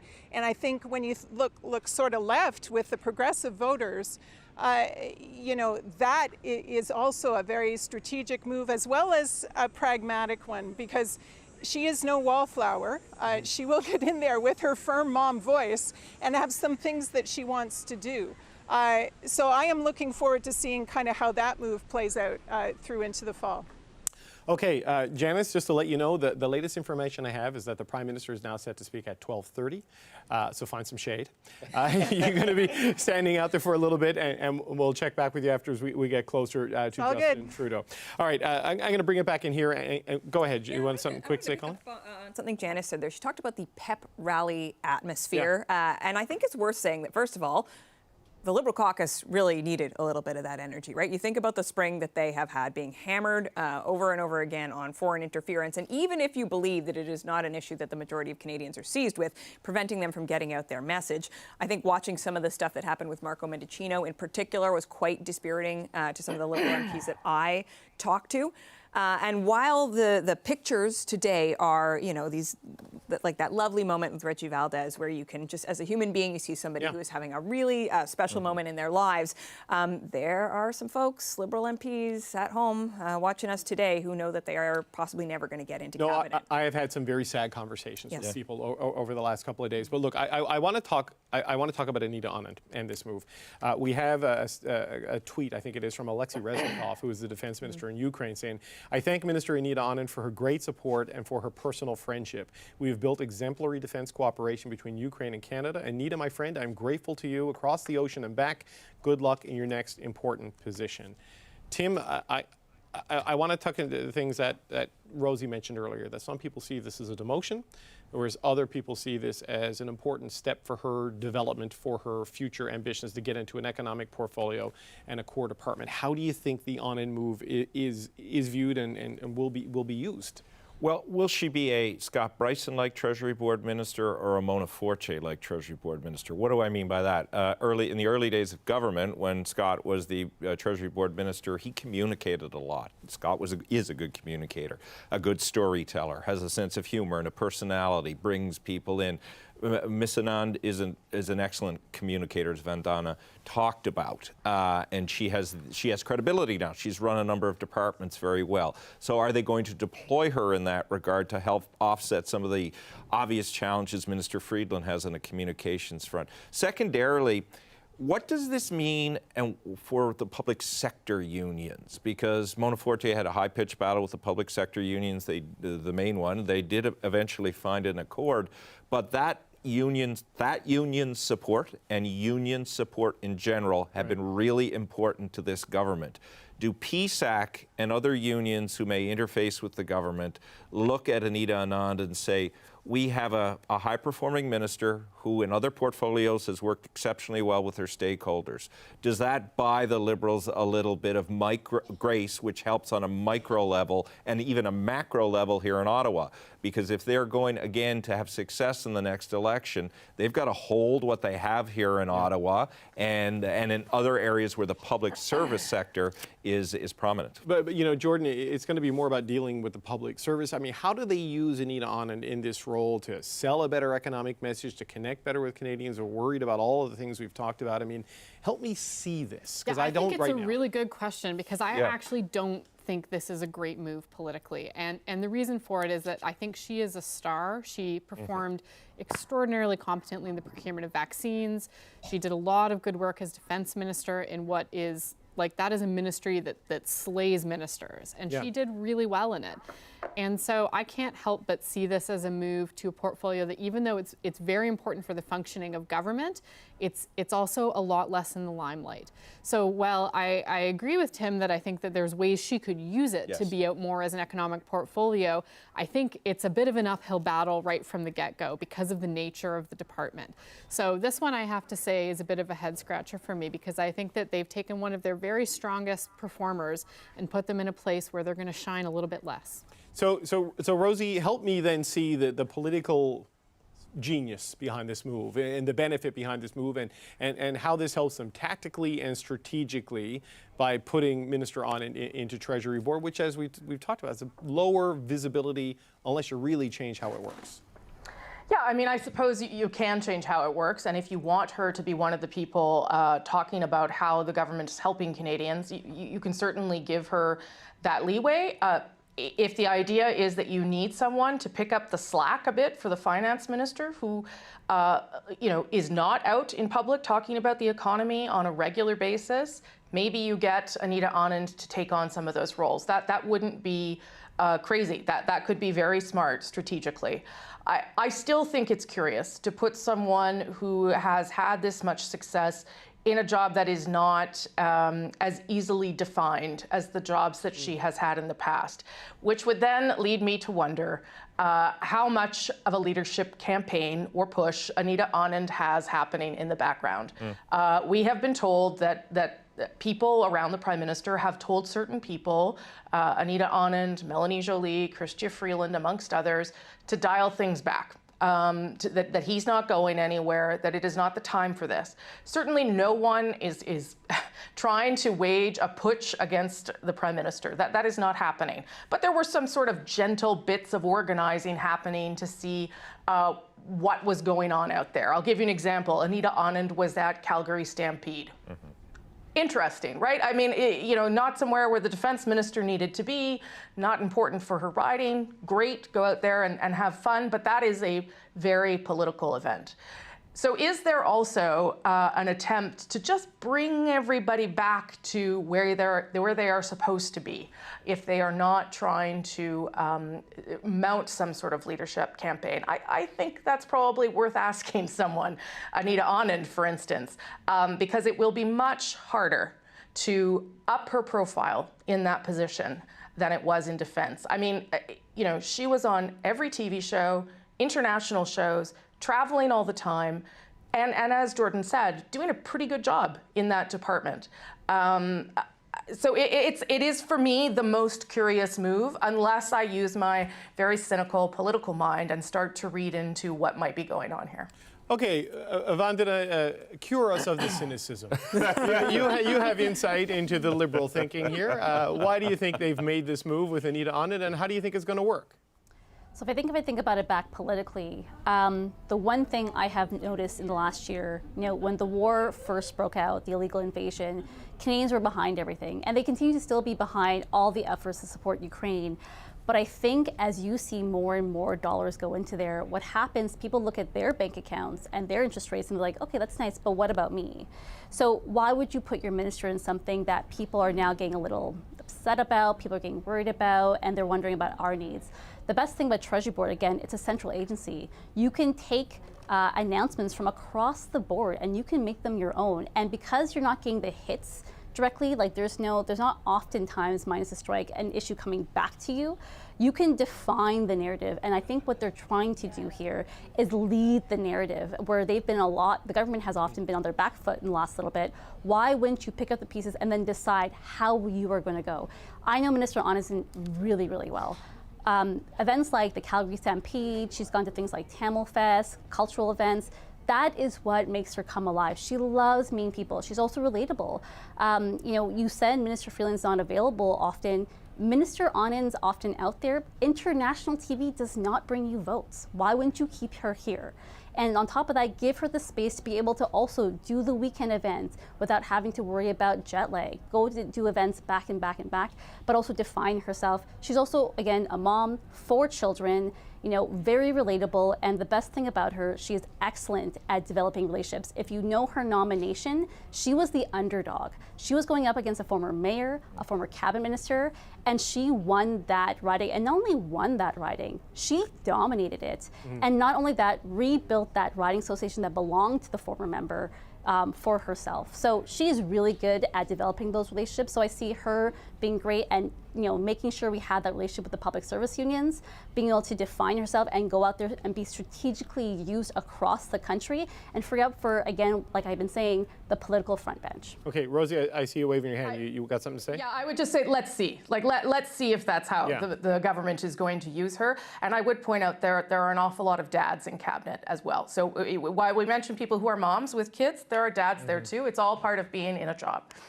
Yeah, well, I think that was actually a factor in Sean Fraser and in his where he wanted to go. He's got young family and all this sort of stuff. Like, listen, man, kids and these jobs, it's tough. Catherine, your quick You're not thoughts ask on about kids in these jobs. No. I hope. I know, but I do want to talk Let's whine about our children on national television for a little. They're delightful. While. They are delightful. Let's talk about relationships, though, because I think that's an important point that Vandana just raised. I am, while I think the discussion about Anita Anand is fascinating, I am very fascinated with the other side of the equation, right? The domino falling and Bill Blair. I mean, you see that. Where I wanted to go next, so there you go. That tweet, yes. The Ukrainian defense minister sort of wishing Anita Anand well. Those are big shoes that Bill Blair has to fill. Yes, he's a large man, but he has some real relations. He has to step into the fray. She has performed, I think, it's widely felt, quite admirably. He has a lot of work to do. So building the international relationships, again, I mean, as much as Canada has been a big supporter of Ukraine, as much as Chrystia Freeland and the Prime Minister really engaged on these issues, there was also a news story in the last year about the Prime Minister privately telling NATO allies that we weren't going to meet our 2% Part targets, of the intel right? leaks. And I think you and I both know from operating in Ottawa, there is some real frustration from allies that Canada is not pulling up its bootstraps a little bit more when it comes to defense spending. Canada has arguments, the Canadian government has arguments that it might make to try to counter that about what it's doing, quality, quantity, et cetera.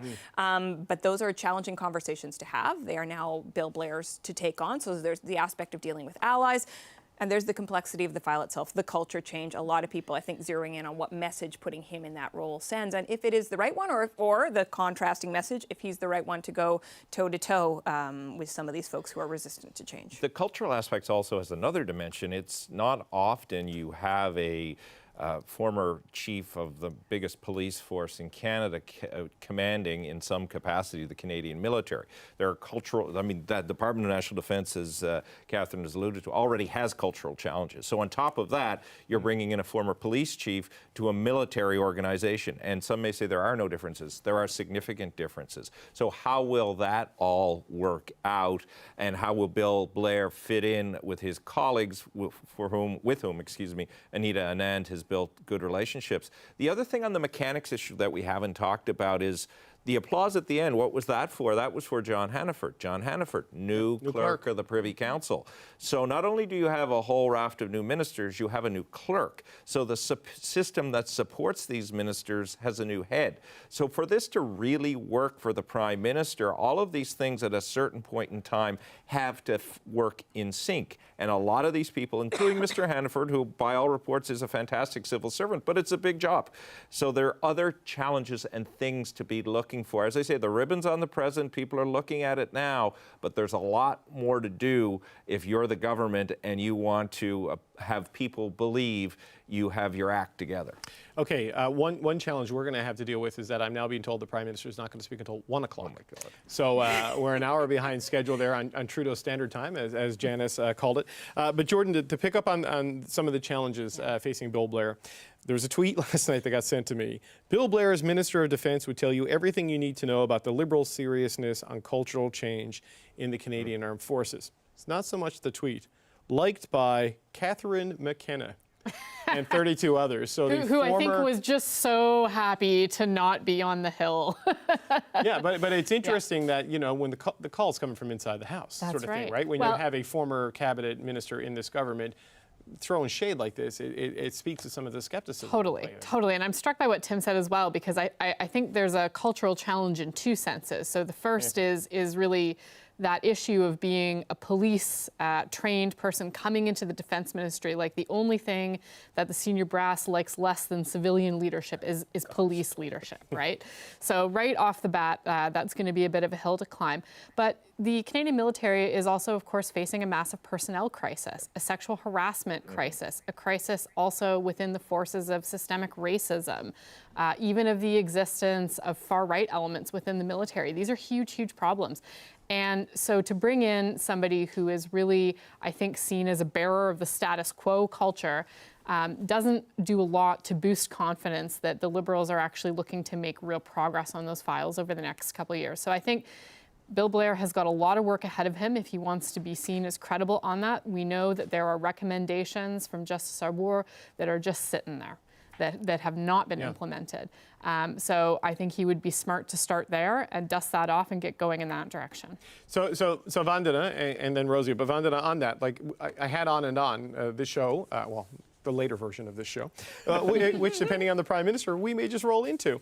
When she got this job, and she was very clear. She had a plan and a timeline and a line of attack on fixing the culture challenges, and now she's gone to Treasury Board. So how does Bill Blair, come in from, and there's been issues with the Toronto Police Force, on various levels.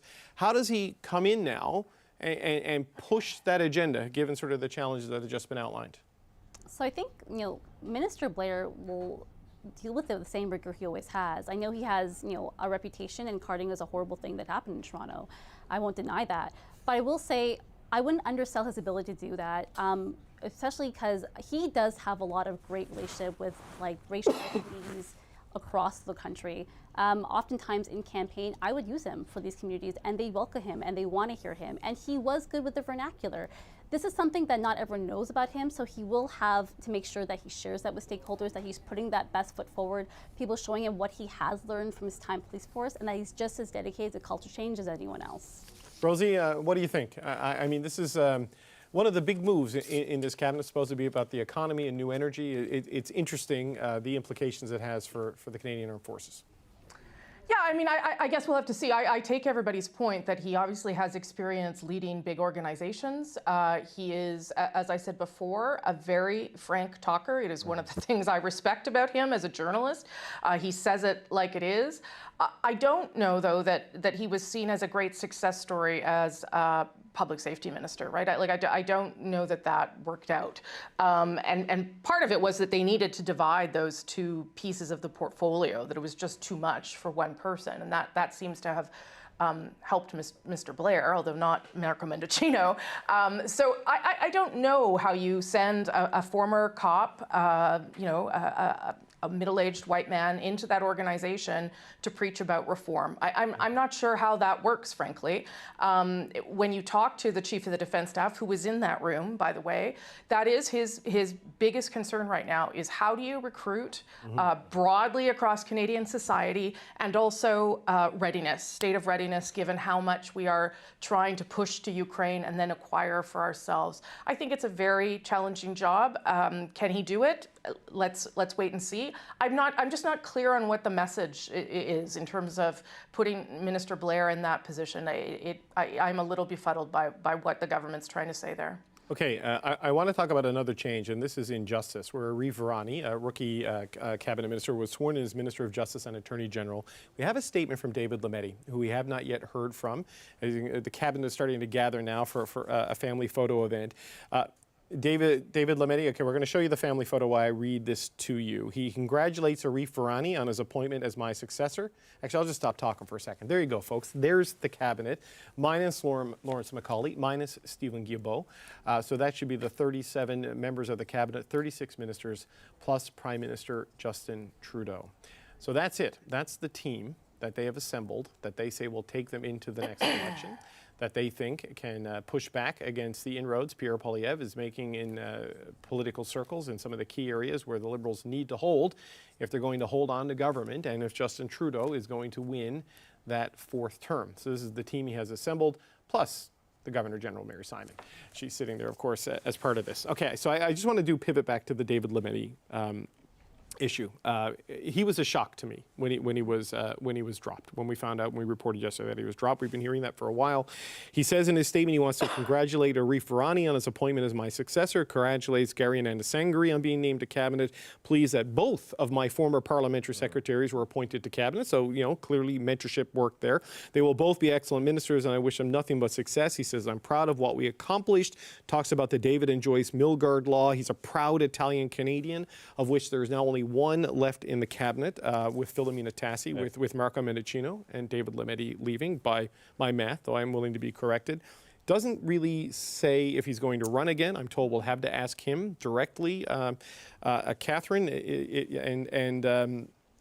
listen, it was. I think he was shocked by this move, is what I keep hearing. I think a lot of us, frankly, were taken by surprise that somebody of, not necessarily that he wouldn't be taken out of the portfolio, but that somebody would go from such a high-profile position to suddenly finding themselves out of cabinet. It was quite a striking moment. Certainly, there have been issues, right? You look at some of the discussion around bail reform with the provinces. There was a lot of ire aimed at the federal government, and I know frustration from some provinces about how quickly that was dealt with. Judicial vacancies, a major issue. Interviewed Chief Justice of the Supreme Court, Richard Wagner, on the House not too long ago, and he talked about the fact that if the government does not move more quickly on this issue, and yes, they have been making progress, the people lose faith in the judicial system, and it is the road to chaos, which is not a small thing to have the Chief Justice of the Supreme Court say. He is not alone. We've also talked to the Chief Justice of the Quebec Superior Court, who had similar concerns. So there are certainly issues in the justice file, but it is still, I think, quite a remarkable drop. I mean, not a demotion, but to simply be gone from cabinet. Okay, just quickly, we're now getting a suggestion the Prime Minister could be earlier than Wednesday. So this is like ping pong. But Tim, Lametti is like the Marc Garneau of this shuffle to me. You know what I mean? Like, I was shocked to see Garneau dropped. I'm not saying they're the same guy and all this sort of stuff, but the level of surprise I had when I heard potentially that he was going to be dropped was pretty high. Yeah, there wasn't an obvious error, which leads you to start to wonder what kind of challenges does the center of government, in this case the Prime Minister's office, have with the Department of Justice and ministers? We well know about Jody Wilson-Raybould. Now David Lametti is gone without any apparent significant reason for that. If you're Arif Virani, you're kind of like wondering, what am I stepping into there? And we know through some of the previous discussions around what happened to Ms. Wilson-Raybould, in the early days at least, there were tensions with the Department of Justice. So I would like to know more about all of that. It is a crucial ministry. It's a vital ministry. I mean, not to take anything away from Arif Virani. He is seen around here as an exceptionally hard-working person. He has certainly the pedigree to step in there. But what is he stepping into? The other thing I would say about Virani, unlike perhaps David Lametti and Jody Wilson-Raybould, I think you could define him more as a loyalist to the Prime Minister and the people around the Prime Minister. Yes. I mean, he's certainly a friend of Chief of Staff Katie Telford. They heavily recruited him. Why is that suddenly more important now? I'm not trying to start conspiracies, but there are questions that need to be asked about what's happening in that relationship. Okay, I want to get more from the panel in just a moment. I do want to do two things first.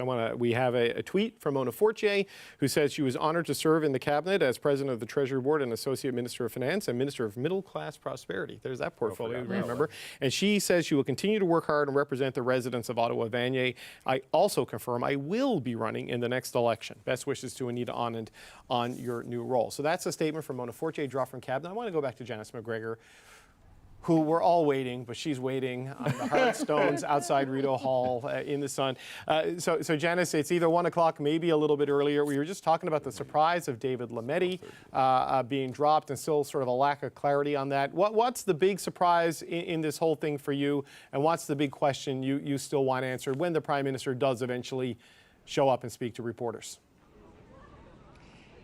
Yeah, the rationale questions keep coming up, right? Like, you know, the kind of the why questions, I think are still featuring in a lot of people's minds, because for all the reasons that you've been analyzing, it does seem like there are some really critical choices being made here, not just in terms of the players and the who of it, but also from a branding perspective and a task perspective.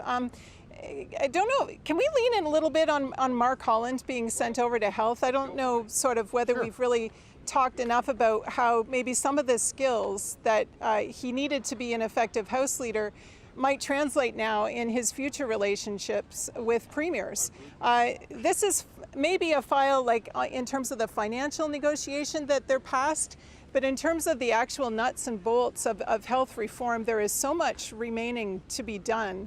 And not to underestimate the nature of that work. Yes, intergovernmental affairs is still with Dominic LeBlanc in this kind of interesting trifecta of jobs that this kitchen sink minister has now. He's guns, ballots, shared jurisdictions, okay, right?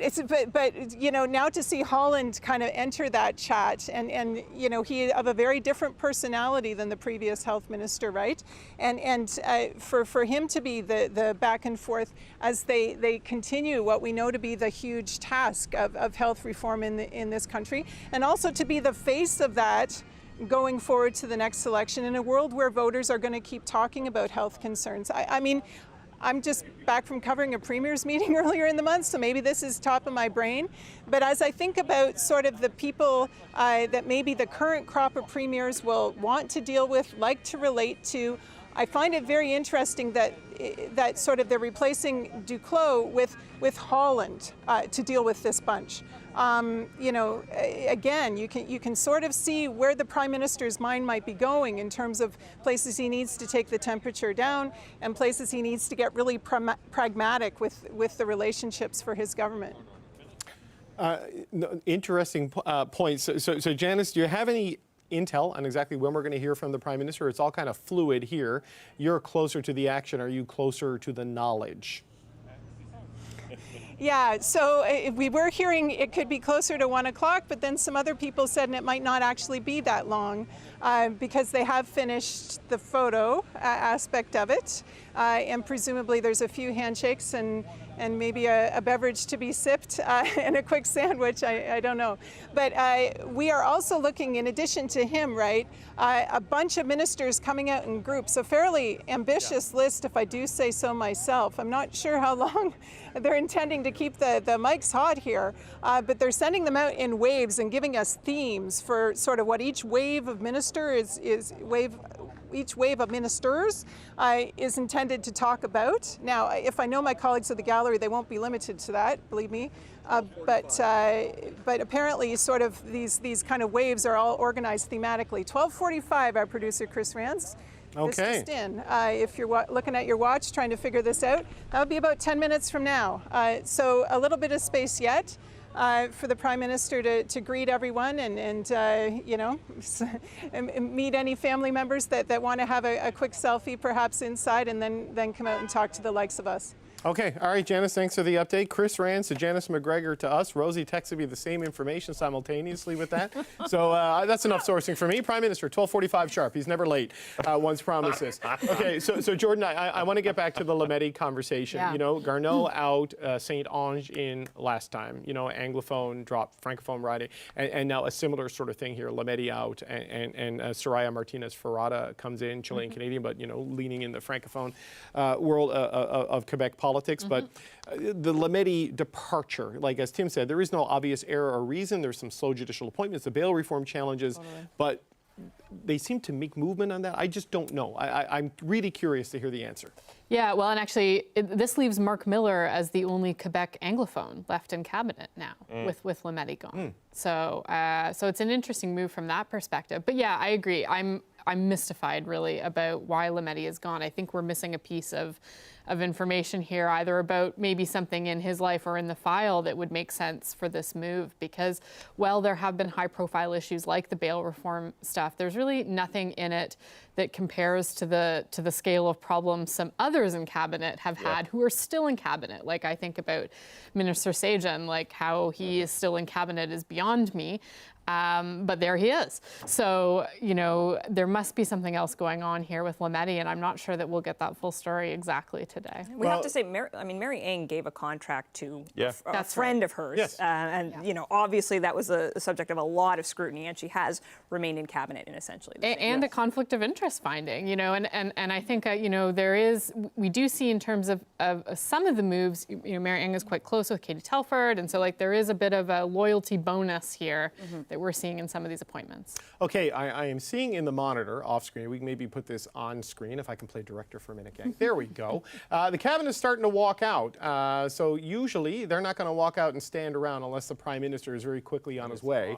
And this is sort of the, Rosie, I'm not sure if you can see this from your perch in Winnipeg, but you know, it's that familiar backdrop we've come to see of the minister standing on that elevated dais there in the middle of the roundabout in front of Rideau Hall, and the Prime Minister will be in the foreground there at the microphone. What do you think we're going to hear from Justin Trudeau, Rosie? I mean, what do you? I think he's going to get grilled on all the changes and the drops. What do you think we're going to hear from the Prime Minister?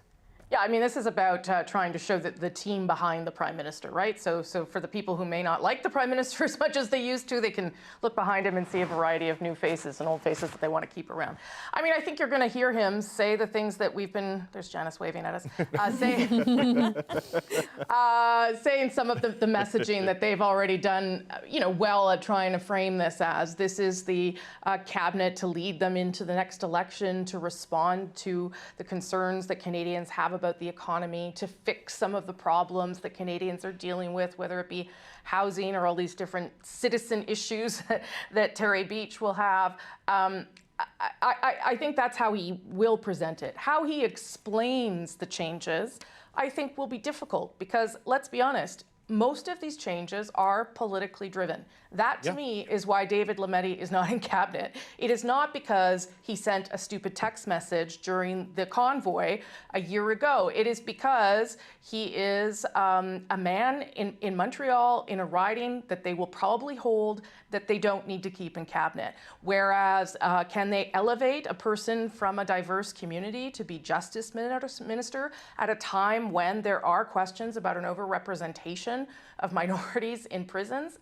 That looks pretty good. Like, and that's also, as we've talked about, a riding that they need to hold. So you're not going to hear the Prime Minister be that strategic and open about what may be driving some of these moves politically.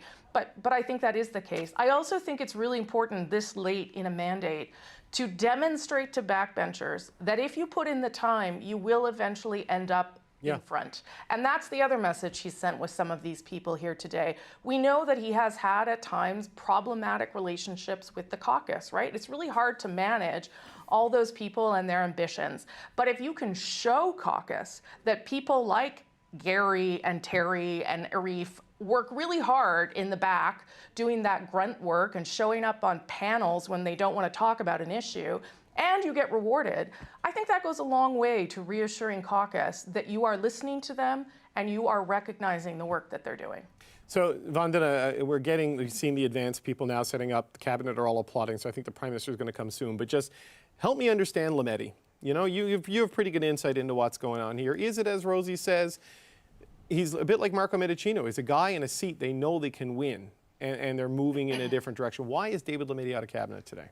Again, I think you nailed it. I think it's nothing sinister here. I think there's times where you have to figure out, you know, where do you move people to make space for others? You know, after 8 years of a job, if you want a promotion and there's no hope in it, you're gonna lose confidence. You're gonna not wanna do your job as much as you always did. That's natural. So it's just a natural piece of like, who do we move? And I love Minister Lametti. He's amazing. He's great at the justice file. However, yeah, not a political heavyweight. At some point though, it's just about moving people. You have to, like Arif and Arif and others have been waiting, and they have been political stalwarts and really good foot soldiers. At some point, you have to reward them. I got to interrupt you. The Prime Minister is walking to the microphone. Let's listen in to Justin Trudeau. Before I begin with the good news for today, I'd like to take a moment to share our thoughts and support for families in Nova Scotia going through very terrible times. Before I begin, I do want to express the support of all Canadians for families in Nova Scotia who are facing devastating news yesterday and today. We will continue to be with them.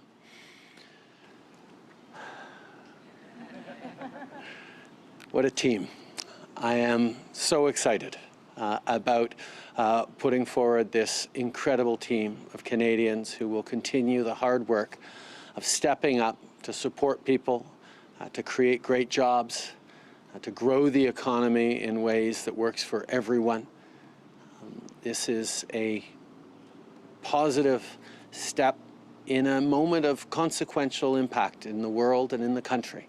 We know times are challenging, but this is the team that is going to be able to continue the hard work, rolling up their sleeves and delivering for Canadians from coast to coast to coast as we build a brighter and ambitious future for all Canadians.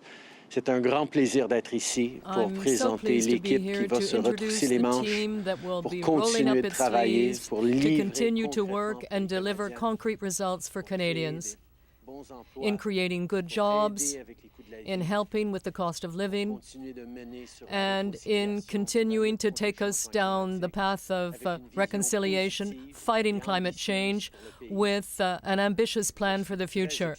I'm very excited to get down to work in the coming days and very pleased to see all of you here in such large numbers. And I'm ready to take your questions. Merci, Premier Ministre. We have time for 15 minutes for questions from media. Nous avons 15 minutes pour les questions des médias. We have 15 minutes for media questions. Brian Tumulty from the National Post. Yeah, good morning, Prime Minister. Can you explain your decision to fire Marco Mendicino, Mona Forte, and David Lametti and remove them entirely from your cabinet? I want to thank everyone who has served this country and this cabinet so well over the past number of years. This is a moment where putting forward the strongest possible team with fresh energy and a range of skills that are going to be able to continue the really important work of showing Canadians the positive and ambitious vision for the future that we're so committed to and that I know Canadians need and deserve.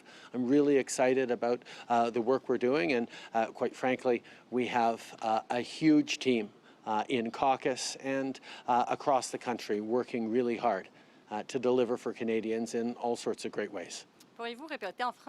Could you repeat that in French, please? To say that there are some individuals who have really very well served their communities for many years, and I want to thank them. And I wish them great work within our team as we continue to deliver for Canadians. But in these challenging times, I wanted to put forward the most appropriate team, a strong team, to respond to our needs at this time and continue to work with ambition and optimism and present a positive vision of this country, which I know that the team with me today will be able to provide. Radio-Canada, 23 portfolios have changed hands. Now, Do you felt that you were so poorly prepared for the next election that you had to change many things in cabinet? Well, I think people realize that we are involved in challenging times, not only in this country but around the world. And bringing in fresh energy with new members and new challenges was important for our economic team in particular. And I'm looking forward to our rolling up our sleeves and tackling the major issues with ambition and with a positive and inclusive approach. I know that people need support, but they also need a clear vision for the future that we're building together. And I'm very excited to have this team behind me to do that. The latest polls today have you down 10 points to the Conservatives. You've changed 30 portfolios. You've fired 7 cabinet ministers. Is today's changes an admission that things have not gone well for your government in 2023? On the contrary, one of the things that we've seen is even as we're seeing record job creations and inflation drop down into the range set by the Bank of Canada, we need to continue to put our very best foot forward and work even harder to deliver for Canadians.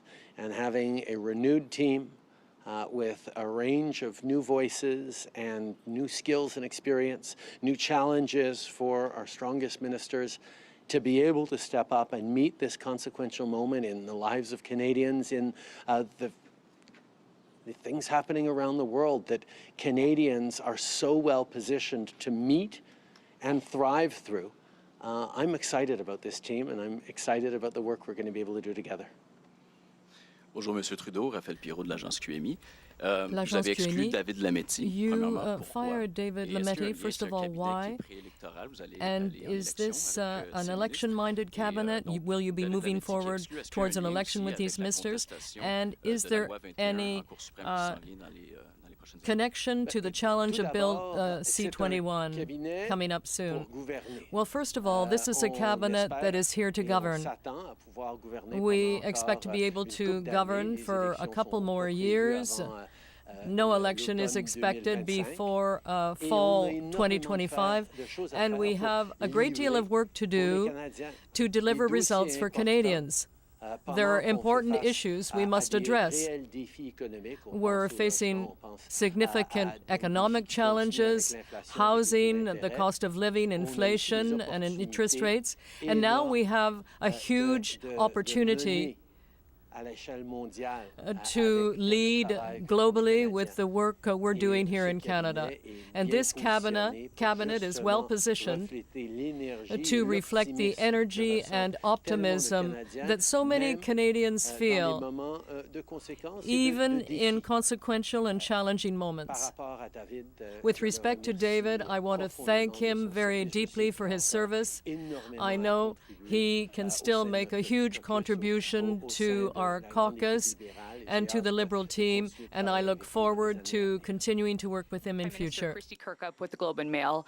I want to follow up on the notion of kind of the internal reflection that things haven't been going so well, and I say that with all due respect and to those behind you, but public opinion polls have indicated as much, that you were really feeling the heat from the Conservatives. Tell me about, what your internal thinking is about making the change and kind of admitting that at least some part of the team needs to be changed in order to get you under from this cloud that you're in right now. Well, let's understand. There are storm clouds all around the world right now in a range of very, very real ways.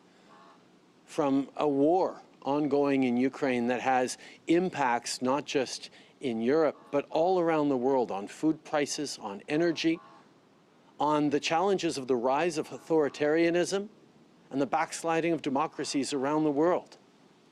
There are challenges around foreign interference as actors are continuing to try and destabilize and sow chaos across democracies. We see the potential for a global economic slowdown as too high inflation and interest rates really hit hard around the world, and the fact that Canada is better off than many countries in the world doesn't make it any less difficult for millions of Canadians who are struggling.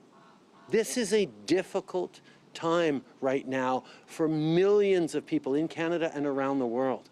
And making sure that we have the best possible team aligned to respond to Canadians' challenges with the supports necessary, but also show that optimism, that ambition for getting us through these consequential times and building a brighter future for everyone.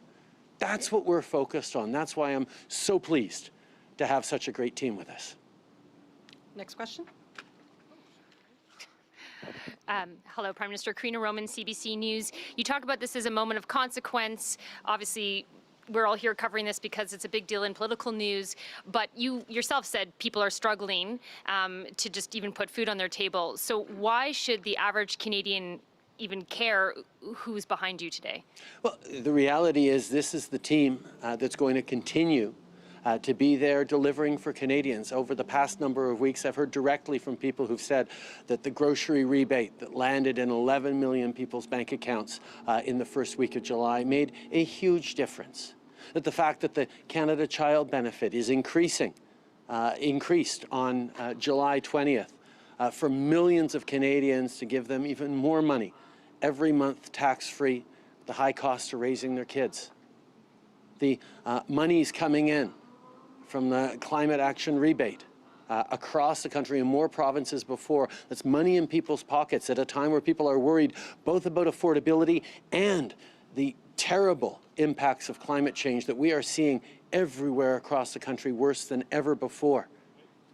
This is the team that's going to continue to step up and going to continue to show that the plan we have for the future, an economy that works for all Canadians, to fight climate change in a way that supports communities and builds a brighter future for our kids and grandkids, that includes reconciliation at the heart of the economic opportunities for the country, as well as us becoming truly the country that we all know we should be, that has full respect and partnership with people who've lived in this land for millennia. These are big challenges, not small challenges, and you can't pick and choose between them. So putting forward the strongest possible economic team with the strongest possible players in all the files that are going to matter to Canadians, this is what this day is about, and this is about the work that we're going to get going on this afternoon. En français, s'il vous plaît. In French, please. Je pense que les gens comprennent. I think that people understand that we are facing global challenges at this time, whether it's the war in Ukraine that continues to have a negative impact on the price of food, on supply chains, on energy around the world, and particularly in emerging countries in the South, whether it is inflation, which is hitting hard right around the world, not quite as hard in Canada, interest rates that are also hitting people hard, the cost of housing that we will be focusing on in the coming years, in the months and years to come. The major challenges that we're facing are those I've spoken of, and I know that Canadians want the best possible team to be there to respond to those challenges, not only at this time, but to build an ambitious and positive vision, a responsible vision for the future that we're building together. There are many people who prefer to feel anger or fear, but in Canada, we have so many opportunities, so many chances to support each other at difficult times, but also build a better future, the one that people expect. And this is the team that will do that with me in the months and years to come. Alex Ballingal, Toronto Star. You talk about you're excited to govern with this team and that the next elections aren't scheduled till fall 2025. Can you commit today, now that you've done this major shuffling of the cabinet deck, that you won't pull the plug on the minority parliament before the deal with the NDP expires? We have so much work to do over the coming years, to continue being there to support Canadians while we're drawing in global investment from around the world that's creating great jobs, while we're building supply chains that respond to the need for critical minerals from reliable sources from friendly and reliable countries like Canada that we're engaged in closely with our NATO partners, with our European partners, with our G7 partners. We're continuing to step up on reconciliation in ways that the world is looking at, because it's not just a moral issue, it's a foundational economic issue about a real and fair chance for everyone who shares this land to succeed. There are lots of big things ahead, and we're going to stay focused on delivering them, because that's what Canadians want. Prime Minister Michael Couture from CTV News. Despite your best efforts, Canadians still don't feel like they're doing better than any others across the globe. So if you're looking to try and really strengthen that economic messaging to Canadians, why are you keeping Chrystia Freeland and François-Philippe Champagne in their current roles? We have seen inflation come down in Canada faster than many of our peer countries.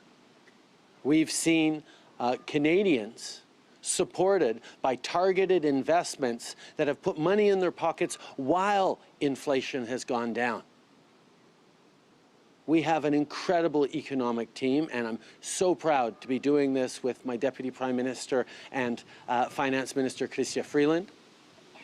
François-Philippe Champagne has been delivering, whether it's the Volkswagen deal that's going to create thousands, tens of thousands of jobs across Southern Ontario and across the country, whether it's investments coming in from coast to coast to coast. We're bolstering that economic team with the likes of Jean-Yves Duclos, Sean Fraser, Anita Anand, and others that are going to continue to step up and make sure Canadians know that we've got their backs, but we've also got them into the kind of ambitious and optimistic future I know Canadians want, and that is a clear contrast from the brokenist philosophy that the leader of the Conservative Party continues to put forward. En français, s'il vous plaît. In French, please. J'ai une équipe extraordinaire. I have an extraordinary team, a team full of people who are engaged. We're seeing inflation go down in Canada much more quickly than in other countries, at the same time that we are providing direct support to Canadians. We are investing in housing. We're attracting investments from around the world, from people and companies that want to be part of Canada's success. There are so many reasons to be optimistic, and to be able to add 2 new names to our economic team is great.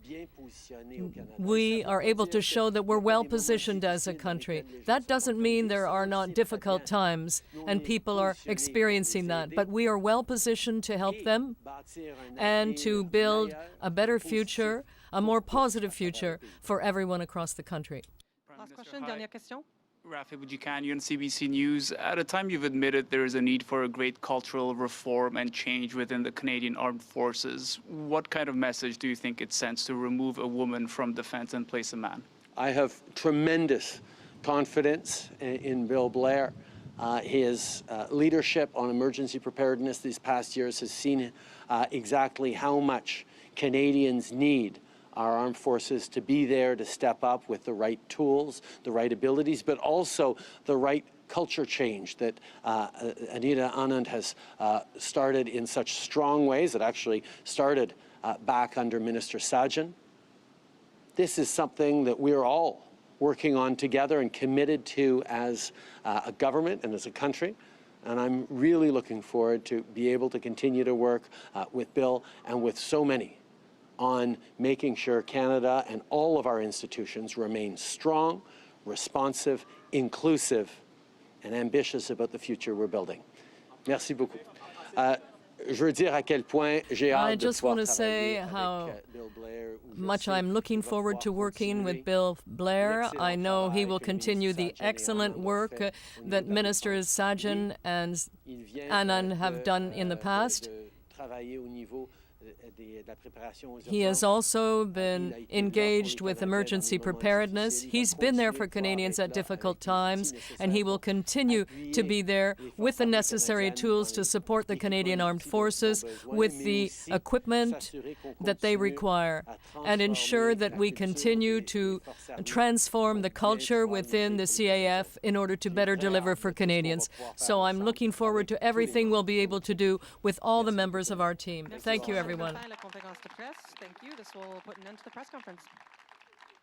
All right, that was Prime Minister Justin Trudeau with his cabinet standing dutifully behind him, taking questions from reporters, saying that he feels they have the best possible team aligned to face the challenges that Canadians face, repeating multiple times that this is the team.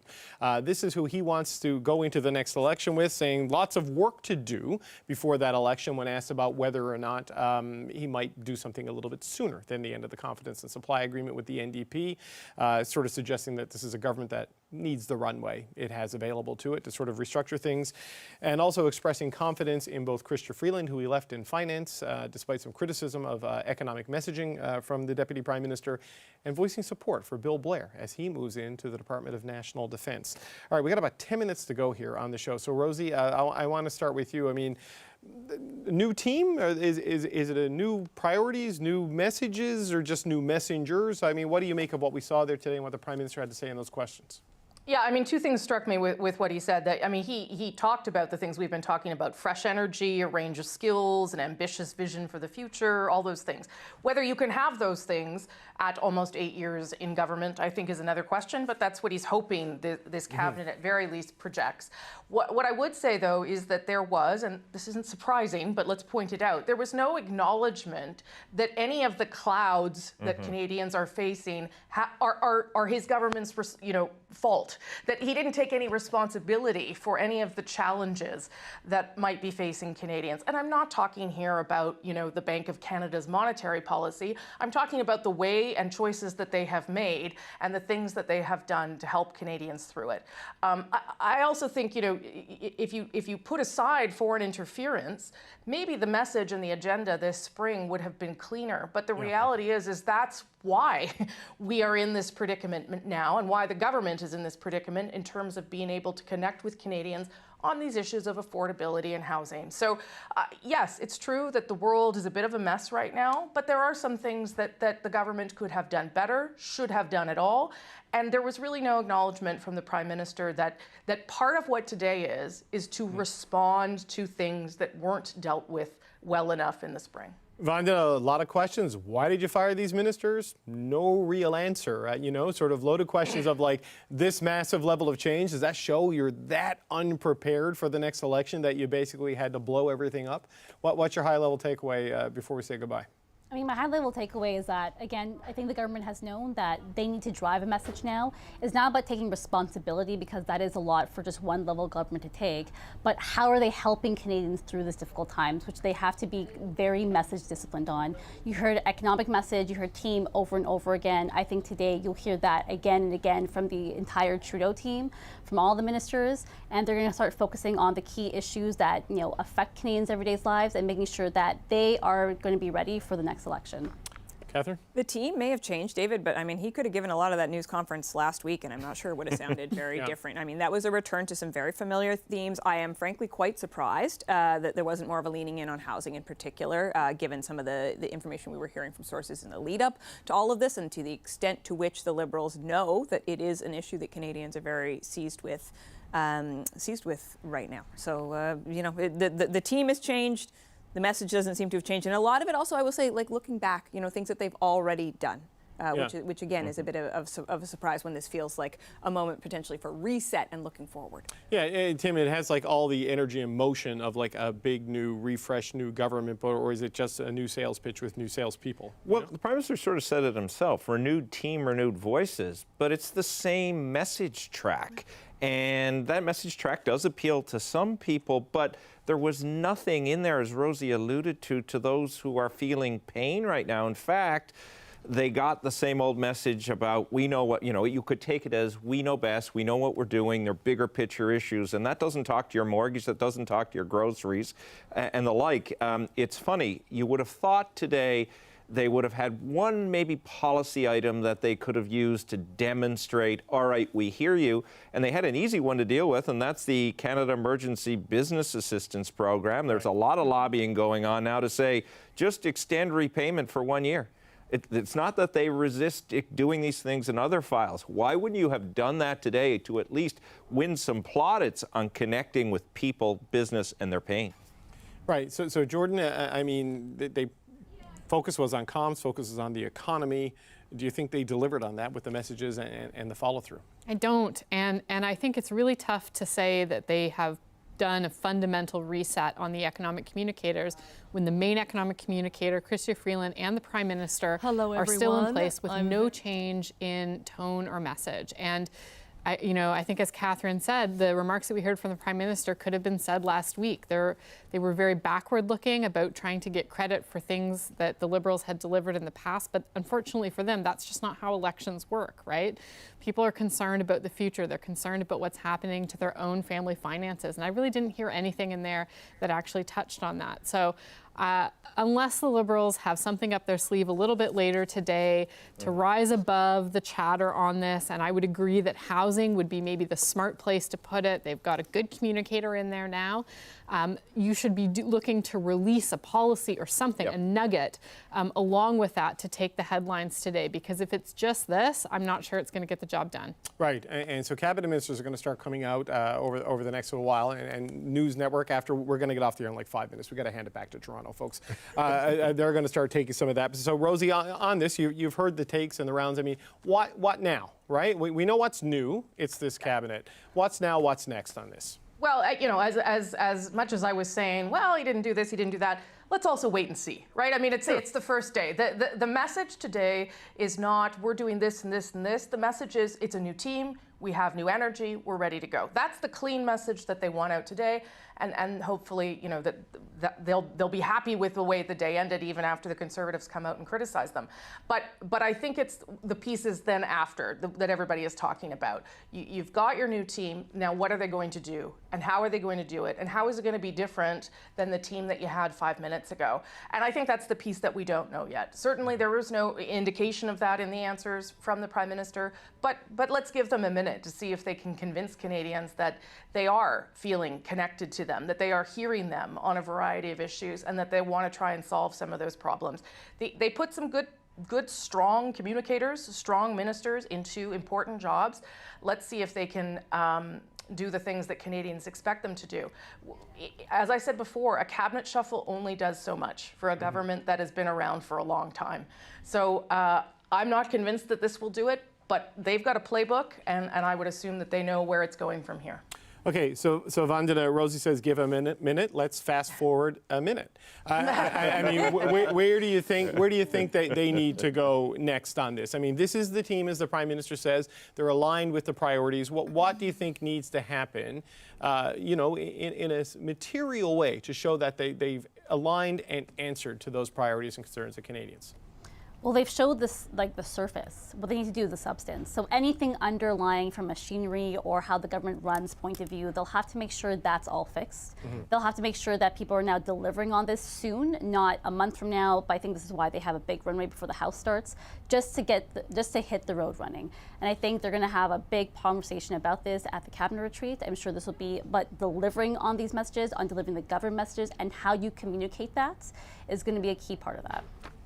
Catherine? Yeah, I mean, the portfolios, if you look at them, there is a statement of intention there, right? By promoting Sean Fraser, housing and infrastructure, there's a statement of intention. Adding energy to Jonathan Wilkinson's portfolio is a statement of intention, things that the government would like to communicate to Canadians. But we're going to have to start seeing the stuff to back that up if they hope to change their fortunes in the polls. And obviously that is indeed precisely what they need to keep doing. And I think there's a reason also that you're hearing everyone on this panel talk about connecting with Canadians. The polls reflect that is not happening, the degree to which the government would need it to in order to stay in power. People are struggling right now.